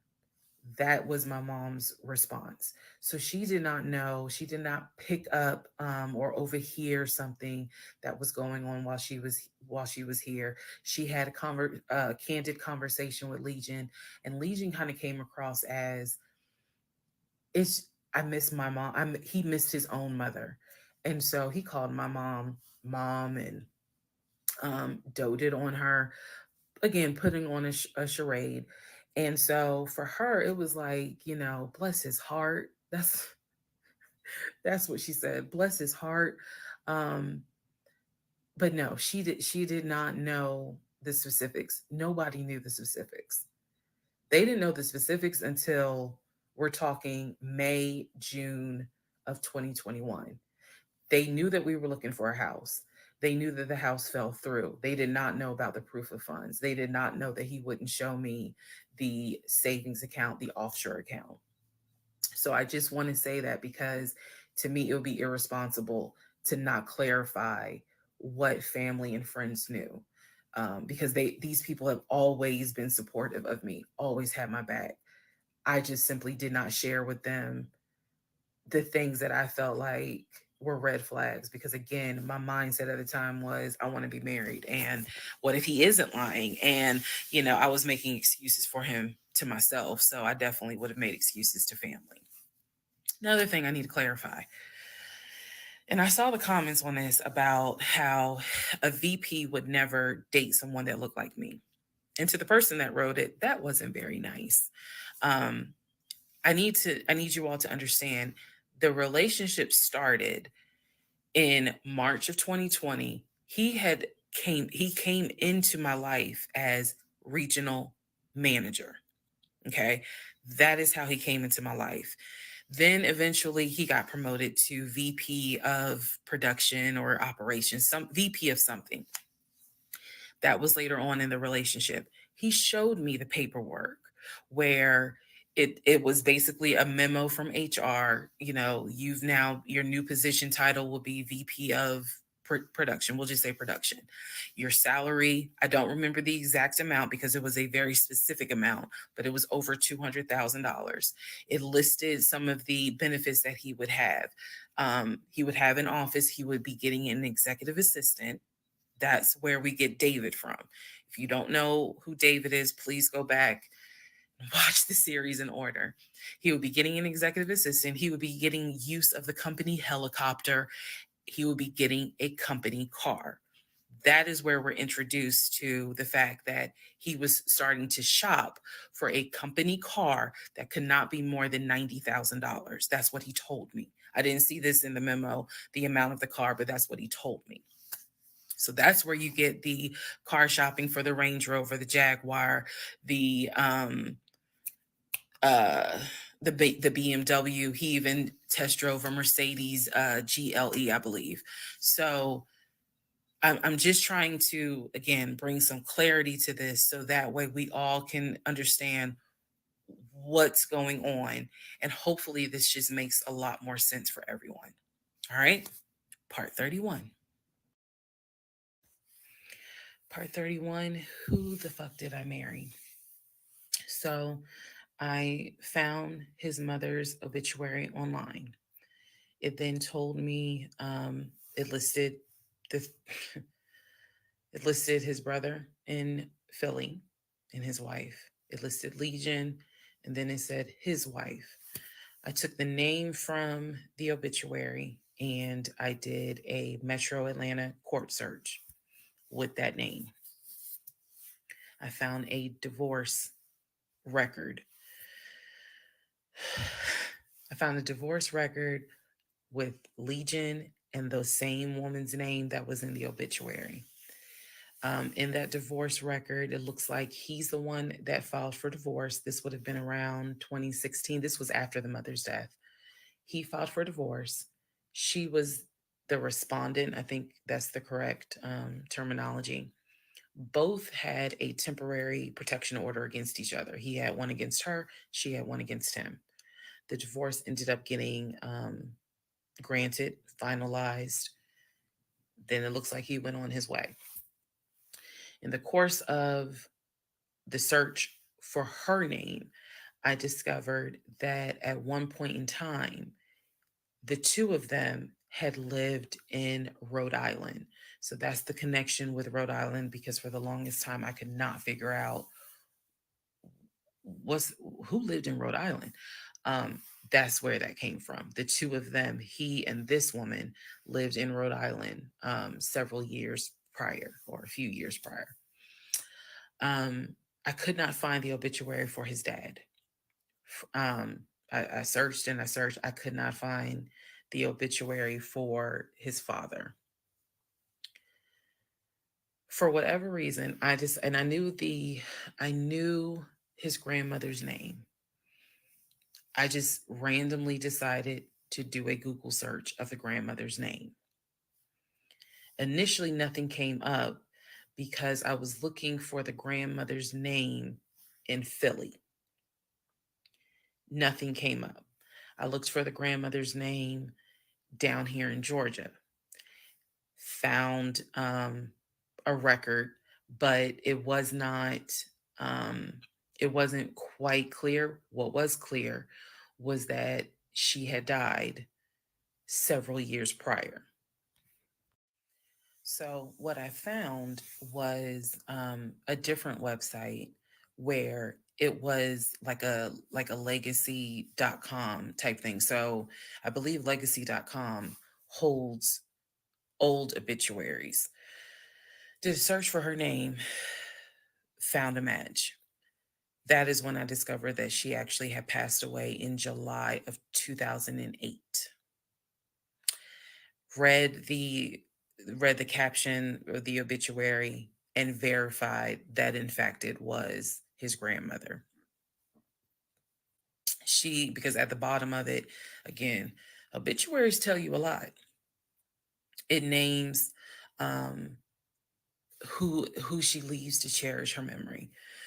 So it lists all the different family members. It lists the brother in Philly. It lists Legion, no spouse, and then a brother in Nashville. Once again, it did not list the two sisters, Shantae and Kim. So I'm even more like, okay, clearly um something, is up when it comes to Shantae and Kim. But what I do know is that he has um talked to them multiple times in front of me. So I'm not sure what I'm missing. Maybe some family feud happened. I don't know. So that is how I discovered that when he told me the grandmother died from COVID and he was crying, boo-hooing, and all that shit, she actually had died in July of 2008.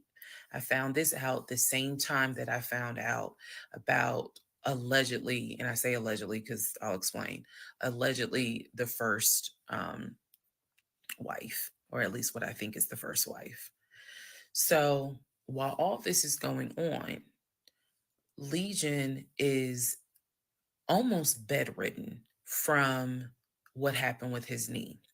And I need to take a moment to address this issue with the knee.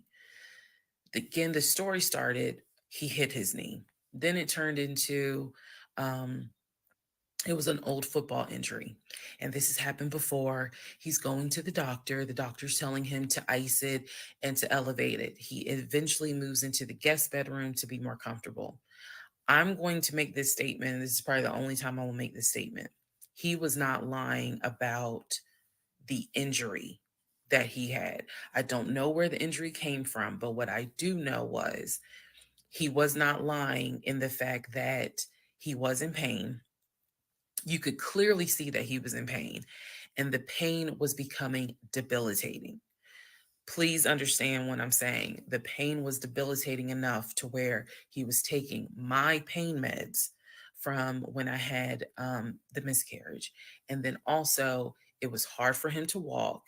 He was not eating. So this is what made me believe this, whatever was going on with the knee, there was more to it because he was not eating. When I met this man, he was a size 3X. At this point in time in May, he's down to a 2X. He is not exercising. He is not doing anything mobile. He's simply not eating. So there definitely was something going on, something concerning. Honestly, I thought it might have been cancer. But he kept saying, no, it's not that. It's from a football injury. It's from a football injury. I said to him, the next time you have a doctor's appointment, I want to go. It was that bad. Um, and he kept making excuses like, okay, fine, I'll make the appointment. I'll let you know what it is. Cool, I will take off work. I want to be at that doctor's appointment because whatever is going on with you is serious to the point where you are losing weight rapidly within a 2 week span. So now we can go ahead and enter into June.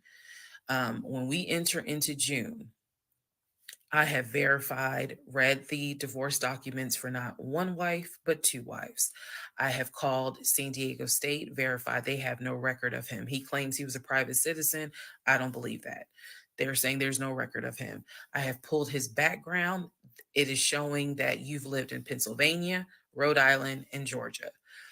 When I look at the addresses, it is tied to at least two women, both of whom I'm showing divorce records on file that you had. Um, I've also verified that your grandmother actually died in 2008 and not in 2020 from COVID. I know all of this as I'm going into June. His birthday is June 17th. So all I've been doing is just trying to figure out what is it I'm going to do. I spoke to the pastor and his wife. I believe it was actually the pastor I spoke to because I knew the pastor um, previously before he did our marriage counseling. And I told him what I found. Mind blown. Mind blown. Had no idea. He knew something was up. He knew that Legion was not really trying to make this marriage work. He had no idea all this was going on. So he asked me, are you wanting to stay or do you want to end the marriage? I said, oh, absolutely, I'm ending it. Oh, hell yeah, I'm ending it. I I have to. I have to end it. Um, I have no idea who that man is in my guest bedroom. Not to mention, on top of all of this, he had lied about the death of the ex-wife's daughter. Part 32. Part 32. Who the fuck did I marry? All right. So we're now in June. By this point in June, I have been offered the new job, accepted it, put in my 2 week notice at my previous job, and was going to be starting the new job later on in the month. So when he laughed, where I told him I wanted to get a new job, that laughter fueled me to get a new job.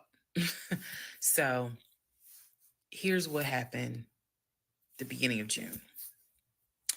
He's at this point, he's completely bedridden. When I say completely bedridden, what I mean is, I'm trying to clarify this so it makes sense. From what I see, he is going to work, but he's calling out a lot more. Okay.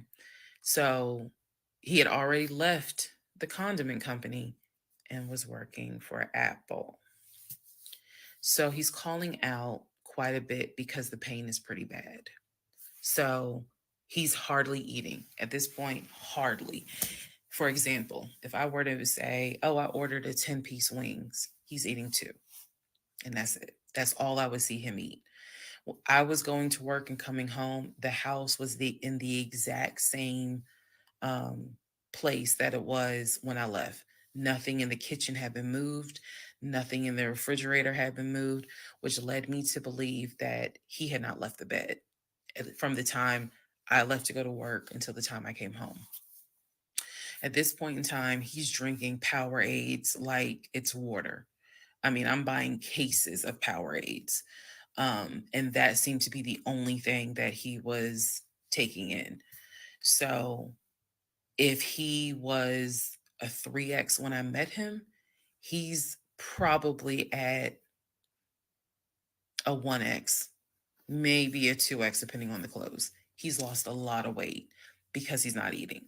So that's the reason why I say he wasn't faking whatever was going on. I think the issue with his knee was a symptom. That was not some football injury. That was not, oh, I hit it at work. It wasn't that. Something else was going on. I had kept asking him to, let me know when you have a doctor's appointment. I'm going to go with you. I'm going to go with you. And he just kept saying the doctor to he's calling the doctor, and the doctor told him to just keep icing the knee. But I knew better. What was happening was I didn't care because of all the stuff I was finding out. So beginning of June, he is in the bed, sleep, and I get his phone. I ain't gonna lie. I got his phone. He had a work phone and he had a personal phone. It was the work phone that he had from the condiment company that apparently was never turned in. Follow me. It'll all come out. So he still had the work phone. It was deactivated. But he did not wipe the phone, if y'all know what I mean. Take all the data off. He did not do that. So I look through the phone and I see this would have been text messages. Text messages between him and a woman named Peaches. I go back to the beginning of the text messages. This is on the work phone. This is the beginning of June of 2021.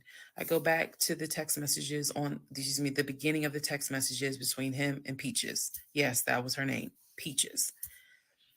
I'm reading the thread because he's knocked out sleep. So I'm in the bathroom with the door locked, reading the thread.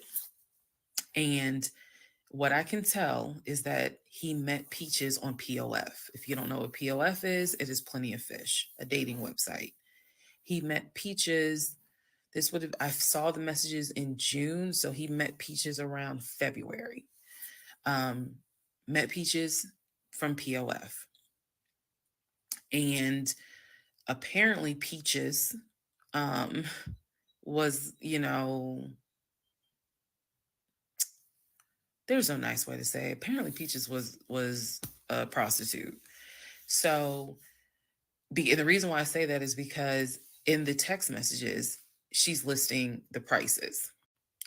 So he asked for a hand job. This is in the text messages. She told him it would be like $40. He asked how much would it be for oral. She said it would be 60. Because it was 60 and 80. One was the price with a condom, one was the price without one. So no messages after that. She sent a picture, he sent a picture. No messages after that. So in other words, these messages were not back to back every single day. There's breaks in between the messages. So like a message was in March, the next message is in April. Message in April, next message is like 2 weeks later. So he's asking her the prices. Next message I see would have been from a few weeks prior to the date of this. So this was the beginning of June. The message is from sometime beginning of May, where he is thanking her and says to her, thank you so much. That was really great. I hope I can see you again. Then there's messages where she said, hey, basically she was at a new spot. She must have moved. So he said, okay, I'm gonna come through. I'm gonna come see you. He's asking her to confirm the address. He was like, "Is it the house with the brown trash can with a white car in the front?" She says, "Yes." So I'm thinking he was actually in front of the house when he's texting these messages. Then again, he does whatever he does, and he sends her a message a few hours later saying, "Thank you. That was great." I'm reading all this. Um, and I will tell you guys something that you may or may not understand. Some women may or may not understand it. The cheating didn't even phase me. Didn't even phase me. I didn't cry. I didn't I did not feel like, what did I do wrong? I was relieved.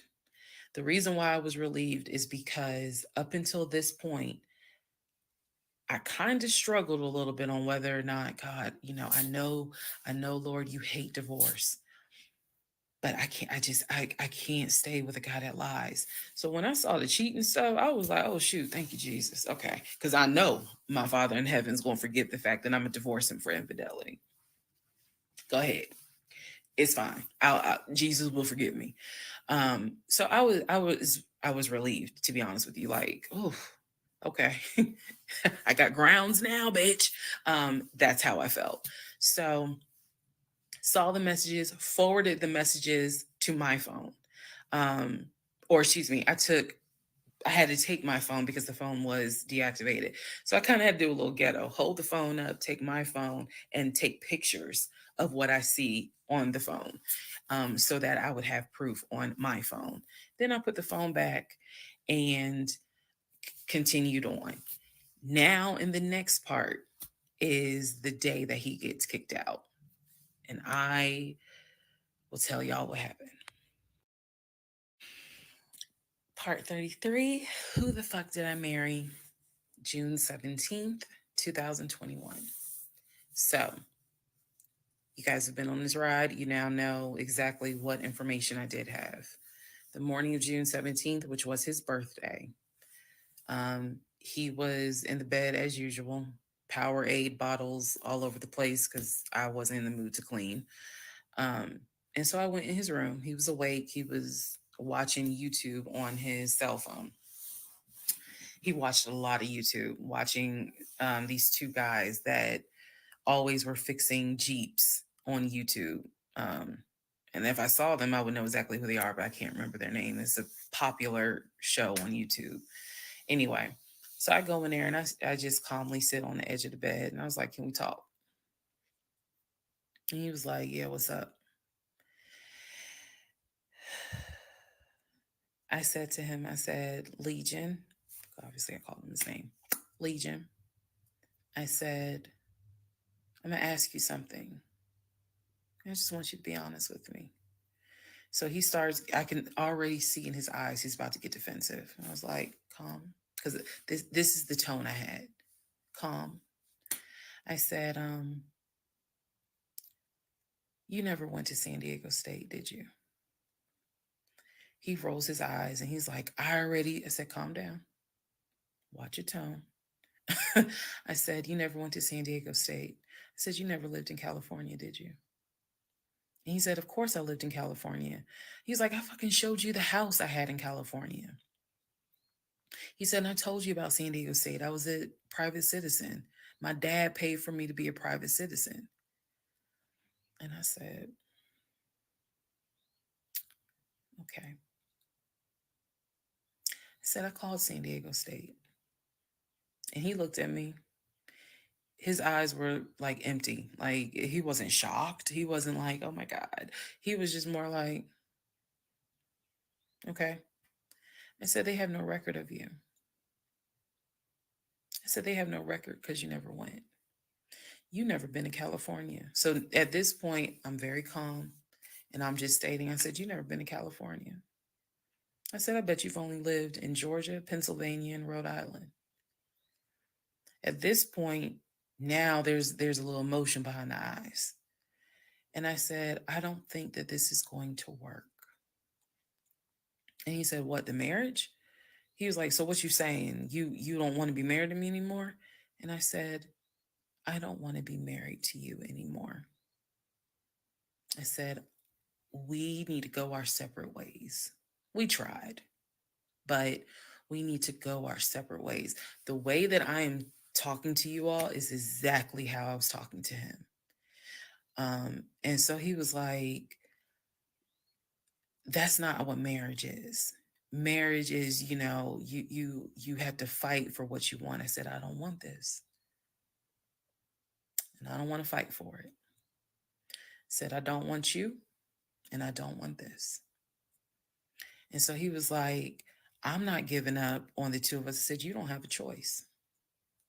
I said, I think that you should call your brother or your sister now. And I think that you need to pack a bag. And I think you need to get the fuck out my house. And he was like, I don't really have time for this. I don't feel well. I said, I don't care. You need to get out of my house. Again, the way I know y'all are going to be like, she's so dramatic. And in real, I am actually a very dramatic person. But the way that I'm talking to you guys on this video is exactly how I was talking to him in the beginning of how this started. So I said, you need to call your brother, or call your sister because she's in Douglasville, and you need to go stay there. You need to get out this house today. Basically, what happened was, at first, he refused. He wasn't moving fast enough for me. And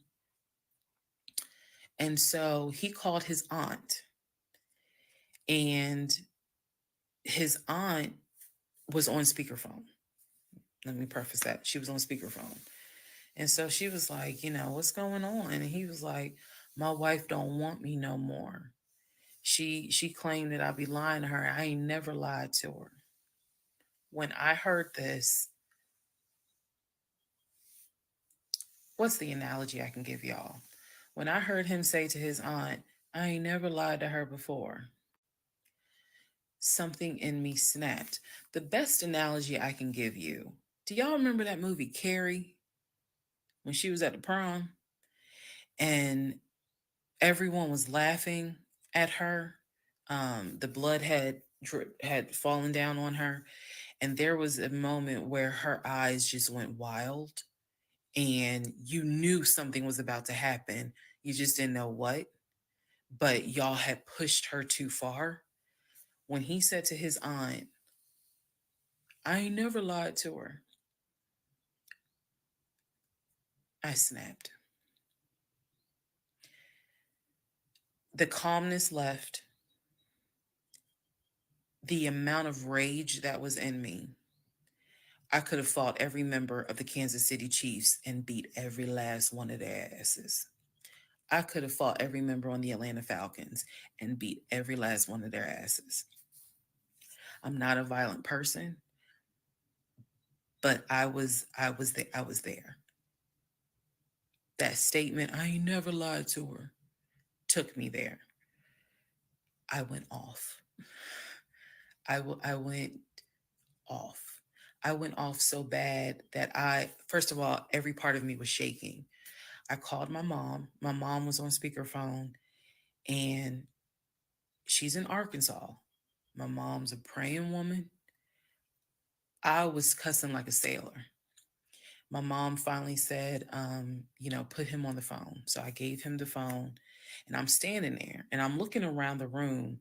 Is the scene that I remember is the Angela Bassett scene in Waiting to Exhale, when her eyes are darting around the room right before she grabs everything to put it in the car to set it on fire. I was more so looking at what weapons were in the room: the lamp, the TV, the dresser. I was looking more. I mean, while she was talking to him, my eyes were darting around the room, because if he did not get his ass up and get his shit and get up out of my house, it was going to be bad. If I have never in my life been on TikTok and said thank you, if had it not been for the blood, Y'all, I know this is going to sound dramatic. I know this is going to sound like, girl, you so funny. You don't understand.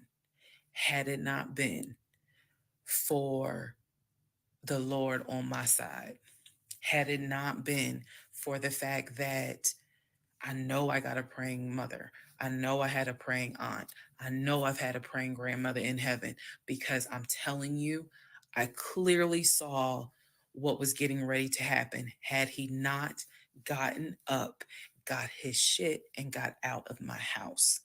So I'm trying to calmly say this because I'm trying to calmly tell this story because the rage had taken over me. The pure, unadulterated rage that I felt when he said to his aunt, I ain't never lied to her, after I had discovered only 2% of the lies at that point. Just 2%. So it was enough for me to be like, you need to get your stuff and go. So my mother gets on the phone and she says to him, Legion, she called him by name. She said, I am not there to control my daughter.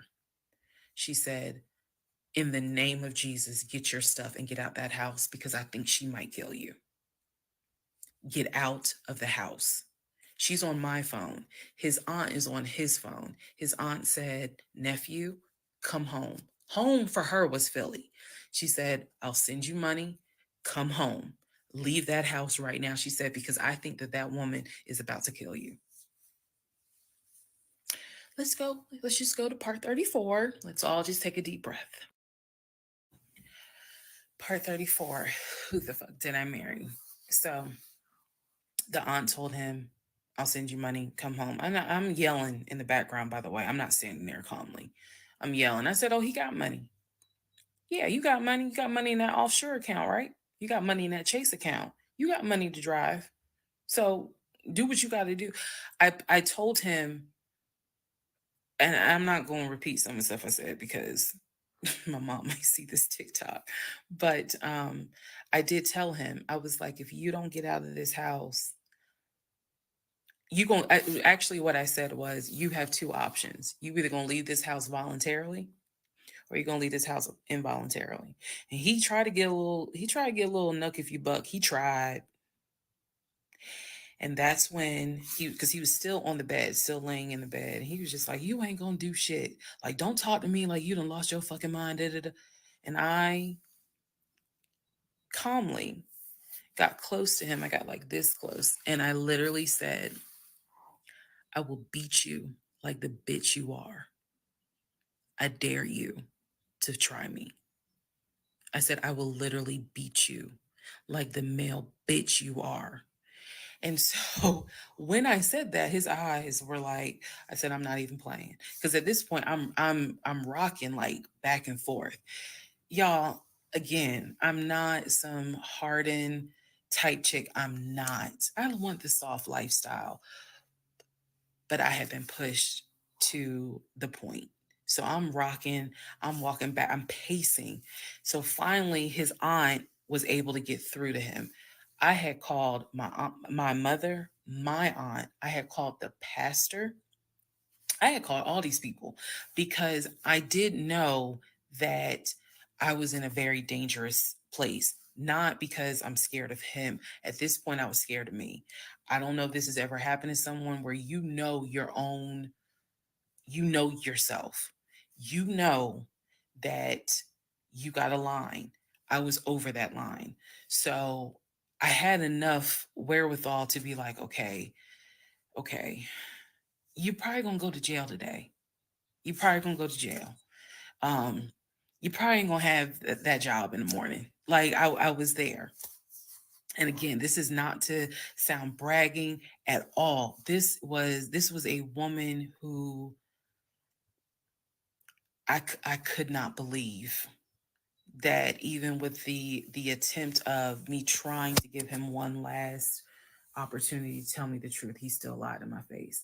I was at my edge. So I yanked the covers back and I told him, I was like, get up, get the fuck out of my house. Again, I'm saying it calmly on here. It was nothing calm in the house when this happened. So I'm throwing stuff up against the wall. I remember I looked at the lamp. He looked at me looking at the lamp, and I think something in him realized, okay, I yeah, I'm in pain, but if I don't get up, she's going to do something with that lamp. So he does get up. He is still on the phone with the aunt because the aunt was pretty much like, keep me on the phone. She did not want him to hang up. He throws some stuff together. Again, keep in mind, he has all his stuff in the house. So he basically packed like 2 bags worth of clothes. And he's limping around, and I'm standing in the hallway watching him like a probation officer. So he's limping around. Um, and I'm looking at the condition of the bedroom. This is when I noticed Legion had been semi bedridden. Remember, I told y'all that because the knee and other stuff. I look at these bottles of Powerade because he had been drinking Powerade so much at this point. He was not getting up to go to the bathroom. He was drinking the Powerade and then using the empty bottles to pee in. So there was about 6 bottles around the bed. And I was like, what is this? Because again, I hadn't really been going in that room. I was busy being CIA, FBI, and Homeland Security for the past 2 weeks. So I was like, what is this? He was like, I'm going to throw it out. He grabbed a trash bag, put the bottles in there. And I said, what are in those bottles? I said, tell me. And I think I started like twitching, like, tell me that is not piss in those bottles. He was like, I couldn't make it to the bathroom. I was in too much pain. So at this point, I'm even more like, yeah, get the fuck out. Get out. Um, get out of my house. So I helped him while he was packing his bags. I went downstairs. I took the house key off of his keys. Um, I went back upstairs. He had his 2 bags. I grabbed the 2 bags. Yes, I did. I grabbed the 2 bags. I had opened up the garage. I had already popped the trunk for his car and threw the bags in the car. I did that because I was like, you getting out this house. You getting out this house today. You can't come back. You can't come back ever. So I had it took him about 2 hours from the time of I will beat you like the bitch you are for him to actually leave the house. Again, I'm calm telling y'all this story. It was not calm in the house. So he eventually puts on some sweatpants. Now I can really see how much weight he has lost. But he puts on some sweatpants, he puts on a shirt, he's limping down. He's like, you really gonna kick me out on my birthday? I just looked at him. I just looked at him. Opened the door. He went through the garage, got into his car, called, his aunt was still on the phone and she was like, I'm gonna send you some money. And that's the part I was like, clearly he has the money. Like, you ain't gotta send him money. He doesn't even have to go to Philly. He can just go get a hotel for now. I don't care what he does. He just gotta leave his house. So he ends up getting in the car, driving off. My mom calls and she's just like, is he still there? I said no. Um, I had not told her what all he had lied about. Even in the midst of me being angry and me going off, I never told him that I spoke to the ex-wife. I never told him I knew he was lying about the stepdaughter, because then he would have asked how, what makes you say that? So I did keep my word. I never told him I spoke to her. So he eventually left. I text a friend of mine. I text my landlord. I said, I have an emergency. I need to know if it is okay to get the locks changed. Landlord was like, that's fine. My landlord was super cool. Shout out to Mr. Patel. Um, I went to Home Depot, bought brand new locks, text a friend of mine, asked him, when you get off work, can you please come by my house? I need the locks changed today. So he was like, oh, okay, what's going on? I said, I'll explain it later. So to give you a timeline of June 17th, when I asked him about San Diego State and I told him that I know you've never even been to California, that was about 8:30, 9 o'clock in the morning. By the time he left the house, it was maybe going on noon, 1 o'clock. So this happened pretty quickly. Um, if you're wondering why did you even ask him, I already knew that I wanted out. I knew that. But for some reason, a part of me was like, let's just see if he'll be honest just one last time. And he wasn't. And it sent me into a rage. And then he lied to his aunt, saying, I ain't never lied to her. And that sent me over the edge. So by 1 o'clock, by 1:30, he was gone. By 2:30, I had done a pretty good job of cleaning up the bedroom. He had thrown away the Powerade bottles. So I didn't have to touch those. I stripped the sheets. Anything that he touched in that bedroom, I stripped the sheets, threw them in the trash bag, threw them out in the trash can. And so most of this was adrenaline. Adrenaline was pushed because I hate packing. I hate doing all that stuff. I went on Amazon. I ordered oversized, large tote bags because I was packing up all his shit. Part 35. Who the fuck did I marry? So I packed up all his stuff. Okay. The reason why I packed up all his stuff is because so I had a 3 bedroom, 2.5 bath townhome. One room was the guest room. Obviously, there was a master bedroom, and then we had a TV room that he had made like his Philadelphia Eagles man cave. I was going to put everything that belonged to him, pack it up, and put it in the TV room because the plan should have been that he's going to come back and get all his stuff. Okay. So that's why I did it. Um, and honestly, it just felt good to pack up his stuff and go through it freely. Because when he packed in a hurry, he left obviously really important things. He left all his Invicta watches, he left all his WWE championship belts, and if you know anything about WWE championship belts, you know those things are expensive. He left all his Jordans. He left suits. He left uh, Cole Haan shoes.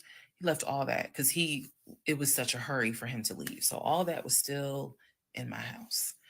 Um, so around 2:30, I think I wasn't even at a place where I could start crying. I was just too angry, still shaking, packing everything up, packing everything up. One of the things that he left is a photo album with all the pictures of his mom and dad and his siblings growing up. Now, I had the thought of I was going to have a burn party and I was going to put it on Facebook Live. I was going to burn it with my friends and drink and dance and play music. But it's his deceased parents. I do have a heart. So I put that somewhere special, meaning I put it up in the closet. Um, had told me that he was going to come back and get his stuff.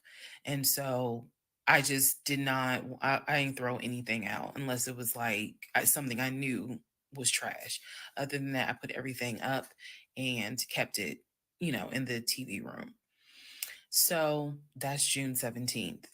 Also on June 17th, I had already ordered his birthday cake. I had ordered the birthday cake like the end of May because it was like a special birthday cake. So I also had to go get the birthday cake from the bakery in East Point. Um, and I took it to my family's house and we ate it. Yes, I had left the house, went to my family's house, filled them in, my aunt, my little cousin, and my grandfather, because my mom was in Arkansas.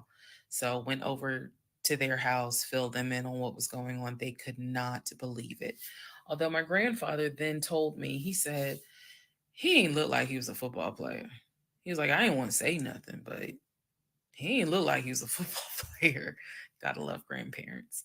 So we ate his birthday cake, went back home. The friend that I had called came, changed all the locks, I changed the security codes. Um, Effectively, he would not have been able to get in that house. So that is what happened on June 17th. So now we can fast forward. He would text me and he would call me that he got to Philly. Apparently he left Georgia and immediately went to Philly. So he immediately went to Philly. And he did text me and said that he made it to Philly and he was staying at his aunt's house. I know that this is a short part. That's okay, because what we're doing now is I went through how we met, I went through how we dated, I went through how we got married. Um, Now I'm taking you all to June 17th. The week after June 17th, he's in Philly. He still would call me. He still would text me.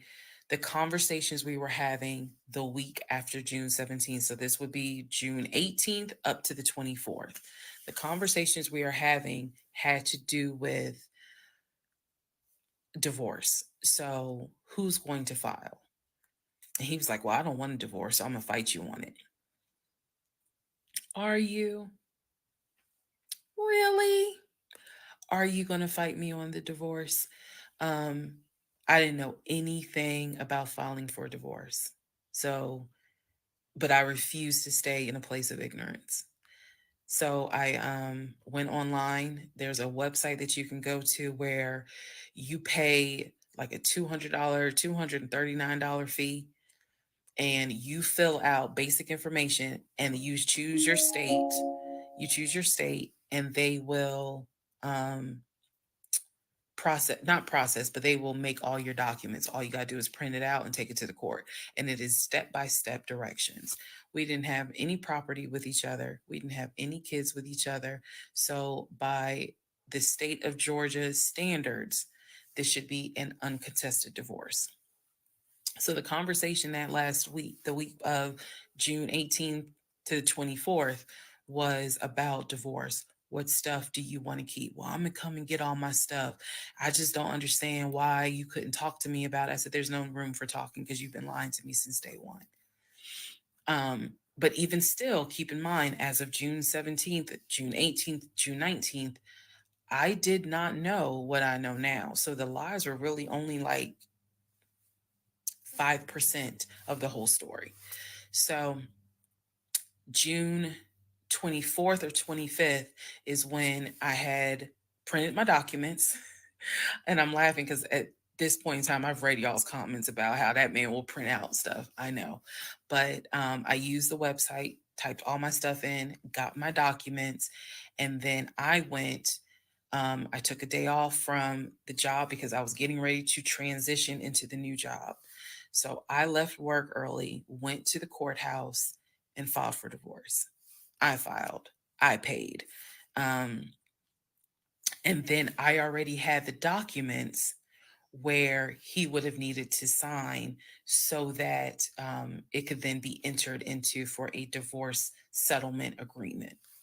So going into part 36 or 35, I know there's so many parts. Going into the next part is where I can tell you guys what happened with him, because he drove to Philly and he was in Philly for about a week, maybe 3 to 4 days. Then I get a message on Facebook Messenger from a woman claiming to be his cousin. Lord Jesus. So the cousin tells me, actually, I can tell y'all. So the cousin tells me that he's there. He's telling the family that I kicked him out. He's telling the family that I kicked him out after he walked in on me having an affair. that I stole his money, and I then kicked him out.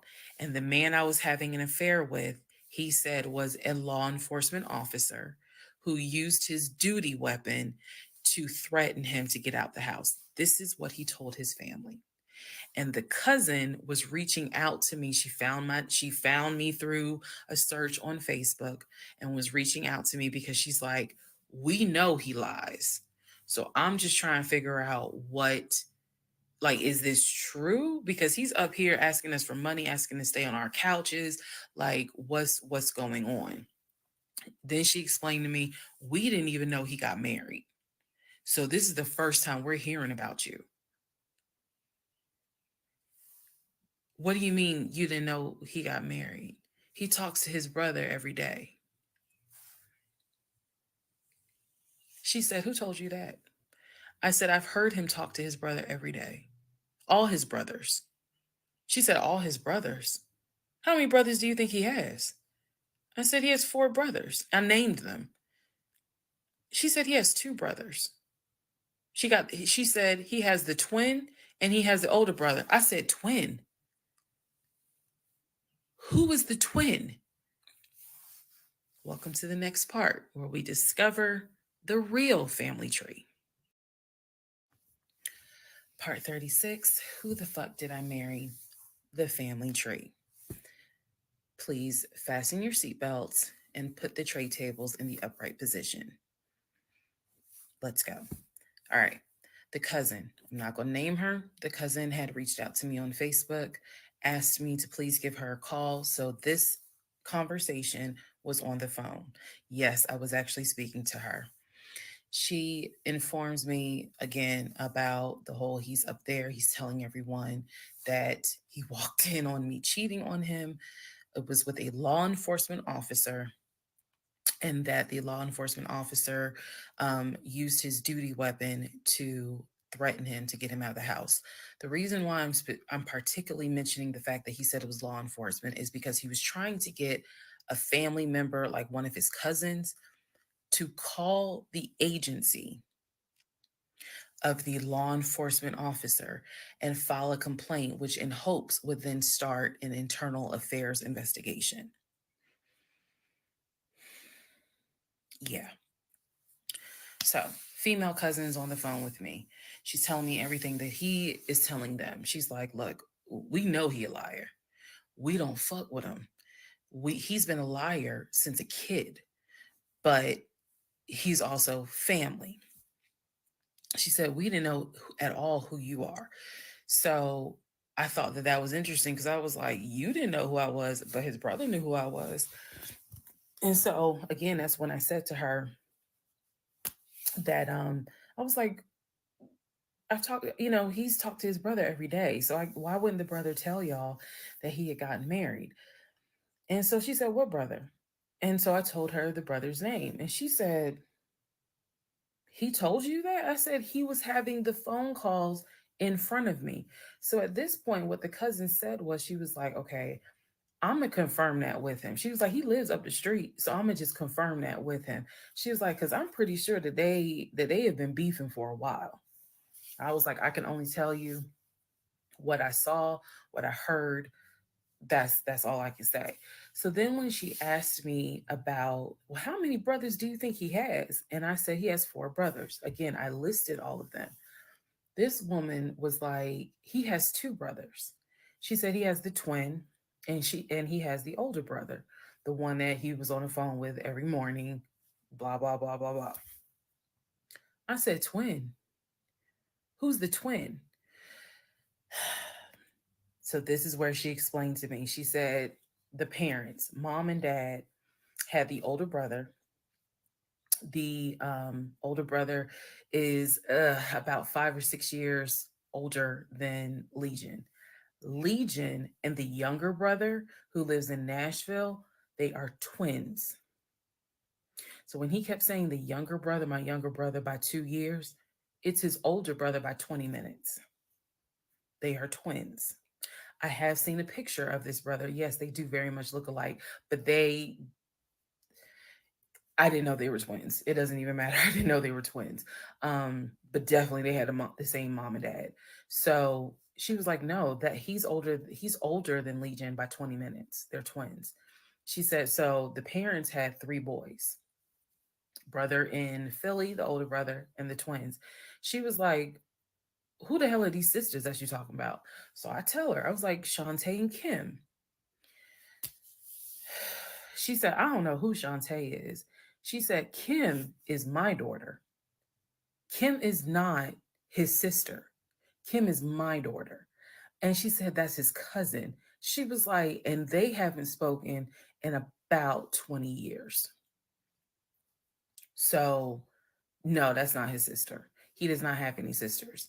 And I said, well, then what about the other two brothers? She was like, what other two brothers? I said, the brothers from his dad. She was like, you mean to tell me this man is going around telling people, I know somebody's going to quote Nicki Minaj, lying on your dead mama, but try not to. She says, you mean to tell me this man is walking around lying on his dad, saying that his dad had kids outside of his mom? And I kind of stuttered, like, yeah. She was like, he does not. She said, I have no idea who those two men are. She said, those are not his brothers. But if y'all remember, I've met those two, and he introduced them as, man, this is my brother John, this is my brother Matt, type thing. And so they both were like, "Oh, my sister, it's good to meet you. It's good to meet you." Remember that, because obviously I do eventually talk to those two men again. So she says to me, the family tree is mom and dad, the three sons. She was like, there are no sisters. She said, I don't have a clue who Shantae is. She said, Kim is my daughter, so that's just their cousin. But again, they ain't spoken 20 years. I said, okay. And then there was the grandmother. She said, yeah. She named the grandmother. She was like, yeah, she died in like 2008. I said, yeah, he told me that she died in 2020. And that, all of you were coming down for the memorial service. And she's just like, she died in 2008. I said, then there was the uncle who also died from COVID. She was like, which uncle is that? I told her the name. She said, he's been dead since like shit, 2010.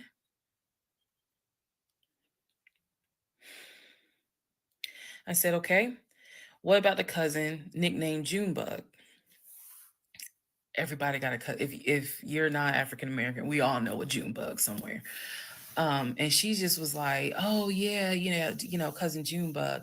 She was like, man, that's crazy what happened to him. And I was like, what do you mean what happened to him? Because I know he has talked to his cousin Junebug on the phone like a few months prior. He was like, and so she said to me, she said, yeah, he had passed away in like 2016. So this is now three people that she's naming that I recall him having either a story about or a phone call with. And she's telling me that they are all passed away. So this is when the conversation kind of changes. And she's like, you know what? She said, let me speak to the older brother. Um, because he probably wants to talk to you. She was like, you probably should talk to him, and a lot of your answers, a lot of your questions will get answered. She was like, this dude's been lying ever since he was a kid. She was like, she said, literally, we don't fuck with him.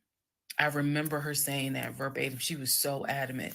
She was like, and when he showed up here out the blue, talking about how his wife cheated on him with a law enforcement officer, and how the guy took his gun out and threatened him to leave the house. She was like, we knew something was up. She was like, that's why I had to find out who you were and reach out to you and find out the truth. I said, there was no other guy.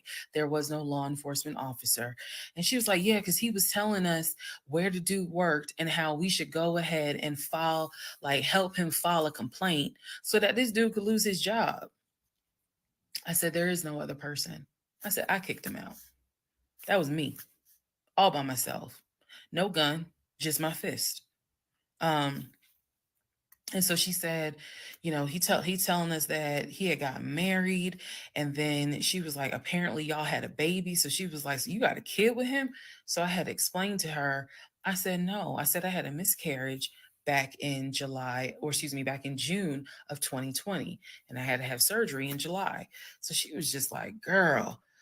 So she started like really being encouraging and was saying, you dodged a bullet, honey. She was like, I don't wish this. She's like, I know he my family, but I don't wish him on no woman. So we've have each other's numbers. She was like, if you need anything, please feel free to call me. She was like, I've had my own issues with him. I've had my own issues in life. But she was like, get your divorce and be done with him. Then she said, I'm going to put you in contact with the older brother. Next part is me finally talking to the older brother that he had been talking to every morning. Part 37, who the fuck did I marry?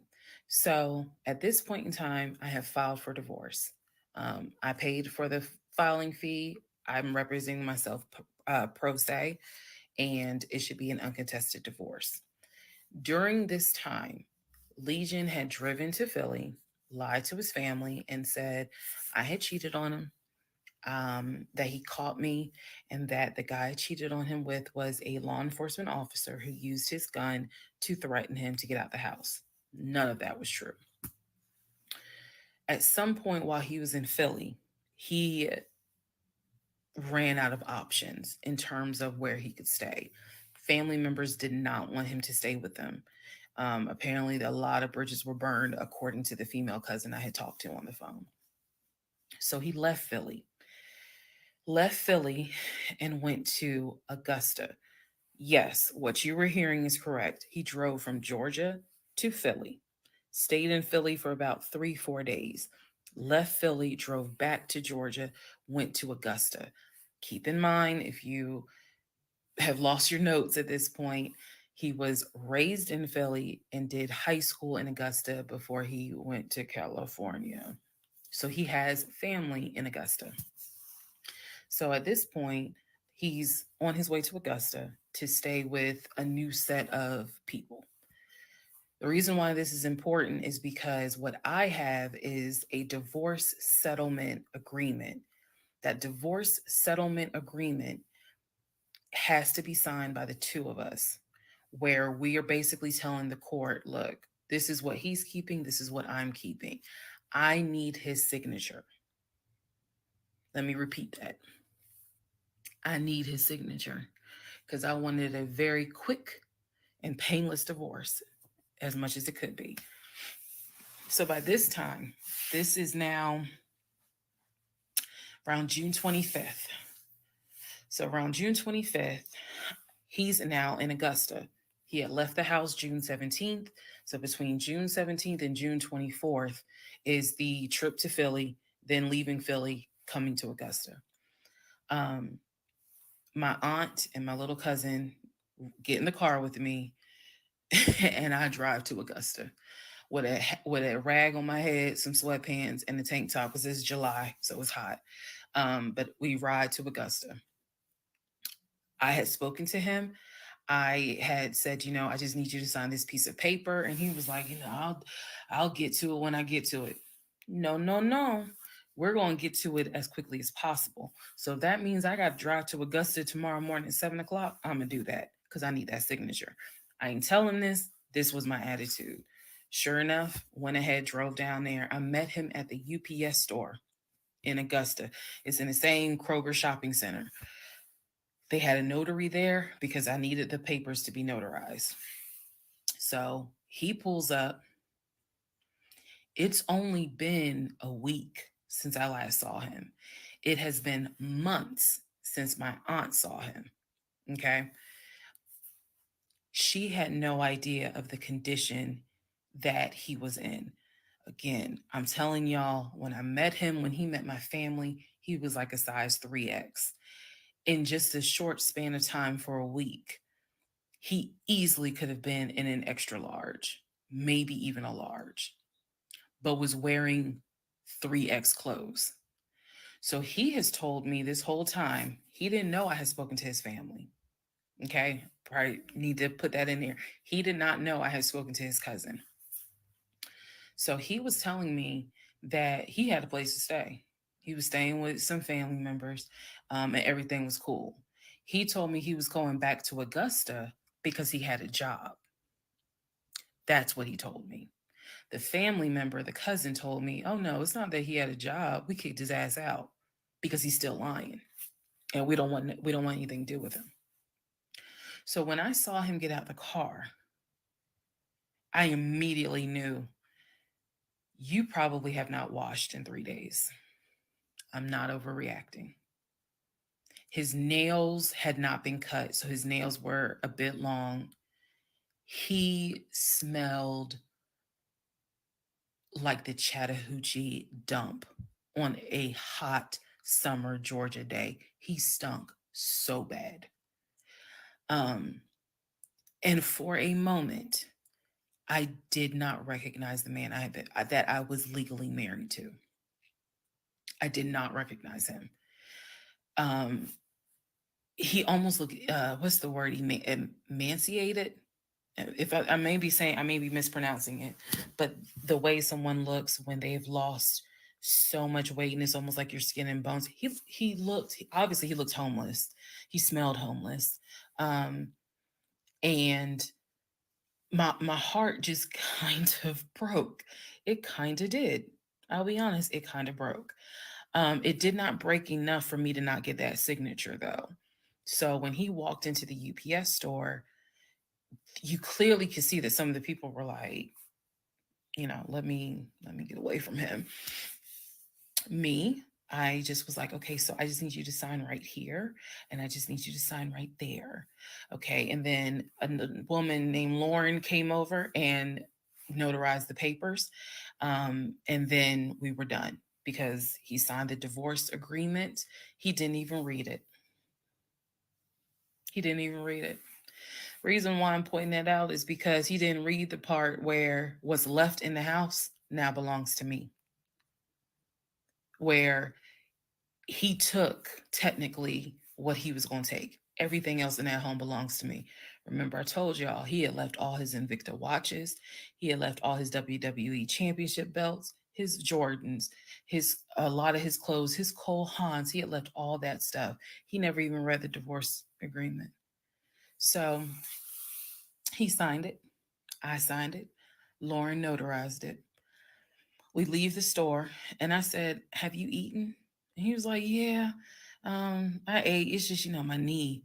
So again, he's talking about the knee, but if you saw him, you would know there's way more to it than the knee. So I said to him, "Look, since you met me here, let me give you some money so you can get you some chicken nuggets." Yeah, that's what I said. You can get you some chicken nuggets. So I believe I gave him like $5 or $6. Go get you some chicken. I think I zelled it to him actually. Just go get you some food. Then because where he parked was not far. It was like, okay, I'm parked here. He's parked in front of me in the other row. So there's that aisle that you can drive down. So I walked him to the car, and I saw the condition of the inside of the car. And that's when I knew he's been living in his car. He's been living in his car. So clearly, I no longer had a question of, so where's this offshore account? Where's the US bank savings account? Where's the checking account? Didn't have that question anymore. Because if you had money, you wouldn't be living in your car. You would not be in the same clothes that you were in when you left my house on June 17th. And this is now June 25th.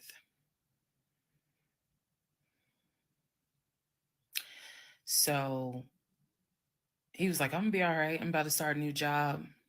I'm gonna be cool. I got a family member I can stay with. Everything's gonna be okay. All right. I said, I will let you know when the divorce is granted. I said, I will send you a copy of the divorce decree. And he was like, okay. He said, well, how long you think that's going to take? said, I'm not sure. I thought I had to wait 30 days before I could file the divorce agreement settlement form, and then the judge would grant it um, in 30 days. So basically, this is like June 25th. I'm looking at the end of August that it would take for the divorce to be granted, assuming there were no hiccups, assuming he didn't decide he was going to pull a fast one. So I told him, I was like, I'm gonna file this, and then once we get the divorce decree, I'll send you a copy. He said, okay. He got in his car. I got in my car. I drove all the way back home, and he went to wherever he went. Next part is the next series of lies that I was faced with. All right, part 38 of Who the Fuck Did I Marry? I'm going to call this housekeeping and missing pieces. So, housekeeping. First and foremost, as much as I know you all have enjoyed this series, and some of you have told me how entertaining you have found it, the story will be done this weekend. So, in other words, I don't care how many parts I got to film, it will be done this weekend. We're not going to drag it into the new week. So I just want to let everyone know that. So please be sure to tell your sisters, your mamas, your aunties, your cousins, your best friends, hey, y'all, go ahead and watch all the parts, because she's saying she's wrapping it up this weekend. But I'll leave the playlist up, so don't worry. Also, let's see. I'm sorry for the people who were like, I keep talking really slow. I didn't know that I was. And they're like, you're just long-winded.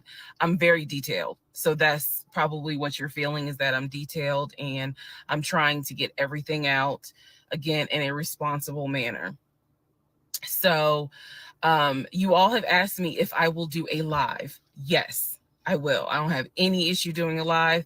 I feel like if you're going to put the story out there, you know you're going to get questions. So if you stand on business and you stand on what you said, do the live. So yes, I will do a live, and I will let you all know when I'm gonna do a live. So it won't just be some random shit. I will actually do a live and let everyone know. So that way, if you have questions, bring them.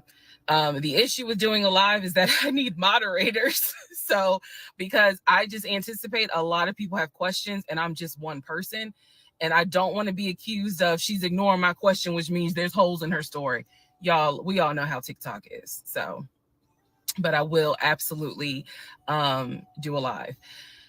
That's the housekeeping. Missing pieces. So when I said before that it's important to me that I'm responsible in how I tell this story, meaning I'm clear and I go in detail, I realized that I left out some missing parts. And it was brought to my attention by a number of you. Thank you, because I'm all for accountability. I did not go into how my ex-husband, Legion, left the condiment company and then went to Apple. I also did not go into detail on when my mom came to visit. Both of those were in the month of April. I was going to go into detail a little bit more on the Apple situation because, as you probably have figured out, of course something came out later on. But nevertheless, in terms of April of 2021, my mom came for a visit. She lived in Arkansas. She came to visit us. She came to visit us after we had that whole sexting on Facebook incident, and just after we had started marital counseling. There were no fireworks during her visit. Nothing was weird. I did talk about how my family has always been there. And if you spoke with my mom, she would tell you she didn't see anything out of the ordinary. But there was something in her spirit that just didn't sit right. She didn't talk to me about it at the time. She did not raise her concerns.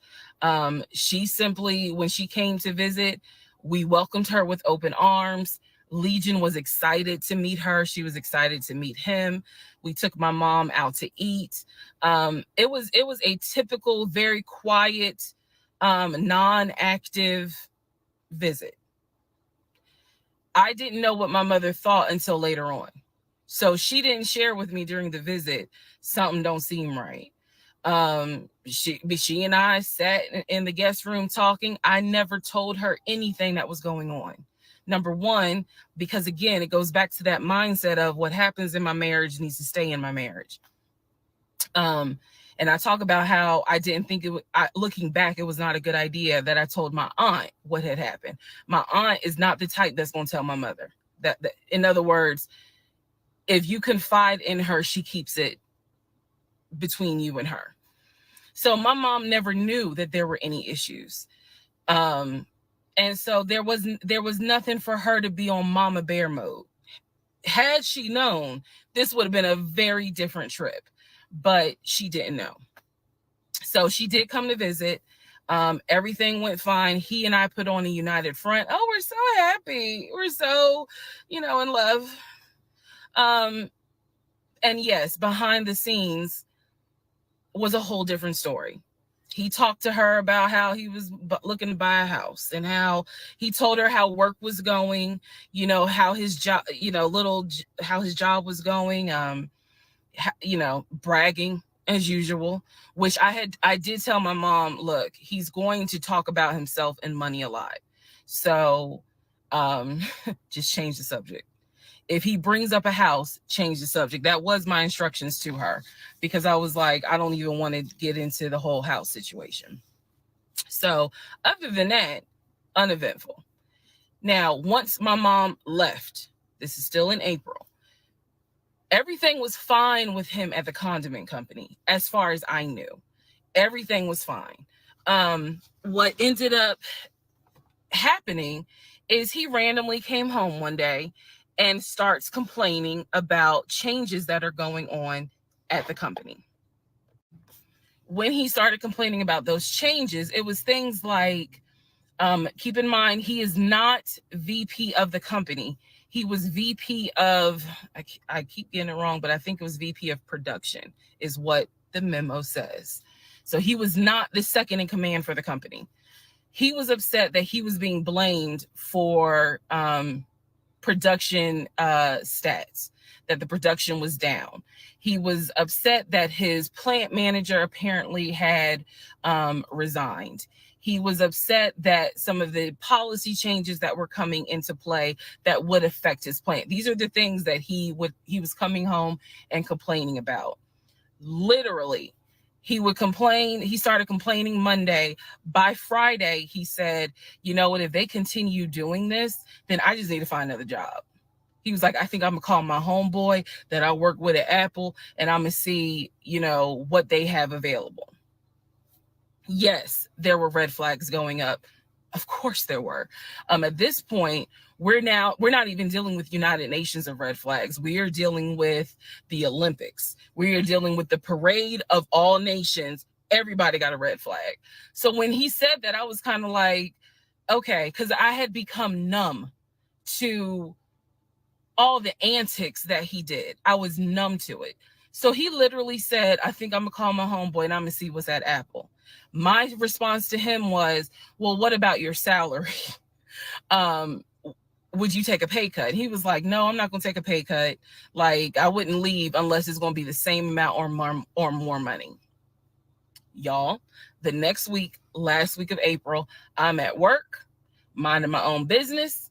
He calls me and tells me, I've decided to resign. You what? I've decided to resign. Don't worry. Don't get all crazy. I had talked to my homeboy. There is a position at Apple, and I'm on my way there now to go and meet him so that I can get some information on the position. We're married, y'all. We're married. So what I said to him was, well, will you get all this in writing? His words to me were, of course I'm going to get it in writing. I'm not stupid.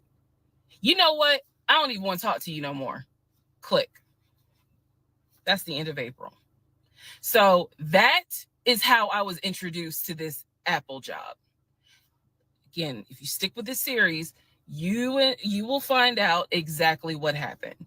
But that's how I was introduced to the Apple job. It literally was in a span of within 2 weeks. And he resigned from the condiment company and immediately said, I'm going to move over to Apple.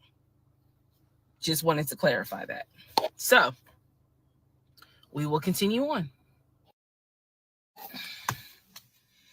Part 39, who the fuck did I marry? Everything you're going to hear probably in this part and the next part, all of this happens in the month of July 2021. Divorce has been filed. It was filed the end of June. I got his signature on the divorce settlement agreement. I thought that I had to wait 30 days before I could actually file that with the court. And so this is kind of in the limbo period because I'm still within those 30 days. So he left a book bag at the house, book bag that had all kind of paperwork in there. Inside the book bag, this is the paperwork that I found. Number one, I found a packet from the condiment company where it showed his 401k contributions.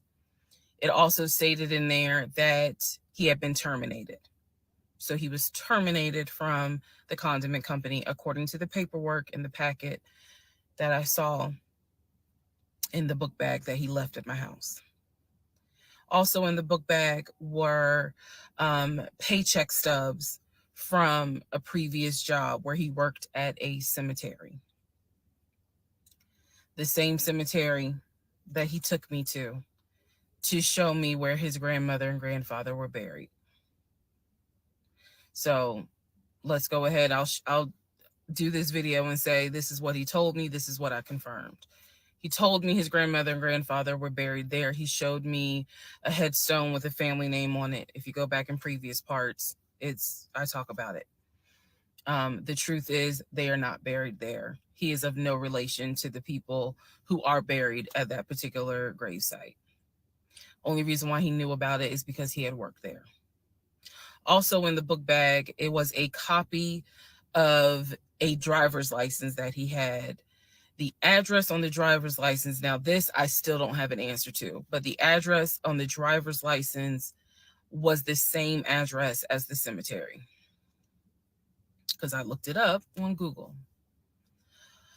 Also in the book bag was paperwork from another construction company job, meaning it was paycheck stubs from another construction company here in Atlanta that he had worked for. It did not have dates on it, so I don't know when he worked for the construction company.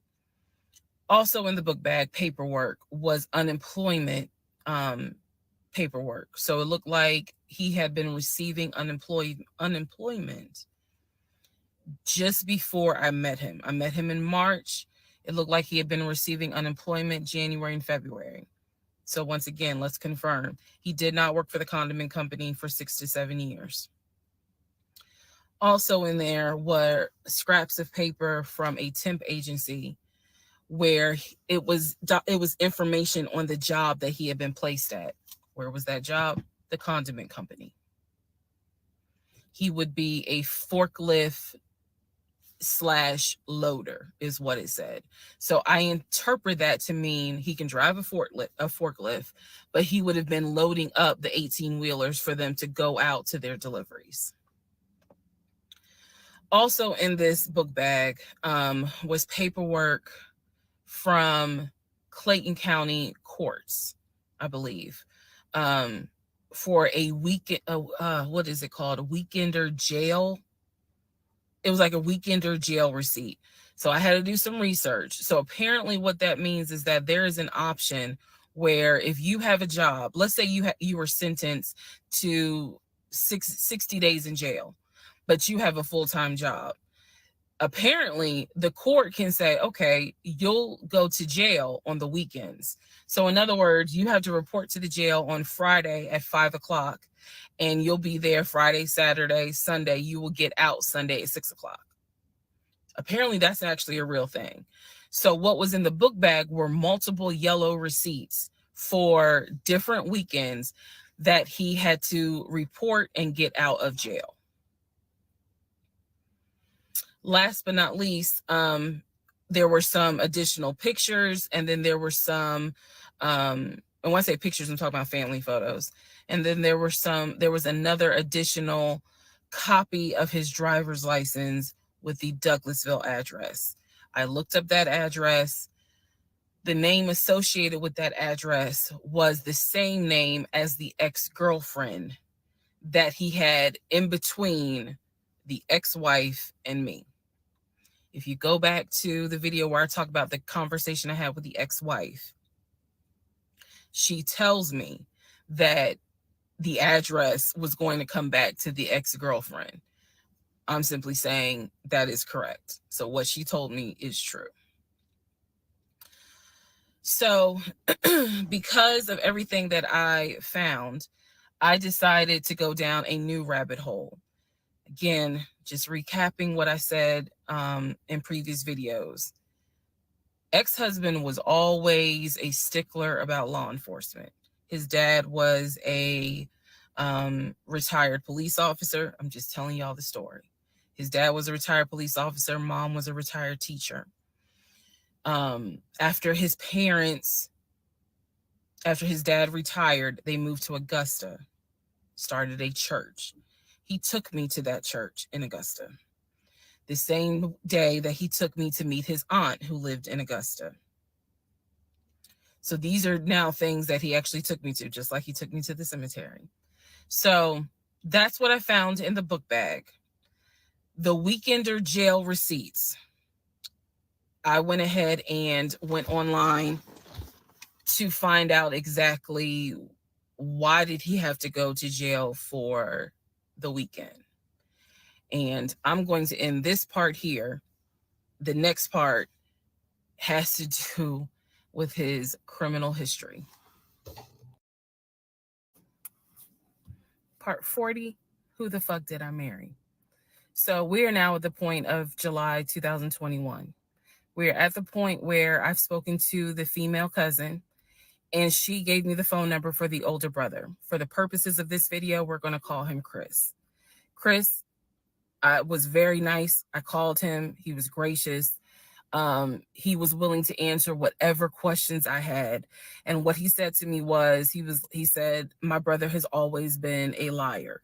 He's always been a liar. He said, but ask me what questions you have and I'll confirm what's real and what's not. First question I had was, when was the last time you spoke to him? Without missing a beat, Chris says, 2015, just after our mother's funeral. I explained to him about the phone calls, the fact that Legion would be on the phone for 30, 35 minutes, laughing, talking to Chris, relaying messages from Chris to me, and relaying messages from me to Chris. Without missing a beat, Chris says he was never talking to me. And he said, now I am going to say this. Maybe he was on the phone, but he was not on the phone with me. He said, because he knows that if I ever see him, I'm going to whoop his ass.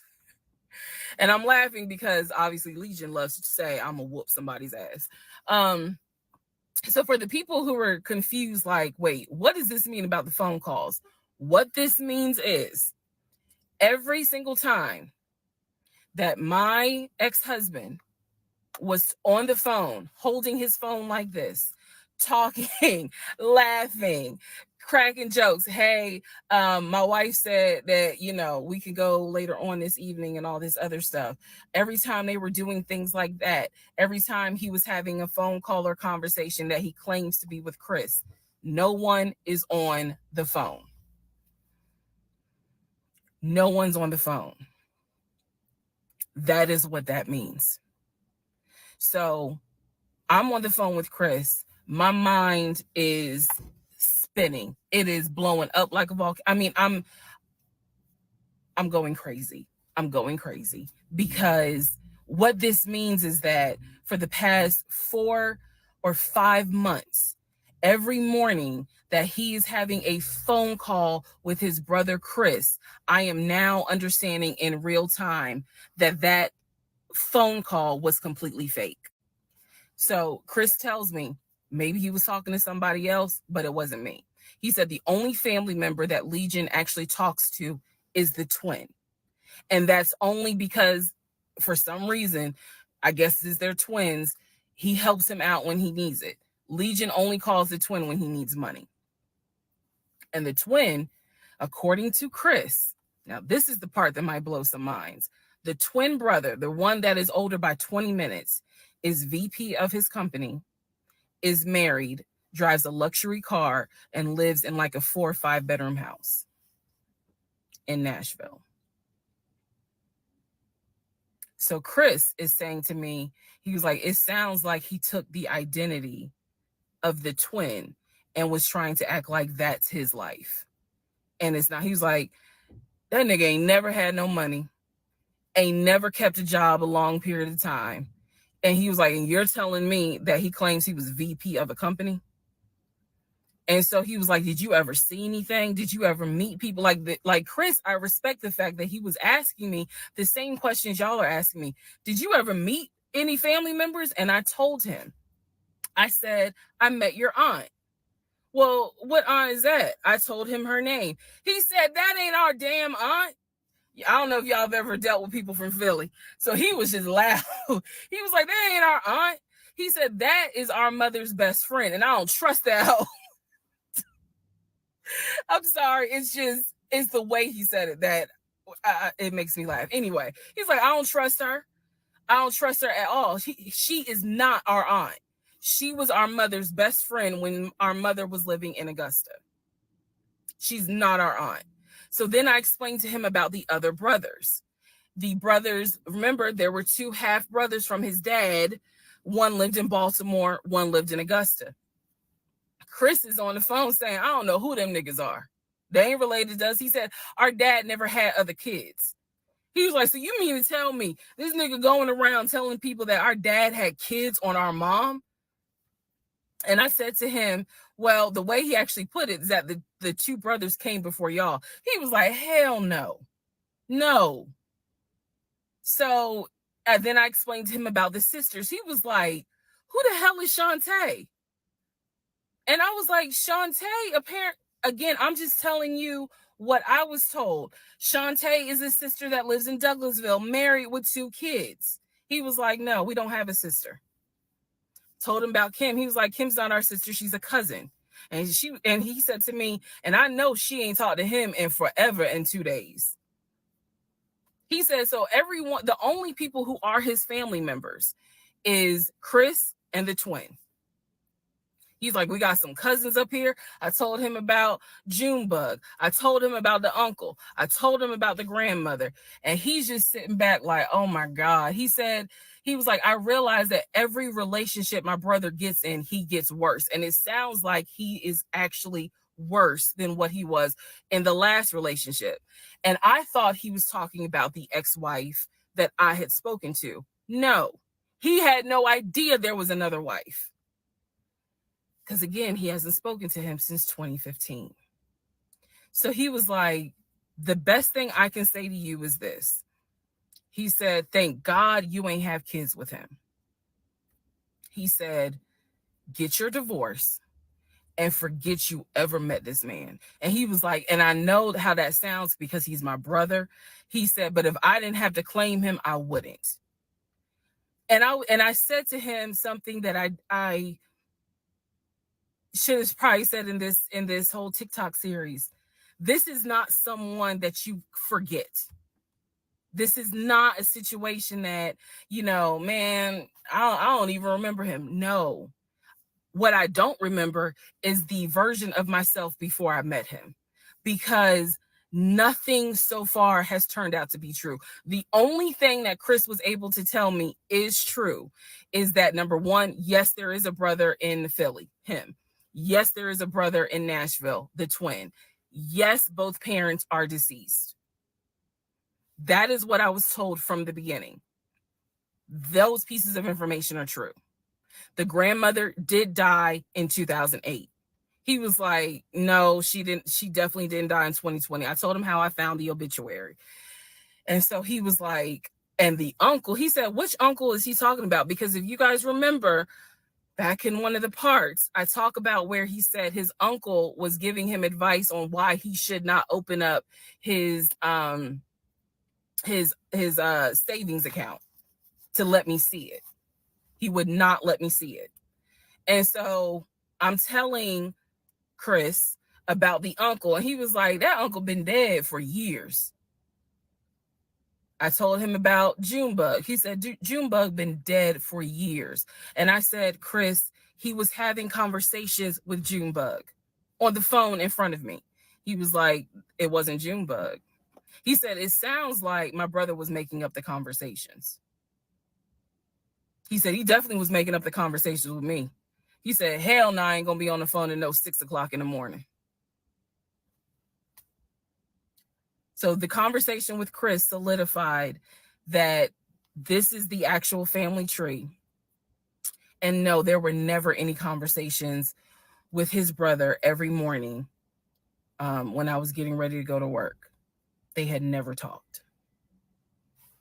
On to the next part.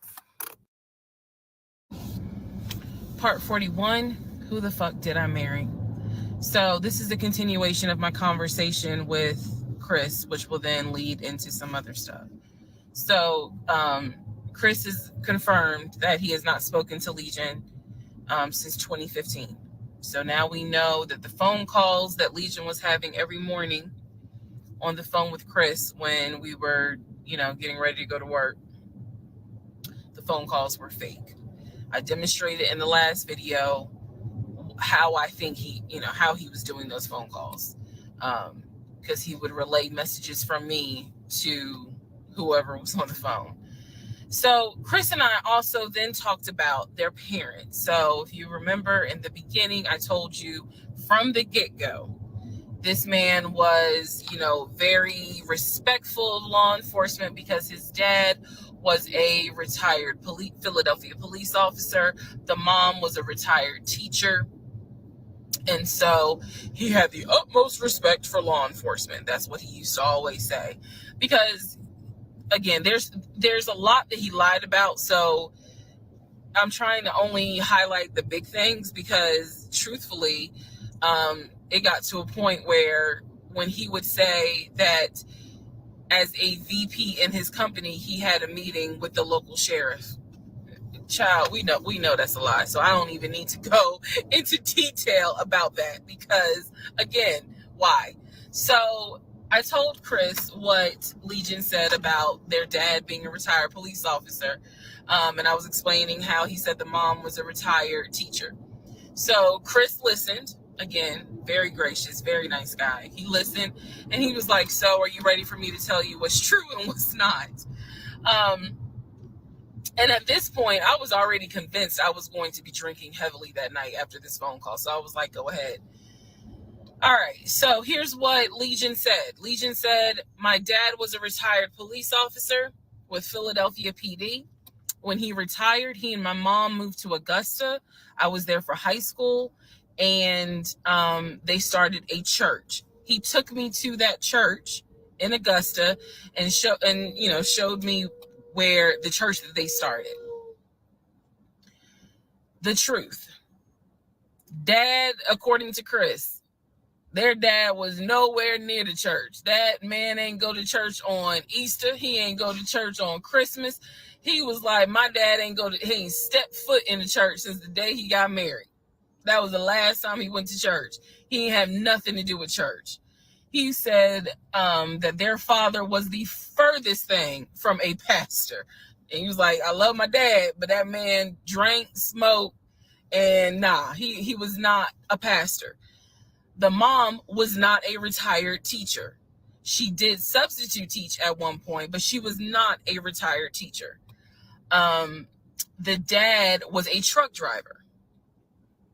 And not only was the dad a truck driver, at one point, he was a correctional officer.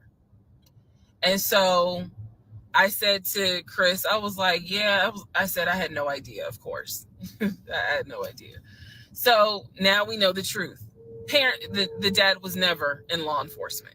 And I'm not knocking correctional officers. I want to make very clear because I know that sometimes people that work in law enforcement feel like, look, when I'm out there patrolling, that is not the same as being a correction officer, and correction officers may feel the same. So I just want to give the distinction between the two. So the dad at one point was a correction officer. However, his primary career was a truck driver.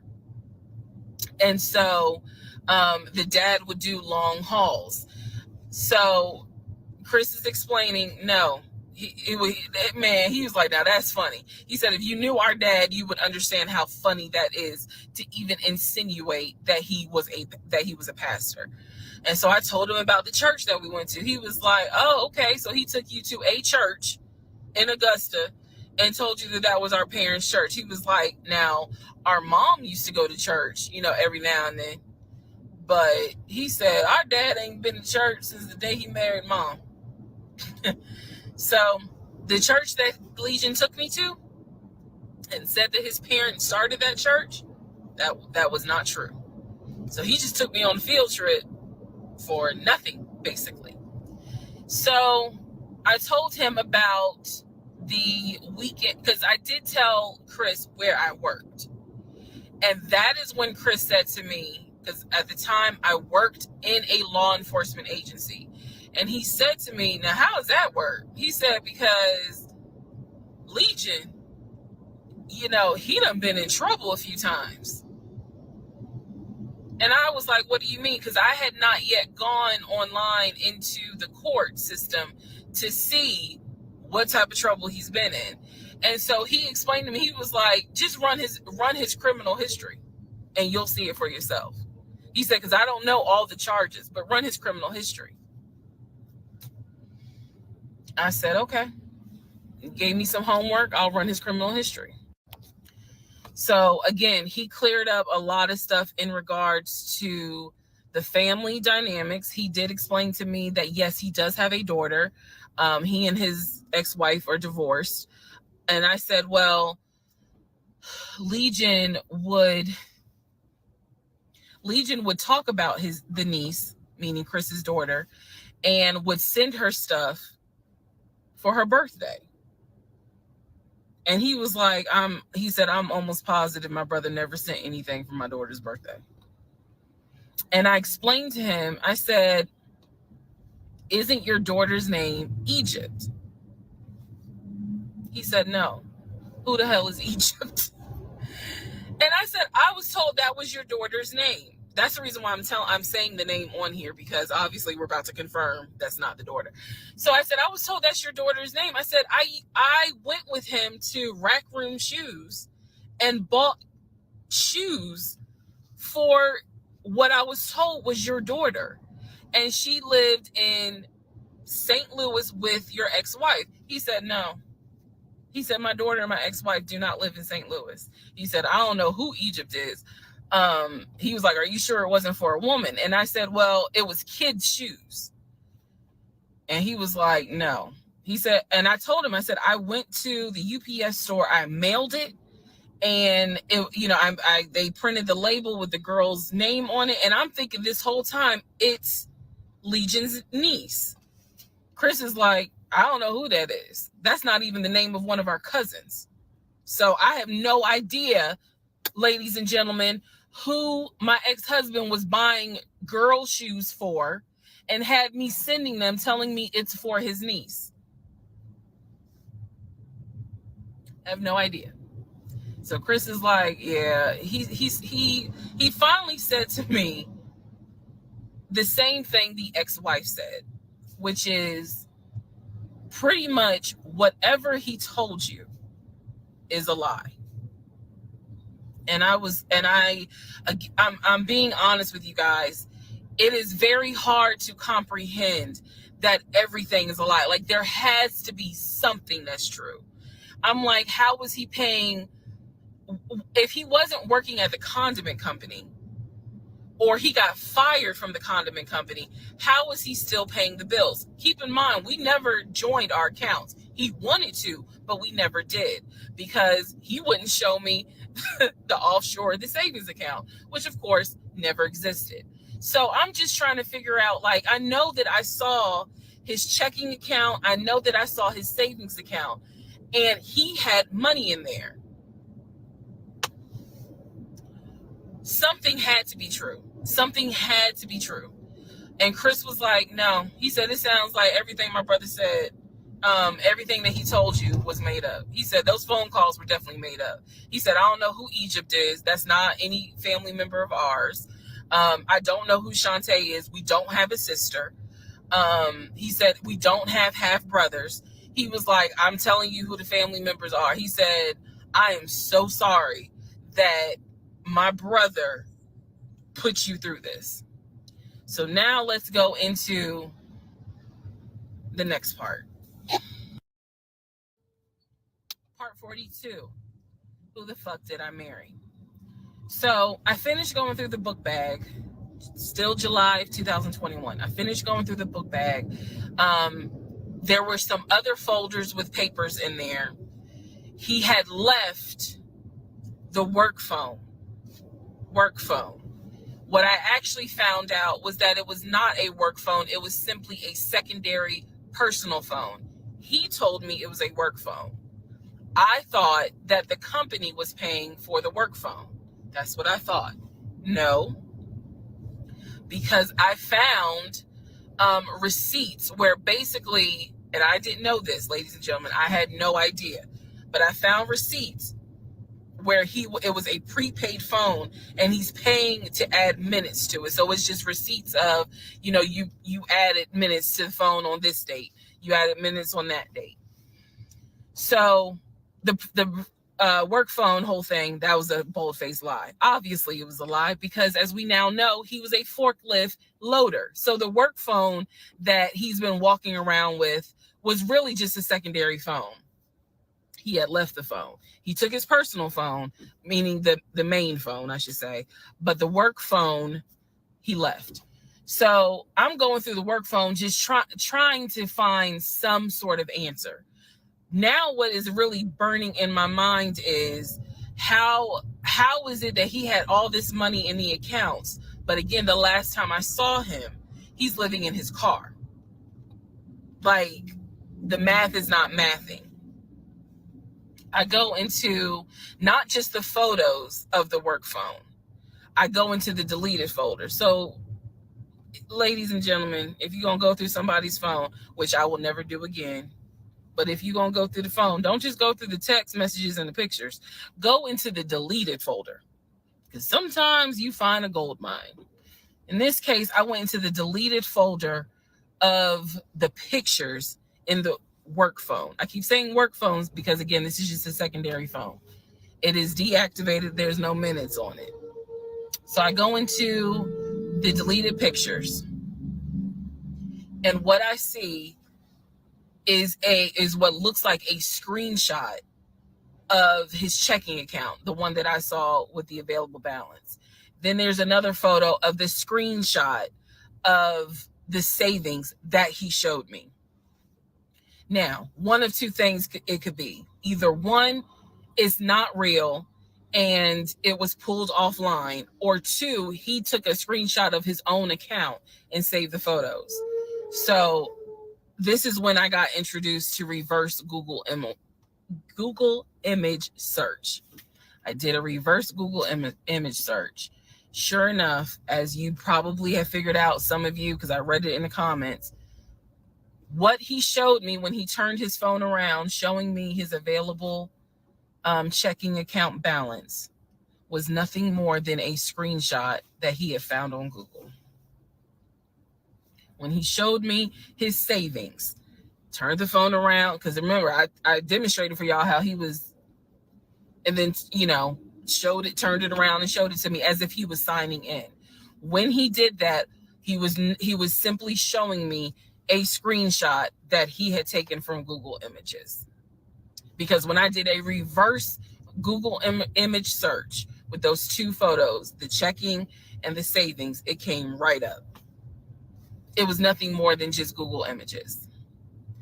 In my phone, I didn't even need this because, again, I already knew that he was not a VP regional manager, but still, for shits and giggles, I did a reverse image search of the charcoal BMW. Remember, I told y'all he had sent me pictures of the company car. Nothing more than a screenshot he had taken off of Google Images. The house that he showed me that he had in San Diego, Google Images. So what we can now confirm is anything he showed me when he's turning his phone around is nothing more than an image from Google Images at this point. The checking account, the savings account, Google Images. The house, Google Images. The company car, that charcoal gray BMW 5 Series, Google Images.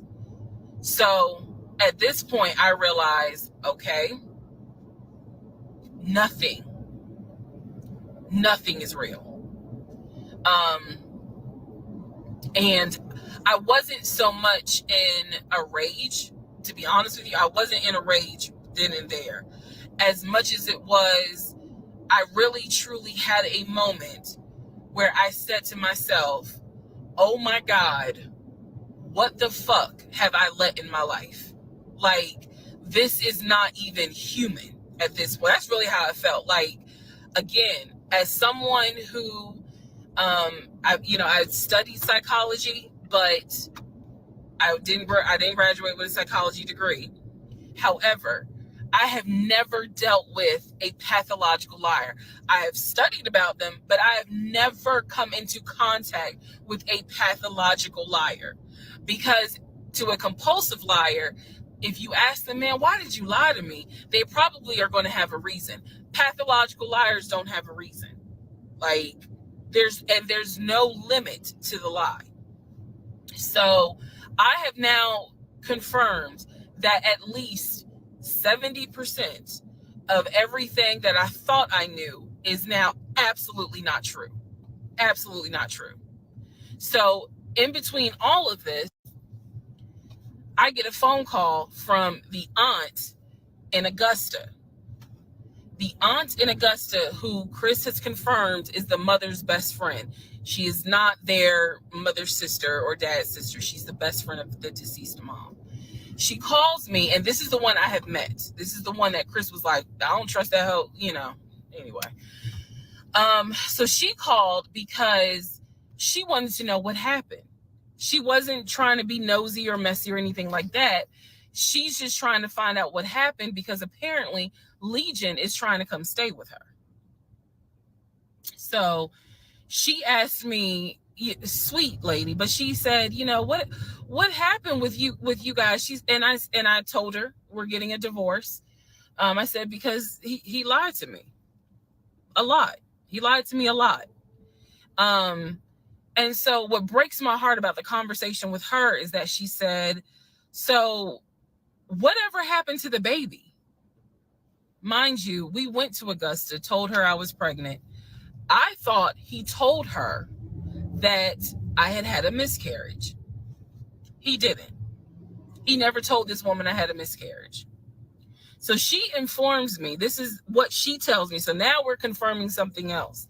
She tells me that on at least 5 times while I'm at work, Legion was driving to Augusta and telling her that he was going to visit the church of where the parents allegedly the church that the parents started. And I was like, what do you mean he went to Augusta? She said, I've seen him like 4 or 5 times. He's come down here, and each time I've asked him to bring the baby. And I said, what baby?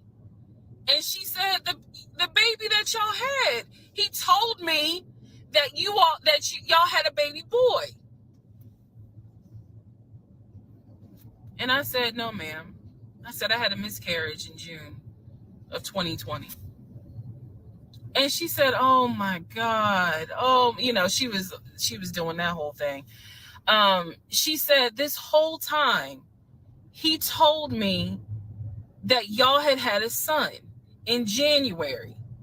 And I have been asking him for pictures. I have been asking him to bring both of you down here so I could meet him.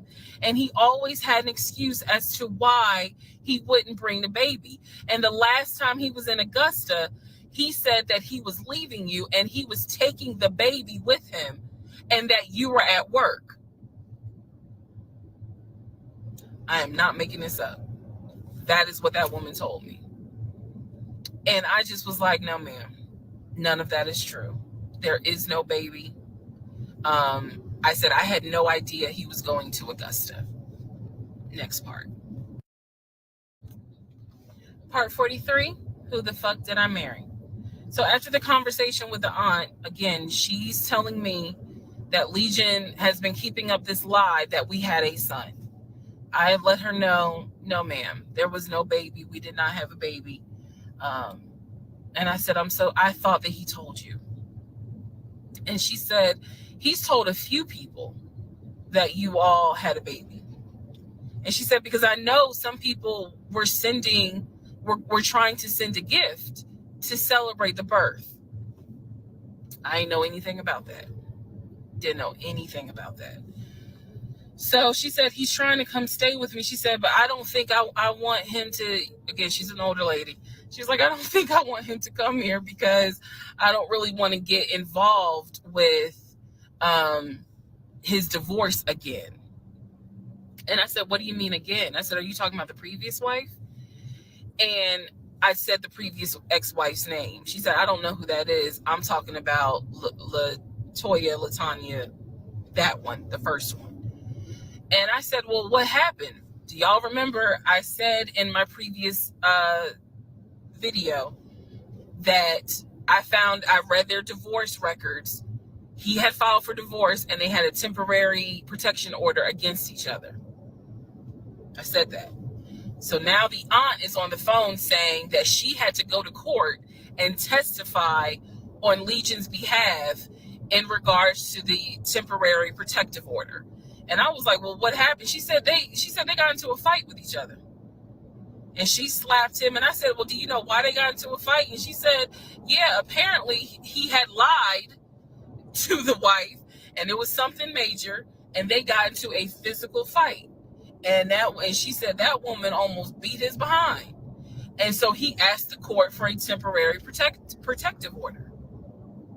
So now I'm just getting the backstory on how that TPO was even came into play. So I told her, I said, Miss Christy, we'll call her. I said, you don't have to worry about that. I said, we're not, he's already signed the paperwork. We're not fighting. I don't have it in me. I don't. So I said, I'm not going to tell you not to have certain people in your home, but I am going to tell you that I'm just barely kind of discovering exactly what the lies are in regards to Legion.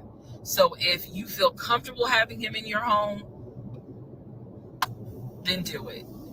I said, but I am going forward with this divorce, and once the divorce is final, I will have nothing to do with him. And I said, and I'm so sorry, that he lied to you and kind of pulled at your heartstrings in regards to a baby. I said, there is no baby. So she said, so y'all are really getting a divorce? I said, and I didn't want to cuss to the older ladies, but I said, yes, ma'am, we are. We are. And so we get off the phone. Also during this time, Legion would call me every now and then. Legion had no idea. I've spoken to his ex-wife. I've spoken to his brother. I've spoken to his female cousin. He had no idea. I have now, if we want to go through real quick and talk about what we can confirm. We can confirm that there is no sister. We already knew there was no baby. There was no VP job. Again, he was a temp, and apparently he was making decent money. So what I believe, and this is just what I think off of putting pieces together, I think that he made enough money to pay the household bills, because it wasn't as if the household bills were so expensive. He made enough money to live on his own. But instead of him living on his own, he's living with me.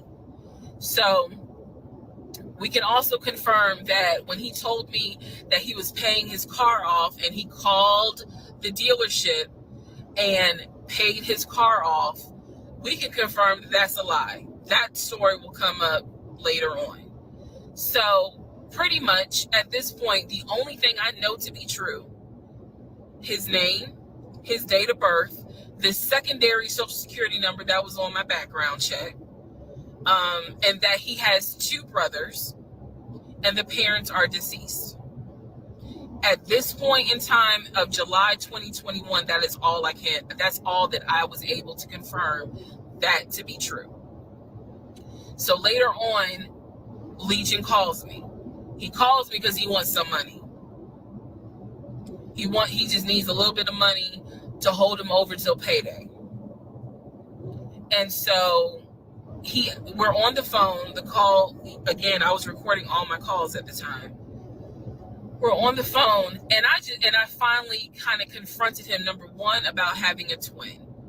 That's when he tells me, I don't know why I lied, but I don't really talk about him. Number two, I asked him why did he get fired from the condiment company. His story is that he got fired because he had helped a truck driver and he was not supposed to. I know it's a lie. Y'all don't even have to tell me. I know it's a lie. Number three, I asked him, why did you tell your aunt that we had a baby? He claims he never told her that, and that she's old and she didn't know what she was talking about. So then I asked him if he was ever in trouble where he's been arrested. And he said, yeah, I've been arrested as a juvenile, but my father had my record expunged. I said, were you ever arrested as an adult? He said, nah, I ain't never been arrested as an adult. I said, so you never went to weekend jail? He said, no, I don't even know what that is.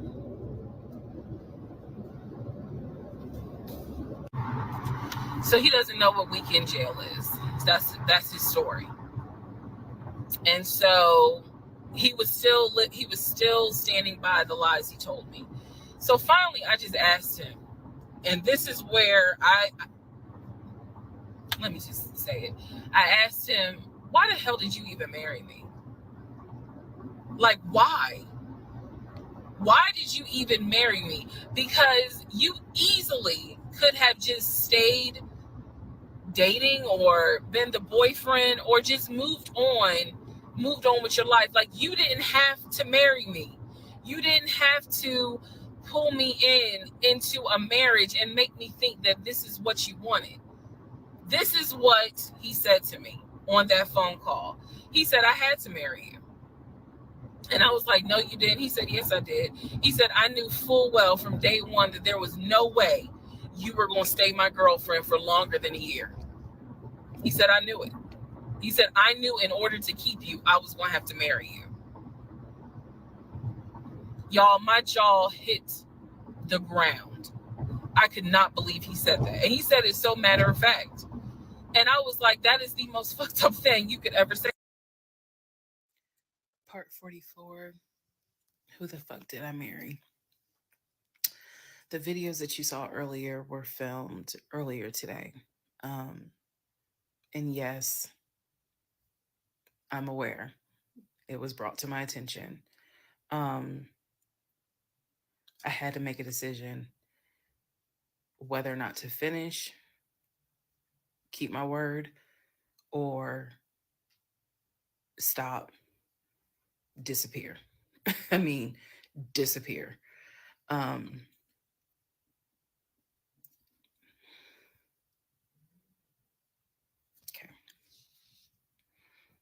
Let's finish. So, first of all, let me say this. It is not easy telling this story. It's entertaining. I know it's gone viral. But it is not easy telling this story. I made a decision to tell this story. I made a decision to share my story, what I went through, in hopes that it helps just one person. But I would be remiss if I didn't tell you all, it is not easy telling this story, to relive it, to face certain things out loud that I had to face internally. Just want to say that. So I will push forward to finish, but today got to me. The toll of this got to me today. So I know that you all are like, we're waiting on the next part. We're waiting on the next part. I appreciate that and I get it. Because if I was in those shoes, I would be waiting too and be like, where is it? So I understand that. Um, but the toll was real today. All right. So with that being said, we are still in July of 2021. I had talked to the brother Chris. I talked to the aunt. I talked to all these people, and now was the time where I had saw the receipts for the weekend jail type thing. Um, so I went ahead and did a search for his criminal history. I ran his criminal history. I did that on my own at home with my money. So this was not, I think someone had asked if I did anything with my job. No, I did not. I knew I know better. So I ran a criminal history, or I paid for a criminal background report. For him to say that he appreciates law enforcement so much, it was obviously a lie, because the criminal history showed that he had been arrested for criminal trespassing. He had been arrested for like suspended license, suspended registration. But the big thing was impersonating an officer. If you don't know anything about impersonating an officer, it is a felony. Period, point blank. As sure as Peachtree runs from Bankhead to Buckhead, it is a felony. So seeing that, seeing what court it was in, I did another open records request for the incident report. I wanted to know exactly what the circumstances were, especially given the fact that I worked in law enforcement at the time. What were the circumstances as to how he was arrested for impersonating an officer? So I did an open records request. I got the incident report, and I'm tired of saying my jaw hit the floor. But on this one, my jaw hit the fucking floor. I respect law enforcement. Again, I was working in an agency with a lot of great men and women. Basically, what the incident report, and I'm paraphrasing it because I don't have it sitting in front of me. Basically, what the incident report shows is that he pretended to be an officer using a badge. I later found out it was the badge that his dad had as a former correction officer. Same last name. So he was pretending to be a police officer at an apartment complex on the south side of Atlanta, and proceeded to tell people that he was an investigator and he was looking for drugs. He also proceeded to try to pat down someone, and then also proceeded to try to go into a woman's apartment and do a search. This is in the incident report.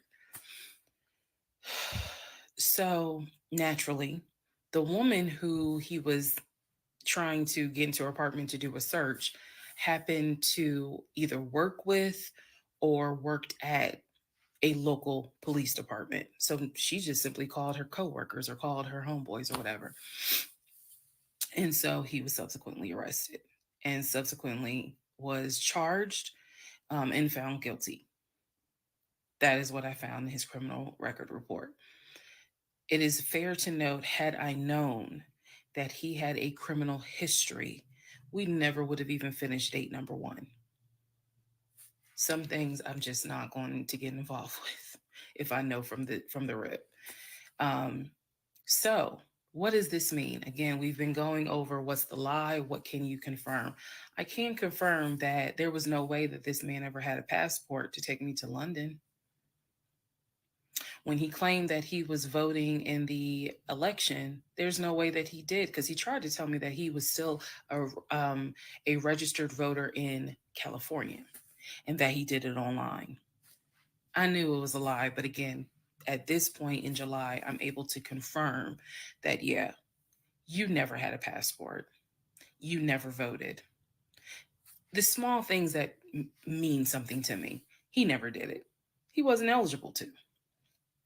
So now I know that not only have you, yes, been arrested. Now, what happened as a juvenile, I don't care, but you have been arrested. You have done some sort of time, and now it explains why you knew your way around the county so well. If you go back to the previous videos, I had mentioned that I was wondering, how do you know your way around here? And the story was his sister used to live in this county and he would come visit when he would fly in from California, when he would go see his parents in Augusta. That was the story. So that explains the criminal history. Um, and I'm also going to take you guys back and remind you when I had to go in for my polygraph and how the polygrapher had asked me, do you know anyone that is a convicted felon that you have relationships with, blah, blah, blah. And remember, I said to him, my husband and I are estranged. I honestly don't know. Fast forward to July, where I find out that, yes, in fact, on top of everything, I was married to a convicted felon. Had no idea whatsoever. And it's nothing but the grace of God that I was honest with the polygrapher and telling him, look, I don't know what's in this man's background. To say that I have no idea who I married is an understatement. It is a complete understatement. It's fair to say, well, you only knew him for like 2.5 weeks before you quarantined with him. That's fair. And I can understand that. And I take responsibility for that. But in the big scheme of things, I had no idea the creature that I was sleeping next to every night. No idea. All right, part 45, who the fuck did I marry? So we are now end of July, August timeframe. During this time, um, Legion basically disappeared. Remember, I'm still waiting on the final divorce decree to come up. I'm actually waiting for the 30 days to be up so I can file the divorce settlement form. So I'm waiting on those 30 days to be up. I'm playing nice with him. I'm being cordial. I have done uncovered all kinds of stuff. But just in case he was going to act a fool, I was trying to be cordial. So I had spoken to him on like a Monday and I was trying to get a hold of him for something, but I'm the one that initiated a phone call in the coming days. Never heard from him. Never heard from him at all. He wasn't, his phone was dead.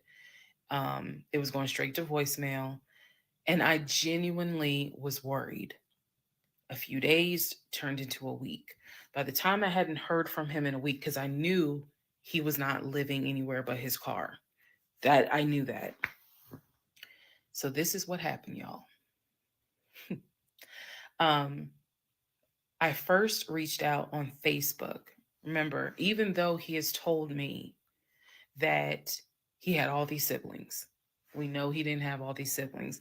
But remember, I told y'all I had met the brother in Augusta and I had met the brother in Baltimore.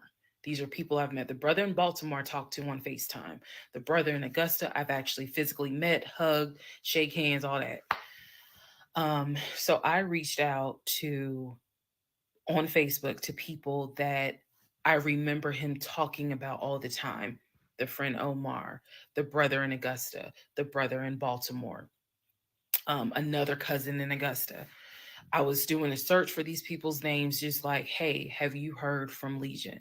The brother in Augusta told me, no, I haven't heard from him. I've been trying to reach him, but the phone's going straight to voicemail. I knew he was living in his car. So my brain was doing everything it could not to go on the deep end. I reached out on Facebook to the brother in Baltimore and I said, hey, gave him my name. And I said, have you heard from Legion? Now, mind you, the brother in Baltimore and him have talked on speakerphone. I guess it's important that I make that distinction. They have talked on speakerphone. So I know that they have talked at least in 2020. So I said to him, again, according to Legion, they talk all the time, but I have heard them on the phone in 2020. So I said, have you talked to him? The brother from Baltimore informs me, no, I ain't talked to him. He owes me money. So I ain't got nothing to say to him. And I said, wait a second, like, he was telling me that y'all are brothers. He was like, man, he's like a brother, but I don't fuck with it. I don't fuck with him because he owes me money. So they had not spoken. This is now July 2021. They had not spoken in well over 6 months. So all the phone calls, this is what it means, guys. All the phone calls that he had with the brother in Baltimore in 2021 were not real. Then I reached out to the Omar guy, and I remember the story was is that he and him known each other's years since California, worked together at the condiment company. I reached out to Omar and said, have you heard from Legion by any chance? Explained who I was. He responds with, and I'll never forget it, he responds with, no, I have not heard from him. I have absolutely no contact with him whatsoever. We are not friends. And I would appreciate if you do not reach out to me again about him. The stories I was told was that this dude is supposedly his best friend. Shocking moment. So they had not spoken in years. They're not cool. He does not fool with him. Okay. Went on to the next person, a female cousin I had met. She said, no, I have not heard from him. Why would I hear from him? We don't really talk. Like, I think she was genuinely weirded out by the fact that I'm reaching out to her out of the blue, asking, hey, by any chance, have you talked to my soon to be ex-husband? So what I discovered because he ended up being gone for 2 weeks. What I discovered in those 2 weeks, let me be very clear with the statement I'm getting ready to make. I reached out to every person I know who apparently has had some form of relationship with him. Either he said that they were friends, they talked on the phone, he said they hung out. The brother in Baltimore, I was told, had been to the house while I was at work. Brother in Baltimore said, no, that never happened. I've never been to your house. All these people knew that Legion was a liar. And I think that they all felt bad, with the exception of the Omar guy, felt bad that I was kind of just discovering what they've known for years.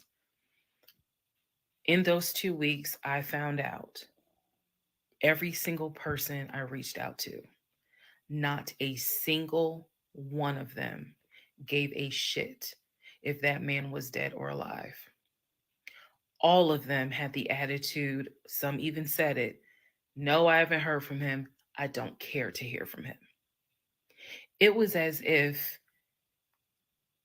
it was, for me, it was such a sad moment because I discovered this man has no friends. Fuck whatever he has said. I am now able to prove it. He has no friends. There is nobody who is concerned that they have not heard or seen him in over 2 weeks. Some people months. One guy years. None of them were concerned.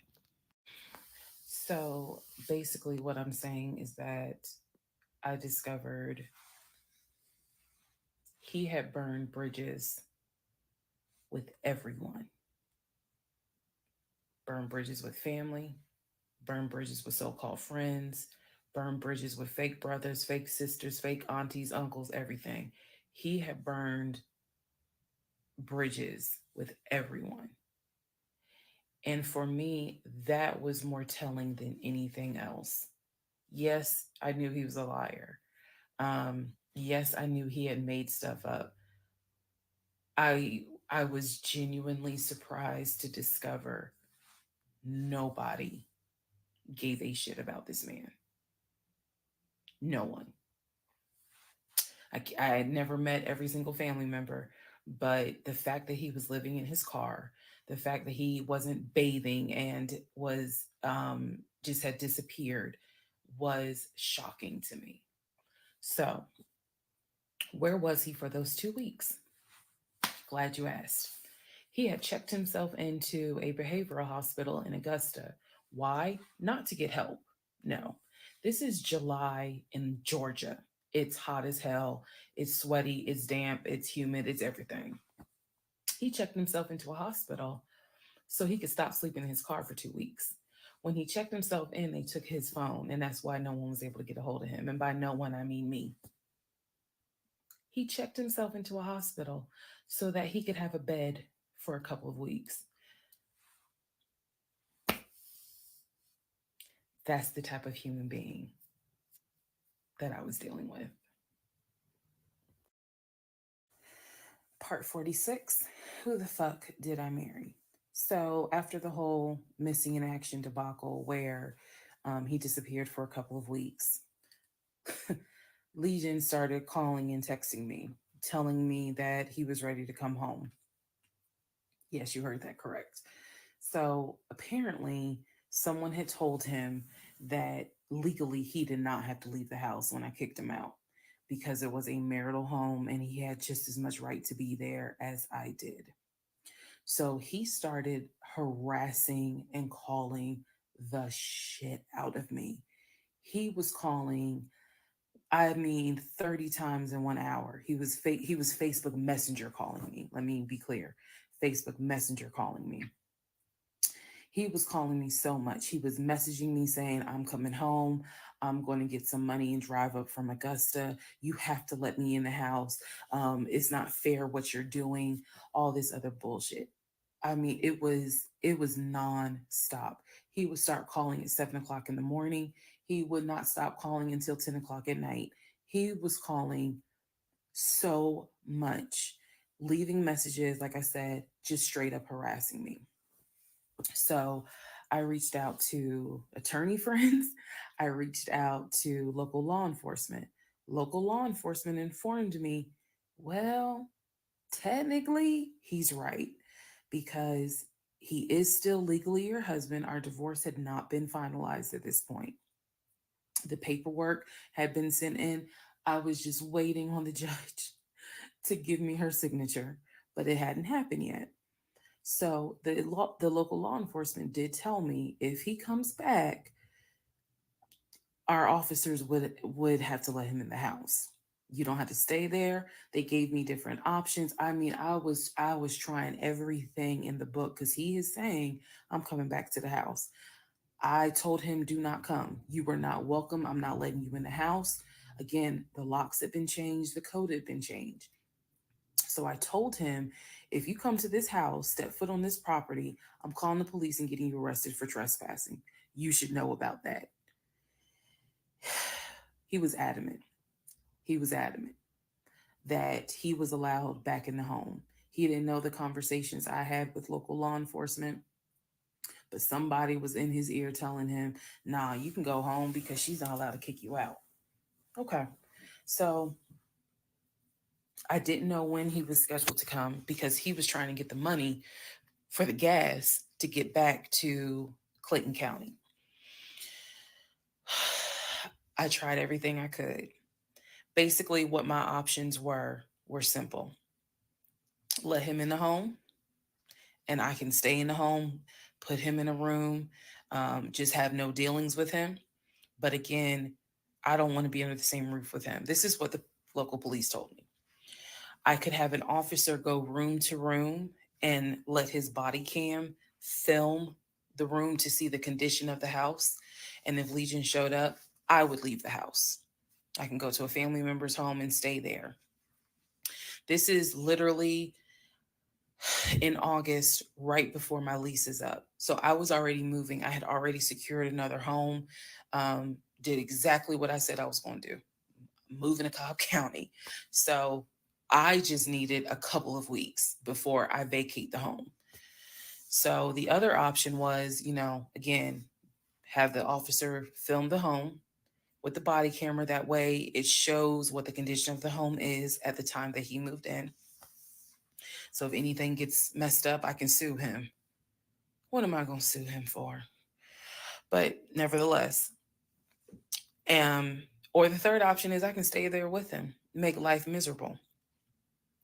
So my plan was the option of have them film the home. I was not staying in the same house with him. I didn't care. Also, there was no guarantee, and I told the officer this. Look, if y'all allow him to stay in this house, I am telling you by tomorrow morning, every utility in his house will be off. He will have no running water. He will have no air condition. This place will feel like a sauna. Officer kind of chuckled and was like, again, ma'am, I mean, this is one of those domestic situations. He is allowed in the home. Okay. So again, I had no idea when he was coming. I was on pins and needles every day. I'm seeing the phone ring, like I said, about 30 times every hour. I'm seeing the messages. I'm seeing this. I had reached out to a police captain. I had reached out to the chief of police. I was trying to get all kinds of help. Like, it ain't what you know, it's who you know. So he eventually tells me, I'm going to be there on Wednesday. This is just an example. I'm going to be there on Wednesday. I had been calling a police captain who was really gracious, really kind, and was trying to help me because I was like, bro, I just need 2 weeks and I'm out of this house. And we already knew he legally could not go to the new house. I was trying to see if I could move in early to the new place. The landlord was like, I really can't let you. So I felt like I was running out of options. He's saying he's coming. He's saying he's coming. He's adamant he's coming. I guess somebody felt sorry and gave him some gas money so he could drive from Augusta up to Clayton County. So the day before all this goes down, the police captain called me and he informs me that they ran his name through GCIC, which is a database that law enforcement agencies use. Turns out he has a warrant for his arrest. So the police captain says this changes everything. If he shows up to the house, don't do anything. Call us. I will have officers to your home and they will simply arrest him. So I know that this is a short part, but I'm going to dedicate the next part to what happened when he showed up to my house. Part 47, who the fuck did I marry? So here's what happened. This was mid-August. Um, went to work. Went to work as usual. It actually happened on a Friday. I had to look at the dates. It happened on a Friday. Went to work. Um, Still, he was calling me, texting me, messaging me that he was on his way. And so I was a bit on pins and needles all day. I was dreading going home, and that is a horrible feeling to dread to go home. So he had called me and said that he was at the house in the driveway. I guess he had to use the restroom, so he decided to go to the Walmart up the street to go use the bathroom. I wasn't answering phone calls. I wasn't answering text messages. I simply called the police captain. I said, hey, he's saying that he's at the house. The police captain himself drove by the house, but I believe he drove by the house when Legion went to Walmart to use the bathroom. So the police captain was like, I don't see anyone there. But again, if when you get home, if he is there, do not engage, call us. Okay, no problem. Because I got you on speed dial. So I go home. I'm on the phone with both my mother and my aunt on a three-way call. Um, they're both like, oh my God, what do we need to do? I drive into my subdivision. What he did not know was that he had backed into the driveway up against the garage.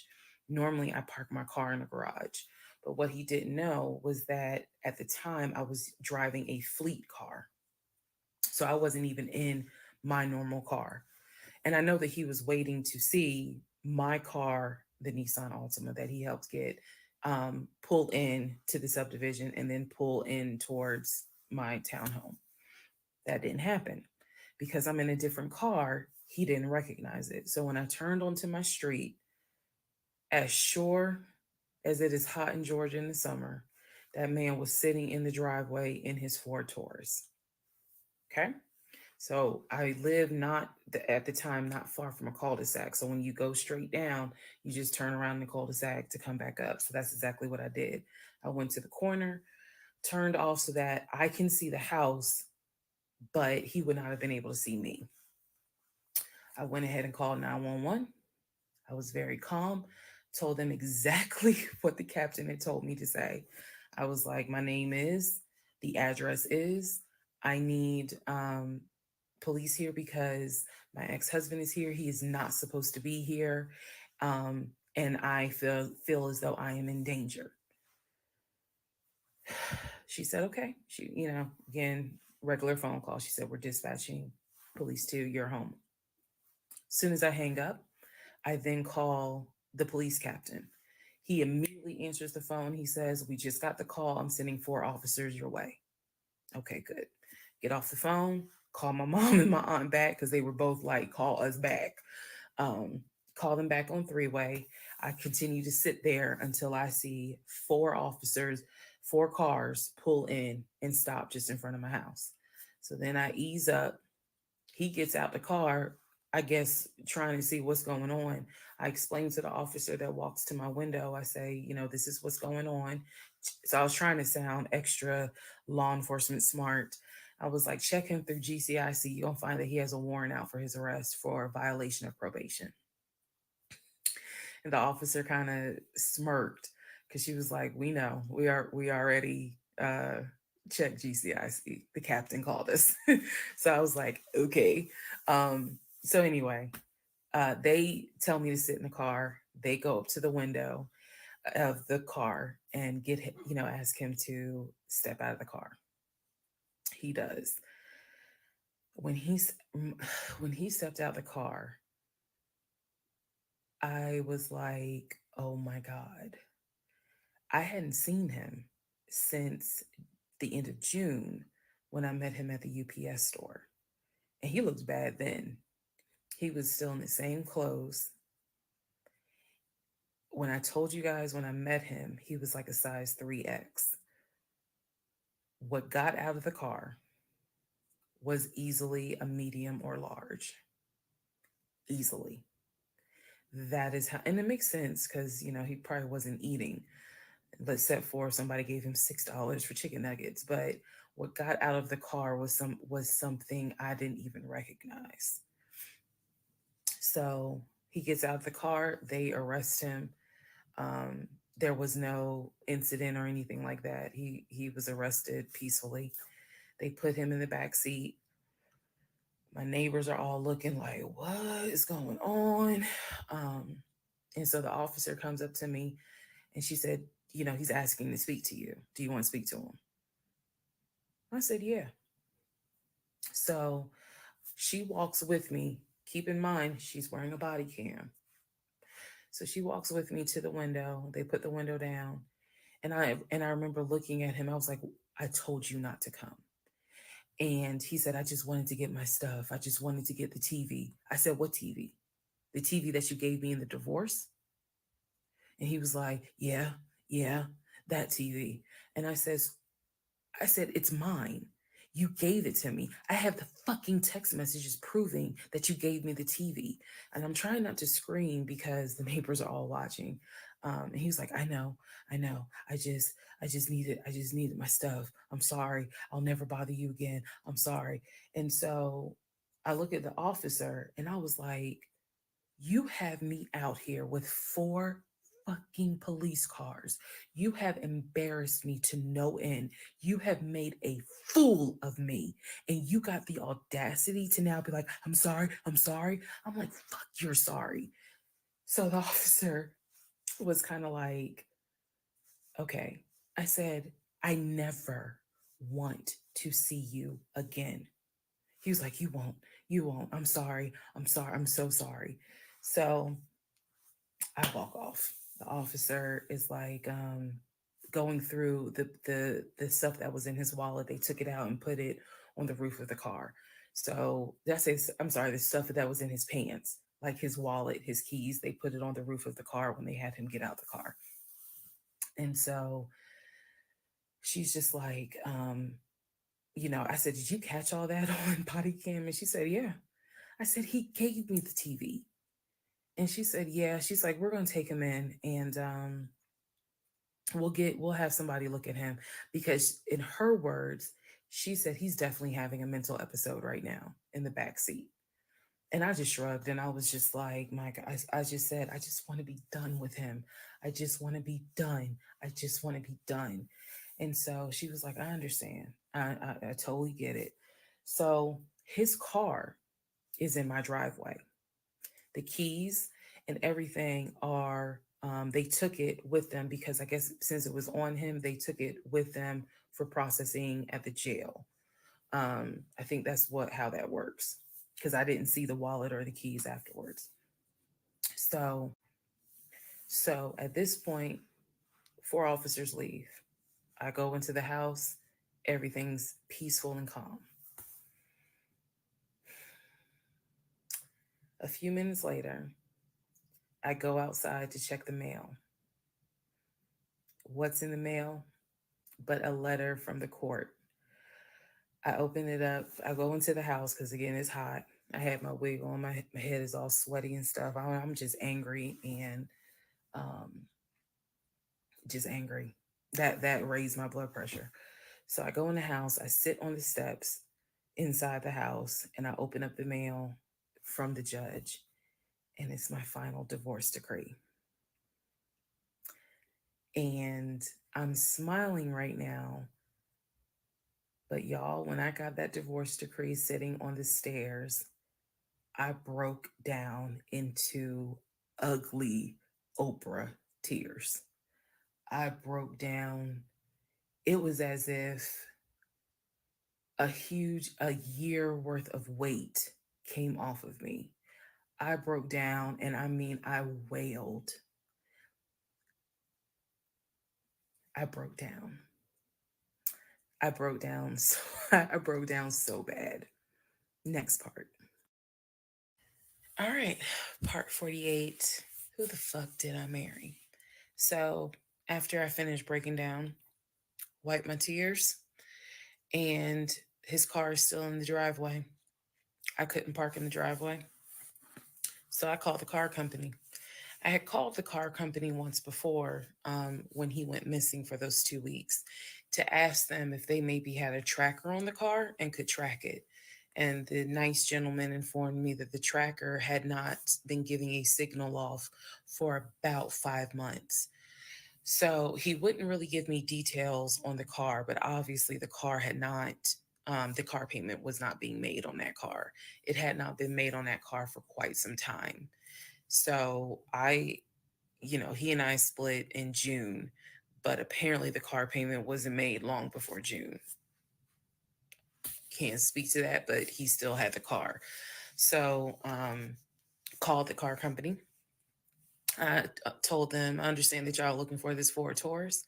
And the lady said, yes, or you can make a payment. I said, no, y'all can come get it. Here's the address.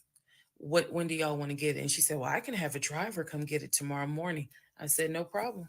That car will be ready for you to get it tomorrow morning. Um, and so the car was repossessed out of my driveway the next morning, Saturday. The driver was there about 7 o'clock in the morning. He had the master key for the car, cranked it up, drove it, put it on the tow truck, and left. Here's what that now means. When Legion left my house in June, he left with 2 bags of clothes. Everything else was in my house. At the end of July, or towards the end of July, everything that he had left in my house had been donated to the domestic violence shelter, which means that the only thing that Legion had were the clothes that he had taken with him in the car. When he got arrested in my driveway, all of his clothes were still in the car. And when the car got repossessed Saturday morning, all of the clothes were in there, which means that when he went to jail, whenever he got out, he only got out with keys to a car he no longer had, a wallet with probably no money in it, and the clothes that were on his back. Everything else was gone. Now, now we can fast forward to what happened around August 29th. So I was scheduled to move August 31st. Remember, I'm moving up to Cobb County. We had been checking the court documents. He had a court date scheduled for around August 29th or August 30th. I don't remember the exact date. The court time was supposed to be around 9 o'clock in the morning. My mom was watching the court filings online, and according to her, because I missed it, they showed him on the screen because this was still during Zoom. They showed him on the screen, and then he was ushered out of the court into like a back area, and an attorney spoke on his behalf. Between the time that he had been arrested and the time of the court date, I had never in my life slept so good. Truthfully, never slept so good. I was officially divorced. I had no ties to him. There was nothing in the house of his that excuse me, there was nothing of his that was still in the house. I felt free. So, when the court date happened and my mom told me what she saw on the Zoom, I was confused. Is he getting out? Is he having to serve time? What's going on? I called the courts. I tried to speak to his attorney, and his attorney had a horrible attitude and was like, "Why are you calling me?" And I informed him, I said, "Look, I'm a bit afraid of this man. So can you please just tell me if he is being released, or is he going to be kept, or if he is going to be sentenced to a longer jail term?" He said no, he's not being kept in a longer jail term because the warrant had expired. So when the police arrested him, yes, it was a valid arrest, but the warrant had expired. So I believe the warrant had expired like 6 months earlier, but of course it wasn't put in the system. Which means that if the court date is August 29th, he's going to be released August 29th or August 30th. I'm moving August 31st. So my mom was just like, please just spend the night at your aunt's house. Like, just spend the night at your aunt's house, then go back to the house during the day. The movers will be there, and then just move. So that's exactly what I did because there was concern that he would get out of jail angry and catch a Uber with no money and come back to the house, either for retaliation or because he's just in a fucking manic mode. And so that's where he went. Um, I really didn't want to take any chances. It's just that simple. I did not want to take any chances. I knew that at that point, legally, the law's on my side. Y'all are divorced. You have no reason to be at this home. I knew that that's what the police would say. But I wasn't 100% sure because, truthfully speaking, I did not know this man. We can make all the jokes we want. I did not know this man. I thought I knew him, but you never really know a pathological liar. So, needless to say, he got released August 30th. I went to my aunt's house for the night. August 31st, I went back to the house. The movers were there. They packed me up, and we got out of there so quick. I think they packed me up in about 2 hours. I honestly told them there is extra money in this if you guys can get me packed up, meaning loaded up onto the truck because everything was packed. But I explained to them this is a domestic situation. I need you guys to move quickly. When I moved out of that house on August 31st, anything that Legion touched, I got rid of. I sold the furniture. I sold dining room tables. I donated plates, glasses. When I tell you I moved out and I started over, I completely purged my life. completely started over. I was not willing to take a single item into my new home that reminded me of him. From the dishes in the kitchen to the towels in the linen closet. When I tell you Amazon and Ross were my best friends, they were my best friends because I could not fathom moving into a new home, a new space with anything that reminded me of him. I sold the bed, got a new bed. If he had bought me clothes, I got rid of them. If he bought me shoes and purses, okay, I kind of kept the heels. But um, everything else I got rid of. So I completely purged my life, completely. Started over from the bottom in terms of just the move. Um, I could not take any piece of him with me. Could not. Part 49, who the fuck did I marry? So after the whole, I moved and I started over, basically, completely started over. So there was a period of time where different people had reached out to me, people who knew him. Apparently, he was still trying to find a couch to sleep on.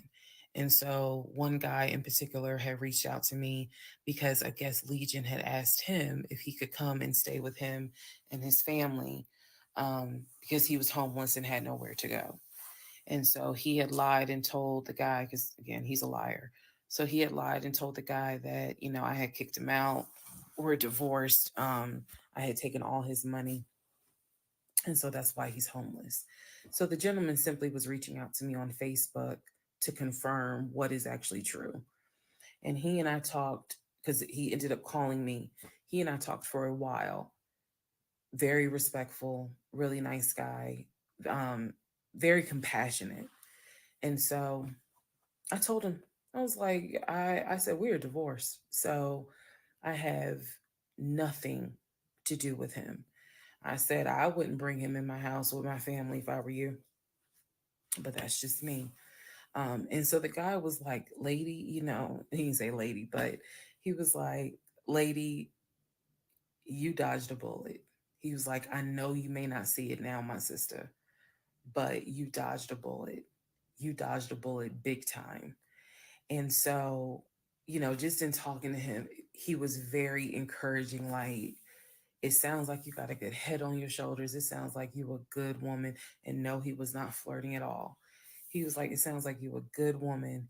And I really hope this does not mess you up. Like, don't let him mess you up.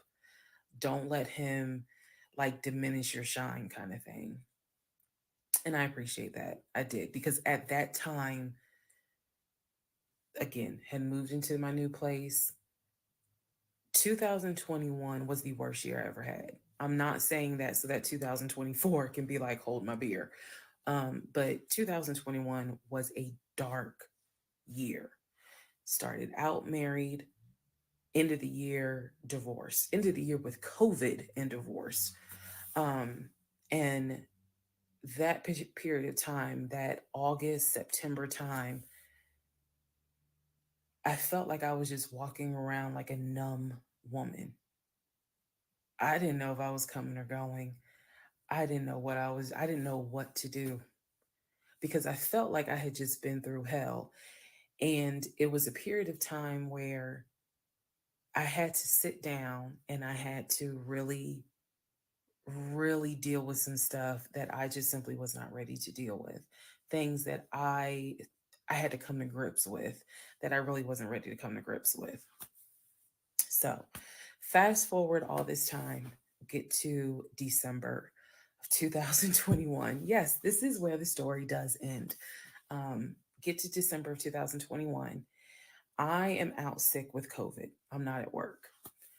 I get a phone call from my coworker telling me that Legion has called our job looking for me and was trying to get information to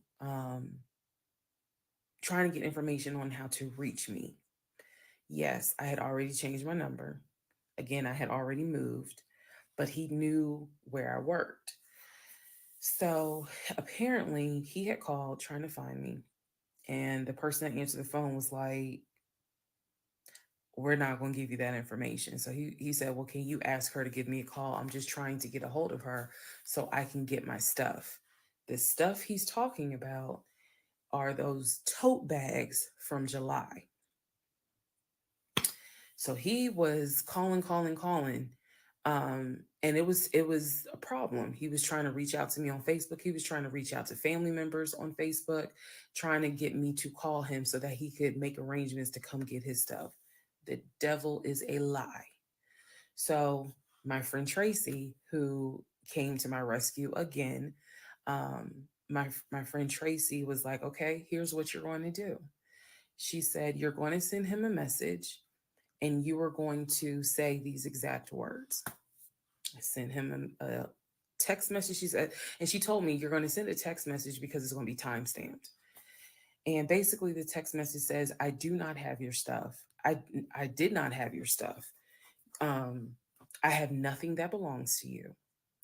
If you continue to, you are disrupting the work of my job by calling and asking for me. We have no contact with each other. I will send you a copy of the divorce decree that shows whatever is in your possession you own and whatever is in my possession I own. If you contact me directly or indirectly ever again, I will get a restraining order on you." Now, for those of you who are watching this in 2024, and you're probably like, "Wow, she's dramatic." Please understand that what I just said, I meant. I mean that. If you ever try to contact me directly or indirectly, I will get a restraining order. I have it in writing. I've always had it in writing. And if I need to rewrite it again in 2024, I will, because the boundaries still stand. And that, ladies and gentlemen, is the last time I had any contact whatsoever with my pathologically lying ex-husband. Part 50. Who the fuck did I marry? So, the aftermath. There are some realizations I had to come to after the divorce and everything had passed. One, Legion never loved me. He never loved me. He doesn't love himself, so I know he didn't love me. Number two, he didn't even like me. He watched me get excited about things that he knew I was not going to get. And not even just the possession stuff. Like, of course, we know I was excited to be the woman whose husband is like, "I'm taking my wife to London." I was excited to be the woman whose husband was like, "Yeah, I bought my wife a brand new BMW X5." You have to understand, as all the jokes that we make about the BMW, it was the time and effort that he spent in taking me to dealerships and being sure to put me in the car and test drive the car, and "Oh, I can see you in this. I like this for you. It seems safe." It was the effort to really make me believe that he was going to get this, just for him to fuck with me. The effort in taking me to all these homes, to see my face light up as a woman who grew up on welfare, to be able to walk into these 4 and 5 bedroom homes knowing that he didn't have any money to buy it. Imagine if he had just been honest and said, "Hey, I like in my free time to go to open houses and just see how the other people live." Imagine if he had just said that versus wasting not only my time, but the wasting the time of the realtors who did nothing wrong. There's a level of cruelty to my ex-husband that I had never experienced before. And God knows I pray I never experience it again. That's the word that comes to mind when I think of him. He is cruel to, and it wasn't just me, he did it to the ex-wife. So do I trust? No. No. I trust the people who were in my life before him. If we were friends or if we were in a relationship or whatever and I knew you before him, I trust you explicitly. But if you're somebody I just met, I don't trust you. I don't. There's no point in me getting on here and saying and making it seem like, oh, I'm so strong, I'm so brave. I struggle big time. Because on one hand, I want to like someone. On the other hand, I'm immediately thinking, what if it's a repeat? And I'm going to be honest with y'all, I can't go through that again. I can't. Um, every single thing in our relationship was a lie. It took me a while to realize every single day this man lied to me. Every single day he lied to me. Every conversation he had was a lie. I will never know how much he lied to me. I'll never know. I've made my peace with it. I will never know how deep it really truly goes. I only know what I experienced and I only know what God allowed me to see. But I'm willing to bet that there's a lot I still don't know. When people say, "Oh, you dodged a bullet," like you just, and I've read a lot of the comments on this, and people have sent me a lot of the comments. And so I need to make one thing very clear. I am fully aware I dodged a bullet. I am so grateful to my God that I did not have that man's child. I'm sorry if that offends some of you, but it's the truth. I'm grateful that we didn't buy a house and that I'm not financially tied to him in any way, shape, or form. But I am also grateful for the fact that there are things about my ex husband that I discovered in terms of how he is when it comes to other women. And I'm grateful that God has kept me and protected me. That's all I'm going to say. So, when I started out making this series and I made the decision to tell my story, my motive was I just want to help one person. If there is a woman out there who's like, God, I want to be married and I met this guy and something don't seem right, but maybe it's not that bad. My advice is, honey, just go ahead and do your research because I can honestly tell you, being single sucks. Okay, in my opinion, sometimes it sucks, but being married to the wrong person is a type of hell no one should have to go through. You should not have to be married to someone that does not like you.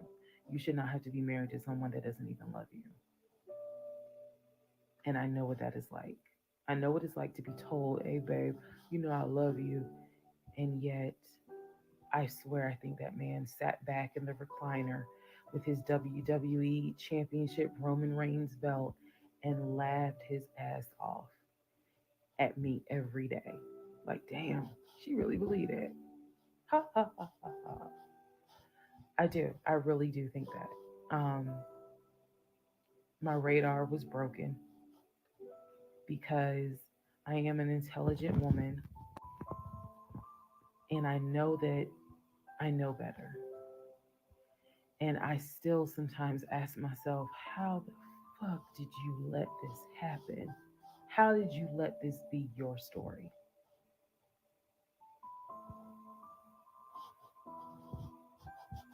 all because at the time I wanted it to be my turn. And I hoped it was my turn. And when people say, "Well, what do you mean by that?" I just meant we all see it, whether it's social media or real life. We all see where the woman had she done been through some stuff, but she finally met someone who appreciates, loves, and respects her, and it is a beautiful thing. I had hoped that when I met him, it was my turn for that. And instead of being obedient, I wanted to be right and I wanted to do what I wanted to do. And the cost of that decision was heavy. The toll of reliving this whole scenario was heavy. It was. I'm almost surprised at how hard it was to actually finish this playlist. Not because I couldn't remember stuff. I probably remember way more details than what I actually put out. But it's just the fact that it's like I'm reminding myself, how did you let this happen? So, therapy is real. Therapy helps. Stella Rosa Black helps too. And yes, I will one day get to London. I will get my dark blue BMW X5 with cognac interior. Um, I believe I will get those things. Just got to get them a different route. So, thank you all for being on the playlist of Who the Fuck Did I Marry? I promise I will go live and I will let you all know when I go live so that we can have a wine night full of question and answers. Thank you for watching. Part 50. Who the fuck did I marry? So, the aftermath. There are some realizations I had to come to after the divorce and everything had passed. One, Legion never loved me. He never loved me. He doesn't love himself, so I know he didn't love me. Number two, he didn't even like me. He watched me get excited about things that he knew I was not going to get. And not even just the possession stuff. Like, of course, we know I was excited to be the woman whose husband is like, I'm taking my wife to London. I was excited to be the woman whose husband was like, yeah, I bought my wife a brand new BMW X5.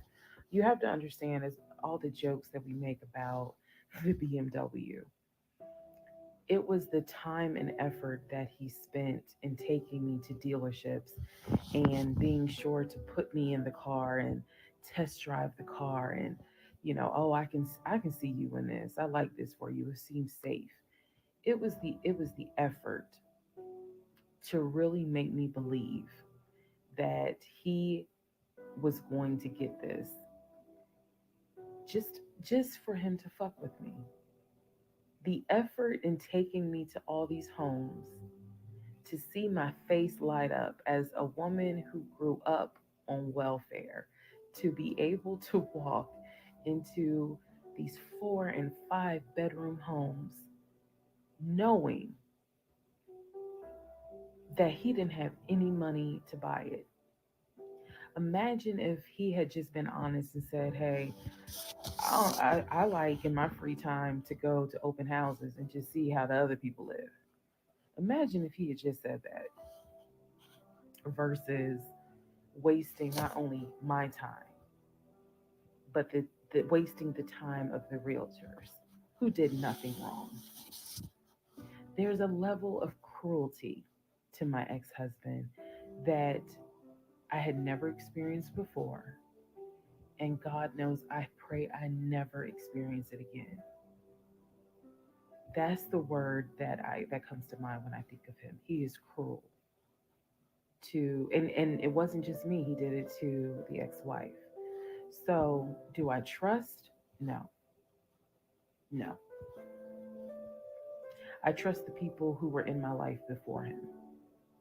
If we were friends or if we were in a relationship or whatever, and I knew you before him, I trust you explicitly. But if you're somebody I just met, I don't trust you.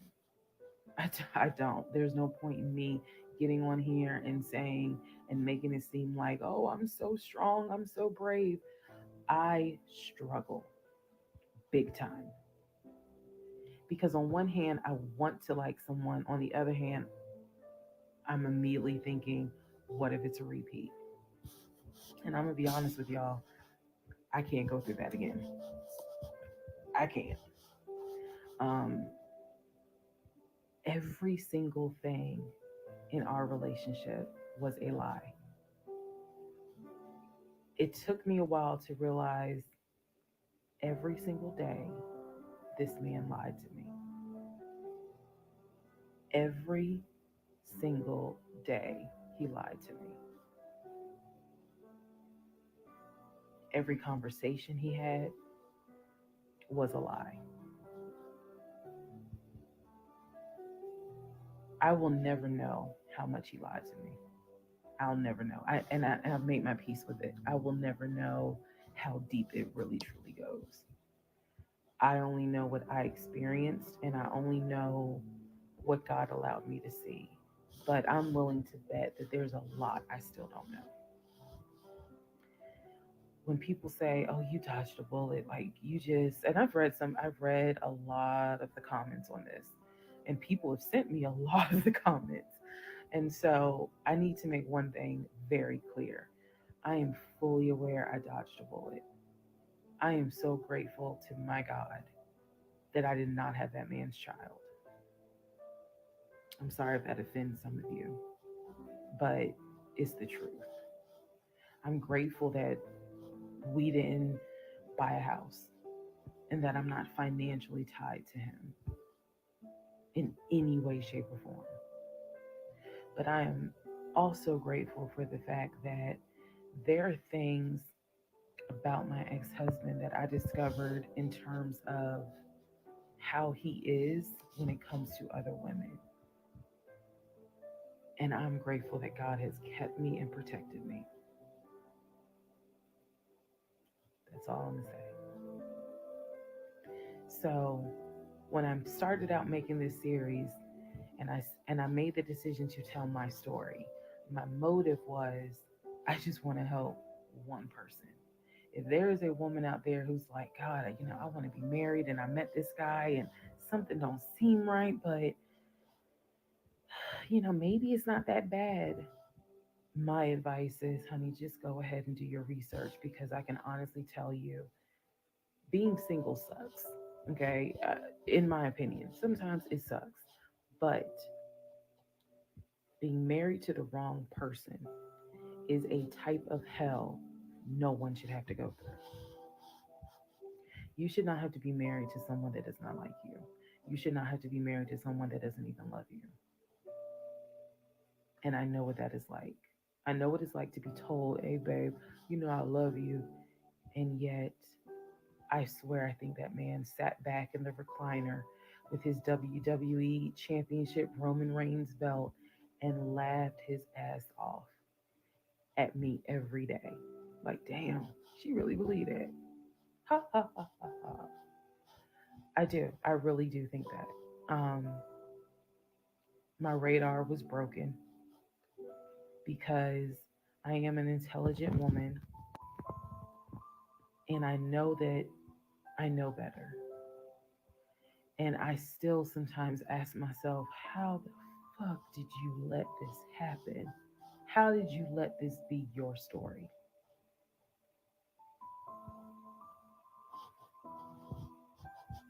All because at the time I wanted it to be my turn. And I hoped it was my turn.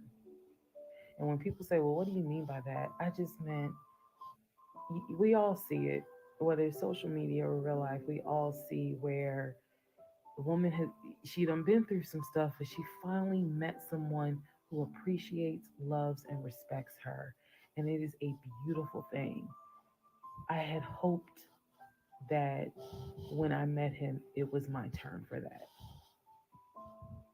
And instead of being obedient, I wanted to be right and I wanted to do what I wanted to do. And the cost of that decision was heavy.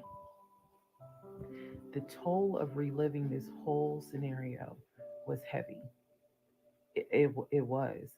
I'm almost surprised at how hard it was to actually finish this playlist. Not because I couldn't remember stuff. I probably remember way more details than what I actually put out. But it's just the fact that it's like I'm reminding myself, how did you let this happen? So, therapy is real. Therapy helps. Stella Rosa Black helps too. And yes, I will one day get to London. I will get my dark blue BMW X5 with cognac interior. Um, I believe I will get those things. Just got to them a different route. So, thank you all for being on the playlist of Who the Fuck Did I Marry? I promise I will go live and I will let you all know when I go live so that we can have a wine night full of question and answers. Thank you for watching. Part 50. Who the fuck did I marry? So, the aftermath. There are some realizations I had to come to after the divorce and everything had passed. One, Legion never loved me. He never loved me. He doesn't love himself, so I know he didn't love me. Number two, he didn't even like me.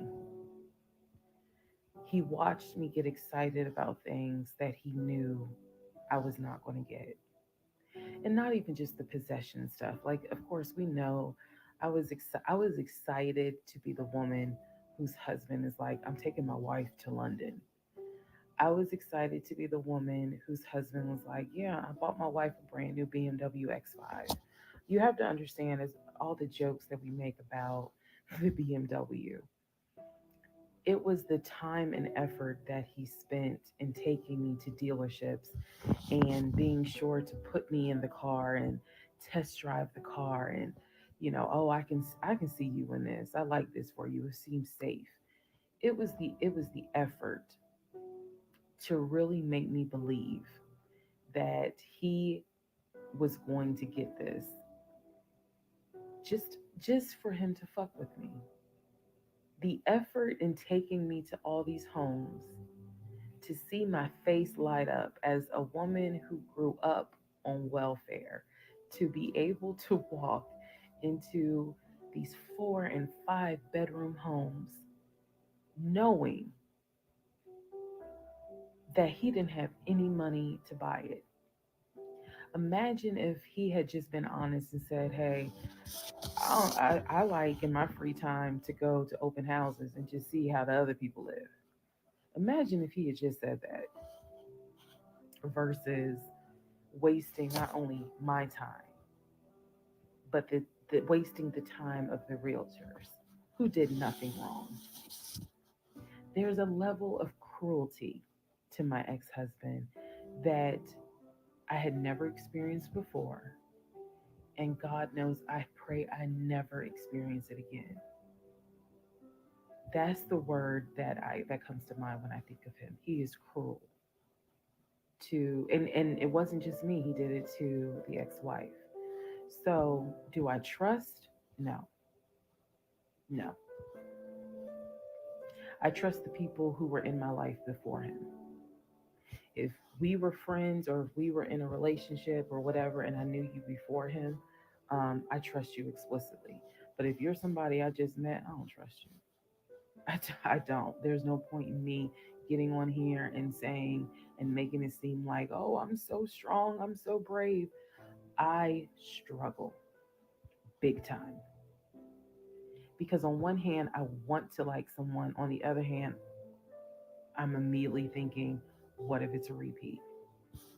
And I'm gonna be honest with y'all, I can't go through that again. I can't. Um, every single thing in our relationship was a lie. It took me a while to realize every single day this man lied to me. Every single day he lied to me. Every conversation he had was a lie. I will never know how much he lied to me. I'll never know. I've made my peace with it. I will never know how deep it really truly goes. I only know what I experienced, and I only know what God allowed me to see. But I'm willing to bet that there's a lot I still don't know. When people say, "Oh, you dodged a bullet," like you just, and I've read a lot of the comments on this, and people have sent me a lot of the comments. And so I need to make one thing very clear. I am fully aware I dodged a bullet. I am so grateful to my God that I did not have that man's child. I'm sorry if that offends some of you, but it's the truth. I'm grateful that we didn't buy a house and that I'm not financially tied to him in any way, shape, or form.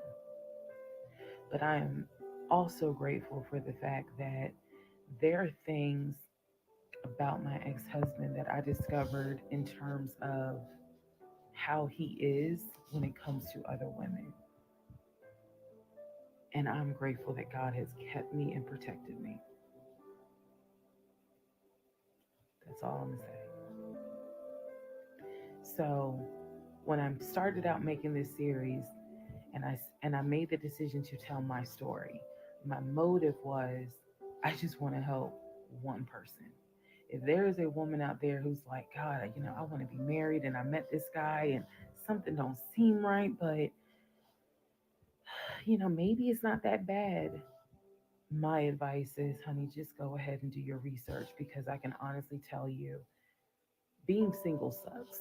Okay, in my opinion, sometimes it sucks, but being married to the wrong person is a type of hell no one should have to go through.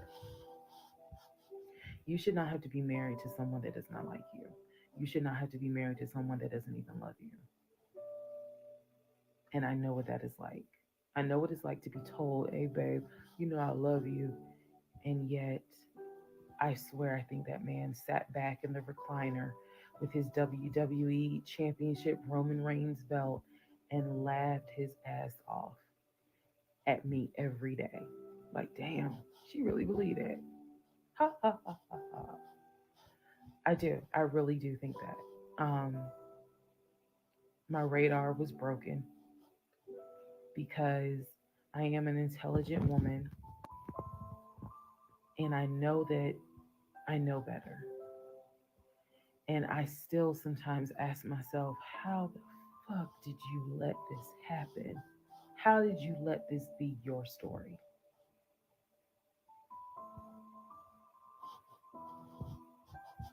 All because at the time I wanted it to be my turn. And I hoped it was my turn. And when people say, "Well, what do you mean by that?" I just meant we all see it, whether it's social media or real life. We all see where the woman she done been through some stuff, but she finally met someone who appreciates, loves, and respects her, and it is a beautiful thing. I had hoped that when I met him, it was my turn for that. And instead of being obedient, I wanted to be right and I wanted to do what I wanted to do. And the cost of that decision was heavy. The toll of reliving this whole scenario was heavy. It was. I'm almost surprised at how hard it was to actually finish this playlist. Not because I couldn't remember stuff. I probably remember way more details than what I actually put out. But it's just the fact that it's like I'm reminding myself, how did you let this happen? So, therapy is real. Therapy helps. Stella Rosa Black helps too. And yes, I will one day get to London. I will get my dark blue BMW X5 with cognac interior. Um, I believe I will get those things. Just got to get them a different route. So, thank you all for being on the playlist of Who the Fuck Did I Marry? I promise I will go live and I will let you all know when I go live so that we can have a wine night full of question and answers. Thank you for watching. Part 50. Who the fuck